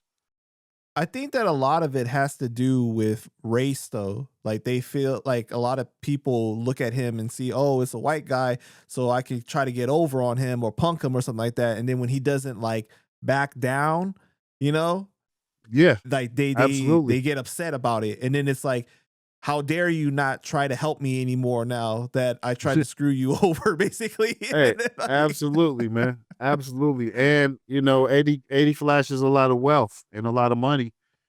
And so that also contributes to people thinking, oh, he got bread, I can get something out of him. Right. You know, that does have a repercussion, you know what I mean? So I think that's part of it too. But then when 80 is not with the shits, they get surprised and then they want to buck up. But hey, like I said, 80 handled biz how he says how he said he would. So don't be surprised. But he's had issues with a lot of people that you're cool with, or like even Wu family and stuff. So like, how is it hard for you to stay out of that, or not try to mediate no, it? No, I don't be involved in that shit. So I got my own relationships with brothers and shit. So Right. like whatever 80 do, he do. You know what I'm saying? Whatever he do with them, he do with them. So like I said, I'm concerned with how 80 do me and my squad, and we always been A1, you know? Right. No issues. I do notice something just looking at like Discogs and Bandcamp is that you always make sure to give M80 his credit on anything that he works with you. Like, his name is for sure like put up. And I know that that's a really big thing for him, because in the past, like, people for some reason they don't want to put his name and credit him. Yeah, no, I don't play with credits, man. If you play the part, you got to get your credit. And 80 usually gets the guests on a lot of my albums. Does the legwork for me. I don't have to fucking worry about it or have a headache with it. And so, yeah, he gets his credit. You know what I'm saying? There's albums where he didn't work on and, you know, he's not on. So if he's on there, he did something for me. You know what I mean? What is your favorite M80 story? Oh man, my favorite M80 story. It's probably when this might have been in his book, maybe not, but he might kill me. He had this girlfriend. We'll call her H. And I think they was about to get married or something like that. But he came home one day and it was like, I might not have all the details right, but this was the gist of it. He came home one day and it was a pair of construction boots on his mantle at his crib. And so he actually found out his bitch was cheating on him. H had a motherfucking construction worker in there she was cheating on him with. And so 80 goes into the studio and he makes a song called Boots on the Mantle. And so he makes a song about this whole situation, but it's all about H. And then, yeah, and then he put it out, man, and it was just hilarious. But like this Boots on the Mantle shit, found some muddy boots on his shit, he was bugging out, man. So that's a funny ass story to me, man. 80 went and made a song about it, man. But if that wasn't an M80 thing to do, I mean, that does. Yeah, man. He not gonna let it go. He gonna leave his mark, man. So yeah, man. That's a good one for 80, man. You know what I mean? For sure, man. How did you meet Termanology? Man, I met Term 2 or 3 times. A3C, maybe South by. Usually run into each other in the lobby. Hey, what's up? Blah, blah, blah. Cool, da, da, da. You know, kick it or whatever. Mutual respect type shit. So yeah, man, he was on this amazing run with, I think 50 plus albums dropped. And, you know, I said, bro, why don't we fuck with Term? Gage, my manager Gage was like, yeah, bro, I can get in touch with Term. So, you know, we put a little deal together and got Term out to Detroit. And that's kind of like the first time we kind of kicked it in depth. So he came out to the crib, everything, man. Treated bro like family. Made a great album. But that's the first time we kicked it in depth. But, we've been crossing paths for many years, man. Performing on a stage over here. He's over here on another stage type shit. So, right. Just a long time mutual respect, man. Yeah, so last year in 2025, you and Term put out the project Things I Seen, right? Yes, sir. What was it like working on the entire project while you're getting to know him? Nothing, man. Had a ball. It was super natural. You know, he from around the way, I'm from around the way. Salute came around, kicked it with us. We did it, we recorded all day. Then we went out, hit the clubs. We hit Mom's Spaghetti. We even did the Motown Museum. So, nah, man, we kicked it like bros, had a ball. He's a motherfucking professional, fucking crazy bar spitter. Did the whole album maybe in 3 days, I think. Wow. You know what I mean? Then we started pulling guests in. Marv one came through. Connor came through. Yeah, we recorded that whole thing right here all together. Yeah. So. Oh, everybody recorded it in your studio? Yeah. Yep. That's dope, man. Yeah, I saw Marv is on there, right? Of course, you got John Connor on 2 songs. I spoke to John today. Shout out to my bro, John. What was it like Flint. working with them? Nothing, smooth, man. Smooth as fuck, man. Marv is a motherfucking monster. I already told you my admiration for his work. It was great to sit around Connor. We too have been crossing paths at shows and shit. Did a couple in Grand Rapids with Connor, and no, it was good to sit down and kick it with him, man. Have him in the crib, get comfortable. Supposed to be doing some more shit too, but no, it was dope, man. Everybody came down, did their thing. We kicked it in the lab, drunk a whole lot, and smoked a lot of weed, bro, and created, man. It was a dope environment, man. A lot of chemistry. Dope, man. I heard that you and John might be doing a project together. Oh yeah, is that what the birdie told you, man? Or am I not supposed to say that? No, that's all gravy, man. No, yeah, definitely, man. We definitely spoke about it, man, and shit, we really just got to follow up, man. Yo, that's gonna be crazy because John's work ethic is insane too. Like I know right now he attempting to put out one project per month for this whole year. That's heavy. Yeah, that's heavy. That's crazy, man. Definitely can drop it. Yeah. So how do you feel the project with Term was received by the people? Very well, man. I think we hit 11 on iTunes charts and shit. So they definitely was digging it. I don't know if I ever really seen a bad response about it. So shit, all the feedback I seen has been positive, man. And no complaints there, bro. It was dope, man. It was dope. For sure, man. Good response. Are you guys got any more visuals coming out for that, or you guys are done with that? I think we wrap right now, man. I'm sure we'll do some more work here in the future, man. But right now, yeah, that one's pretty much a wrap, man. You know what I mean? Got you. Yeah. All right, and then later in 2025, you and 4's, who is Snoop Dogg's cousin and has former ties to Ludacris and Disturbing the Peace, you guys put out the project Slave Boats with Seatbelts, which was, man, like how'd you guys even come up with that title? And the cover is crazy too. Yeah, man. 4's came to me with the concept, man. He wanted to do like a conceptual album. And so yeah, man, that was his idea. And me and my bro, we put together the artwork. So it was based on his idea. And we showed him the artwork. He went crazy, man. So that album is nuts, man. He touches on all the conspiracy theories you might have ever heard. And it even made me look like I'm mixing the album and shit. I'm like, wait, what? Let me look this shit up, bro. I'm up here looking this shit up, like taking an hour pause reading about shit. But no, it was going down the rabbit hole. Hey, absolutely, man. It was it's a crazy album. It was enlightening. Brother is a amazing MC, amazing flow, amazing bars. Nothing but positive. Same thing. He came out to Detroit. We shot a couple videos for it as well. And here in Detroit, dog. Yeah, nothing but positive shit, man. 4's, man. Big shout out. Interesting album. Some shit you did not expect to hear over boom bap, man.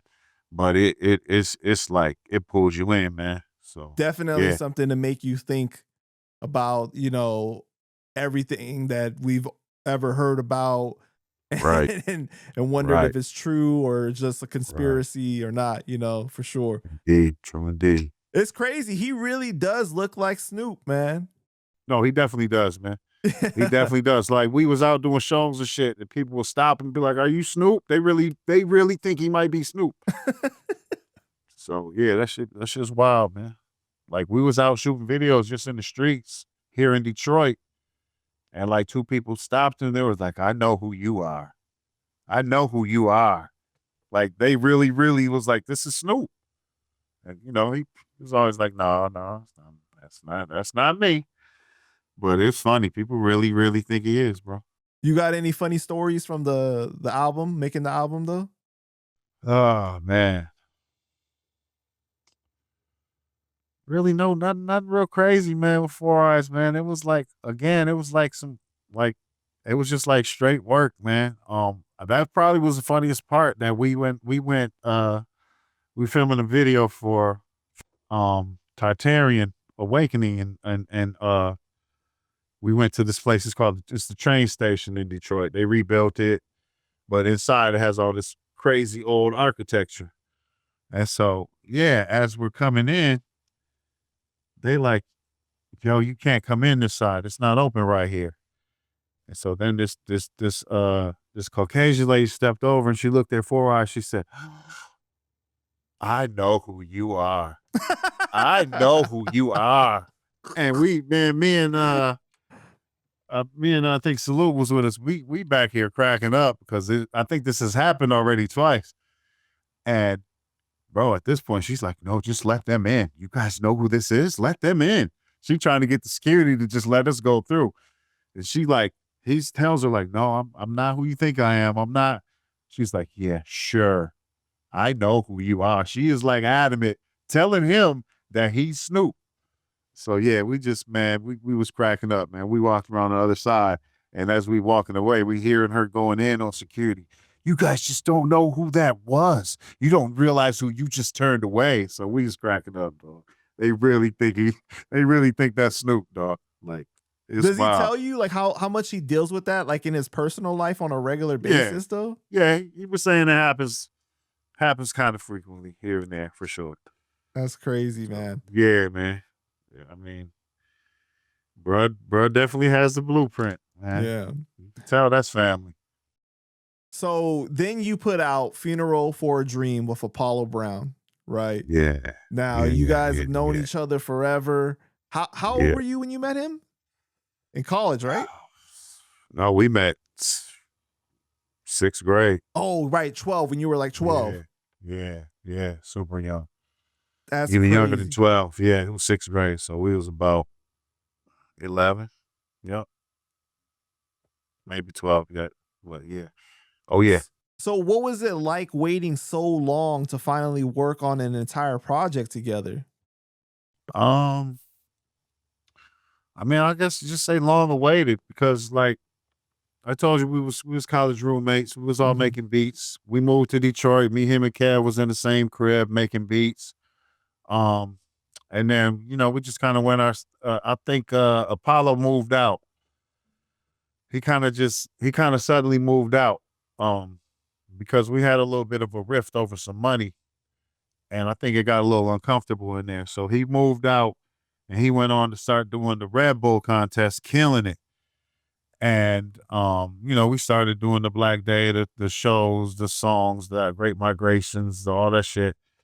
And I'm watching him from afar, he watching me from afar. But we kind of had this stupid little, I don't know, man. It wasn't even a beef. We wasn't like beefing with each other, but it was just like, I don't know. We just had this avoidance of each other. It's a little not really immaturity that you guys need Yeah, to man. let go. Yeah. Just dumb shit, man. We was like, good friends for years, and then little dumb shit came in between us, and we was both, I guess, Being too stubborn. proud. Yeah, being stubborn, being too proud, wasted a lot of years. And so I don't know. I'm not really sure when we got together at some point and just started talking, man, and just like both regretting wasting all this time, not kicking it. He done got married and shit. I done got family married, all this shit. We missed all that and shit.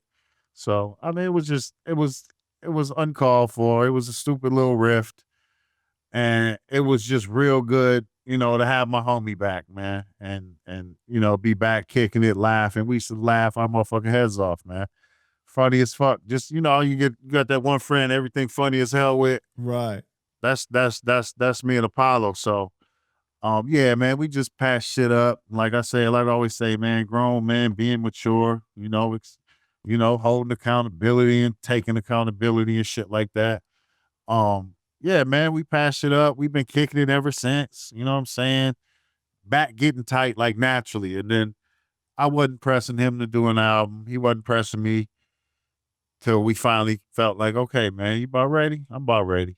Let's do this album. And so that's really the culmination of Funeral for a Dream, man. Long awaited, long travel, solid, long story behind it, ups and downs, and boom, like Funeral for a Dream, like we've been saying, was like finally putting this dream we had of doing our art together. We finally putting it to bed, to giving it a funeral. Yeah. Got you. Okay. Yeah. Wow. Yep. And so, I've seen an interview with him, and he said that like basically he was doing a project with his best friend. So what was that like, doing something with like somebody that you that close with?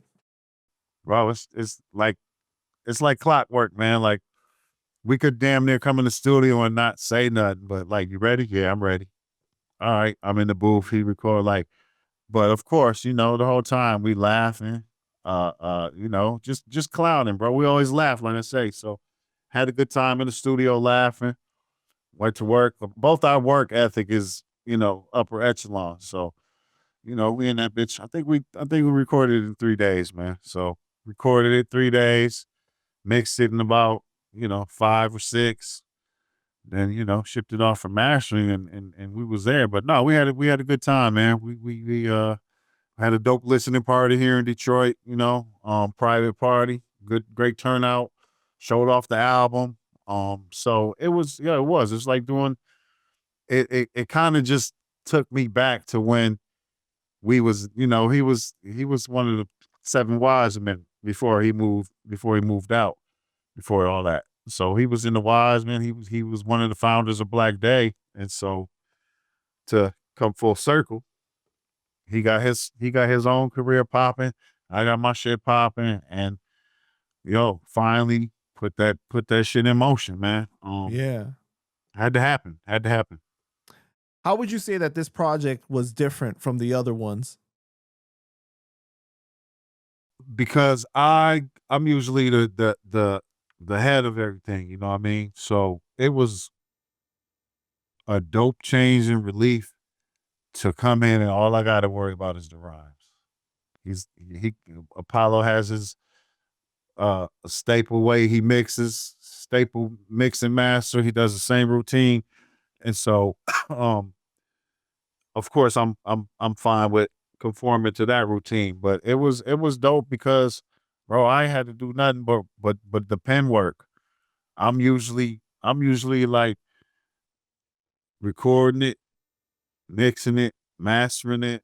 I wrote the album, or if I'm doing one of the Wiseman's album, I'm recording, mixing, mastering, and I'm not like a perfectionist, but I got to get the shit how I want it, where I want it. So I might be pulling my fucking hair out, getting the mix and master together. But, with Funeral for a Dream, it was like, I don't got to worry about that shit one bit. It was like the easy button, bro, to be real with you. Yeah, it sounds like you were able to let go of the reins because you trusted somebody to be able to do it. Absolutely. That's probably one of my big things. Yeah, most of the time, man, I gotta do it myself because I gotta make sure it's right. I gotta make sure I can vouch for it. But yeah, with Apollo, it's, I know how he works. He's carved a whole career out of keeping his shit how he keeps it. So yeah, I absolutely trusted him with every snare, every hi-hat, you know what I'm saying, every fucking breakdown, drop out, you know what I mean? So yeah, bro. Any crazy stories from the recording of the album? Nah, super boring, man. Super boring. Just yeah, super boring. Like, not for us. We had a ball, but like, yeah, nothing too crazy, man. Right. Waking up, going in the morning, being in that bitch from 10 to 2. And then like, yo, shit, I gotta leave early. Funny shit is somebody had to leave early to pick their kid up or some shit. Like, we up here, we rhyming and we dadding this shit, you know what I mean? So no, man, it's just like clockwork, bro. Mm-hmm. It was easy, man. No crazy stories though. Any chance for a second one? Yeah, I think that's coming down the line here. No, I'm not sure when. No promises, man, but we'll definitely be continue to be working together. So for sure, man. All right. What are your thoughts on the whole Stove God Cooks situation with Babygrande?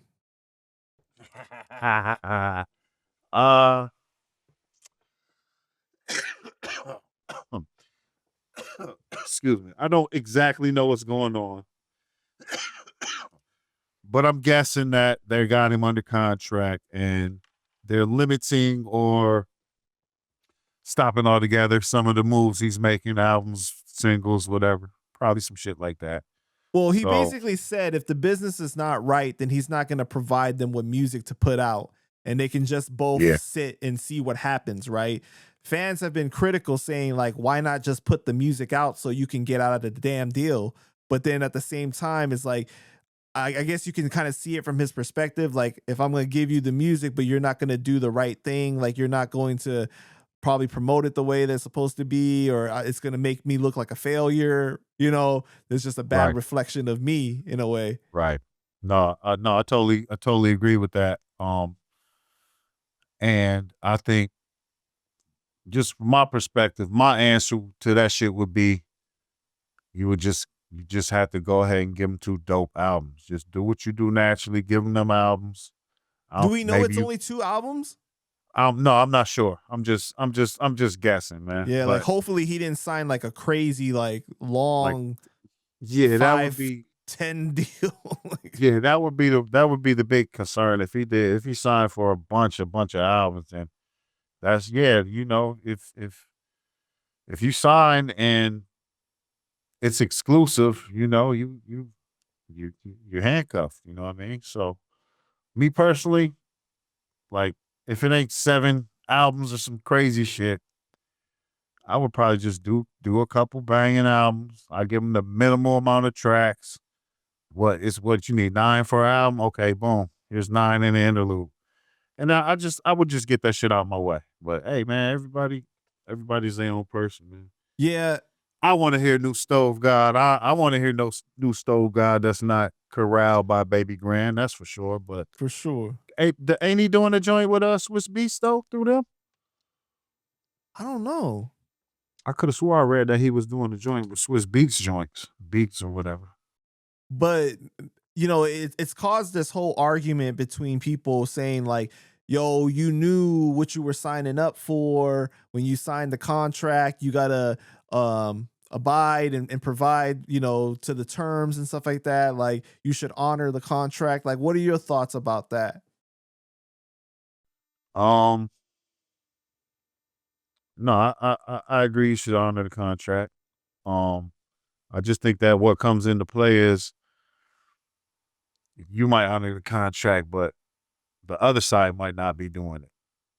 Like happened before with me. Like I turned my album in, I got my first half of the advance. When I turn the album in, I get the second half. Second half didn't come like it was supposed to in the contract. So, yeah, I think that always at the end of the day, the question is, what does the contract say? Period. Right. From a legal and business standpoint, what does the contract say? If you signed it, whether you read that shit or didn't read it, you signed it. You want to breach it, you want to fight it, that's a whole nother thing. It's ways to fight. It's ways to try to get out of shit. Or I mean, we saw like with like what Megan Thee Stallion not too long ago, she fought her way out of getting out of that deal, right? And stuff. But it's like at the same time, it's like, is it okay to do that? Like can you argue like, hey, I didn't know better, I was young, they took advantage of me or something like that? Or like, you grown enough to get a lawyer? Like, I don't know. Like, I think this is law, this is legal, this is contracts. I think anything is negotiable. So I think you can fight anything you want. You could try to find a reason to fight it. If your reason is valid, a judge might agree. If not, you're getting thrown out. I think it's simple as that, man. It's like, do you have a legal basis or not? It's plenty of ways you could say, oh, well, I signed the contract because of, boom. Say you signed it under duress. Like, say you was hanging over a balcony, they made you sign this shit. Yeah, you can get out of that shit. You know what I'm saying? But like, just to be like, yeah, I signed it, but I don't want to do it now. No, they ain't gonna fly. I don't like how he said, I don't like how he spelled my name wrong, so I'm not doing the album. Nah, bro. That it ain't gonna work like that. So I think it's definitely ways to fight, man. This is the law. You can take anything to fucking court, especially these days. So, if you got a valid reason, you can fight whatever. So I think legally and business wise, you gotta see what benefits you and not, get that shit done and get out of there, or fight that shit. But you might end up fighting for years. Yeah. Never Because know. the thing is, like, when you hot too, like you got to think about like, man, like that fire can go out, like, your hype and everything like that. So if you just sitting around and letting it cool, you're not putting anything out. Yeah. That could really harm you more in the end. They forget about you quick these days, man. Like the attention span is so low these days. Like if you don't just keep something bubbling out here, your numbers drop, and then like if you take too long, yeah, people forget about you no matter what. You know what I'm saying? Man, I mean, like, remember back in the day, it's like people sat with albums and really digested it Yeah. over time, right? Yeah. Now it's like after a week, they're like, okay, what's next? Like, what else you got? Or bro, hey, like- when you putting out new music again. And it's Bro, like me and Apollo was just talking about this shit. Like last week, we was talking about this shit. Like we had dropped Funeral for a Dream. Like the same day, somebody was like, "Oh man, the album's crazy, man. What you got coming up next?" Like, bro, what? what you mean? The album came out today. We wonder what's next? Yeah, bro. That's like the state of the attention span right now. It's wild, bro. But you know, it's crazy with you though. You be putting out 3 albums at least a year, like you know, Yeah. couple projects Yeah, at man. least, right? I gotta get my numbers up, man. We like totally independent. So, like you say, if you take a break, your shit drops. They start forgetting about you, bro. And so, yeah, I try to keep my face out here, my name out here, and some music, man. So, luckily, I rhyme and produce, so I can kind of split it. You know what I mean? Right. So, All right, last question, man. Do you feel like it was much more difficult for you to make it coming from Grand Rapids? 100%. 100%. That's why me and Kev came to Detroit. We needed a bigger city, a bigger crowd, a bigger scene. So yeah, I think coming from place like Grand Rapids is definitely harder. There's no resources in Grand Rapids to make yourself a fucking global artist, international artist. There's no way. Like, you can do the local thing and all that shit, but after you get the local scene, no one from Detroit has heard from you from Grand Rapids. You know what I'm saying? Likewise, this artist that might be popping over in Detroit, I go to Grand Rapids, nobody ever heard of him. So it's like, I don't know. Nowadays, it's like the local scene is not where for me, it's not where you start. Like for us, we got our name from outside, even outside Michigan. And then people in Michigan was like, "Oh shit, wow. Damn, we got some nice MCs right here. We got, this is something." So, yeah, I definitely think that Grand Rapids hampered us, man, especially if we stayed, Right. But like even Yeah. you trying to make it in Detroit, do you think that was harder than like say if you had just been from New York and tried to make it from there? Yeah, I think Detroit is even harder because especially, coming up, in the Wu family, like all the resources, all the connects and shit was in New York. So if I'm not in New York, ain't nobody coming to Detroit. Motherfuckers say, "Hey, you ever been to Detroit?" But no, man, it's like a war zone there. Like, nah, it's not, man. We got a crazy rap, but it's not that crazy, bro. You can come visit, but people don't, man. So for me to like, yo, RZA, come out to Detroit, record, man, that ain't happening, B. I gotta go to New York. So, yeah, man. So just being in Michigan, away from the scene of a New York or a LA or even in Atlanta, we're unplugged to a certain degree. You know That's what I mean? a shame though, because when you look at the rich musical history of Detroit, right? Like with Motown and everything, like, Yeah. bro, Yeah. like Hey, it's amazing what has come out of Detroit. And even if you just look at hip hop, right? I'm just like, Yeah. there's so much Yeah. talent in Detroit, bro. Like we quietly killing them, and we got some of the best, man, from like Eminem to the Apollo Browns to like Boldy now on the national scene, and you know what I'm saying? It's some of the best talent, and this is one of the richest eras for Detroit. Even if you're on the trap style, Detroit killing them, bro. Mm-hmm. You know what I'm saying? Yeah. So how do you like, who are you feeling from the Detroit scene right now? Shit, I'm I'm partial to Boldy. Like I've known him forever, Right. but he's really on a crazy run right now. You were one of the first to work with him, right? Yeah, I've been working with Boldy. Shit, I think 09, 010. He used to come to the studio on Grand River, the crazy joint. So I've known Boldy for a long time, man. So I think he was working with Nick Speed and a few people before me, but yeah, I was in there early, man. Absolutely. But yeah, Boldy. Um, I gotta say, man, like not to like be biased or nothing, but I got a few people in my squad that's crazy. Salute the Kid, like I say, Lord Josiah. But you know, outside of the squad, I listen to whatever Marv put out. I love Fat Ray. Fat Ray is fire. Like you said, Black Milk, always dropping something interesting. Guilty Simpson for sure. What about like Lazarus or something like that? Labs be killing them, bro. Labs with the multi-syllable motherfucking semi-auto flow. Yeah, Labs be killing them. I'll definitely check a lot of his shit. Yeah, it's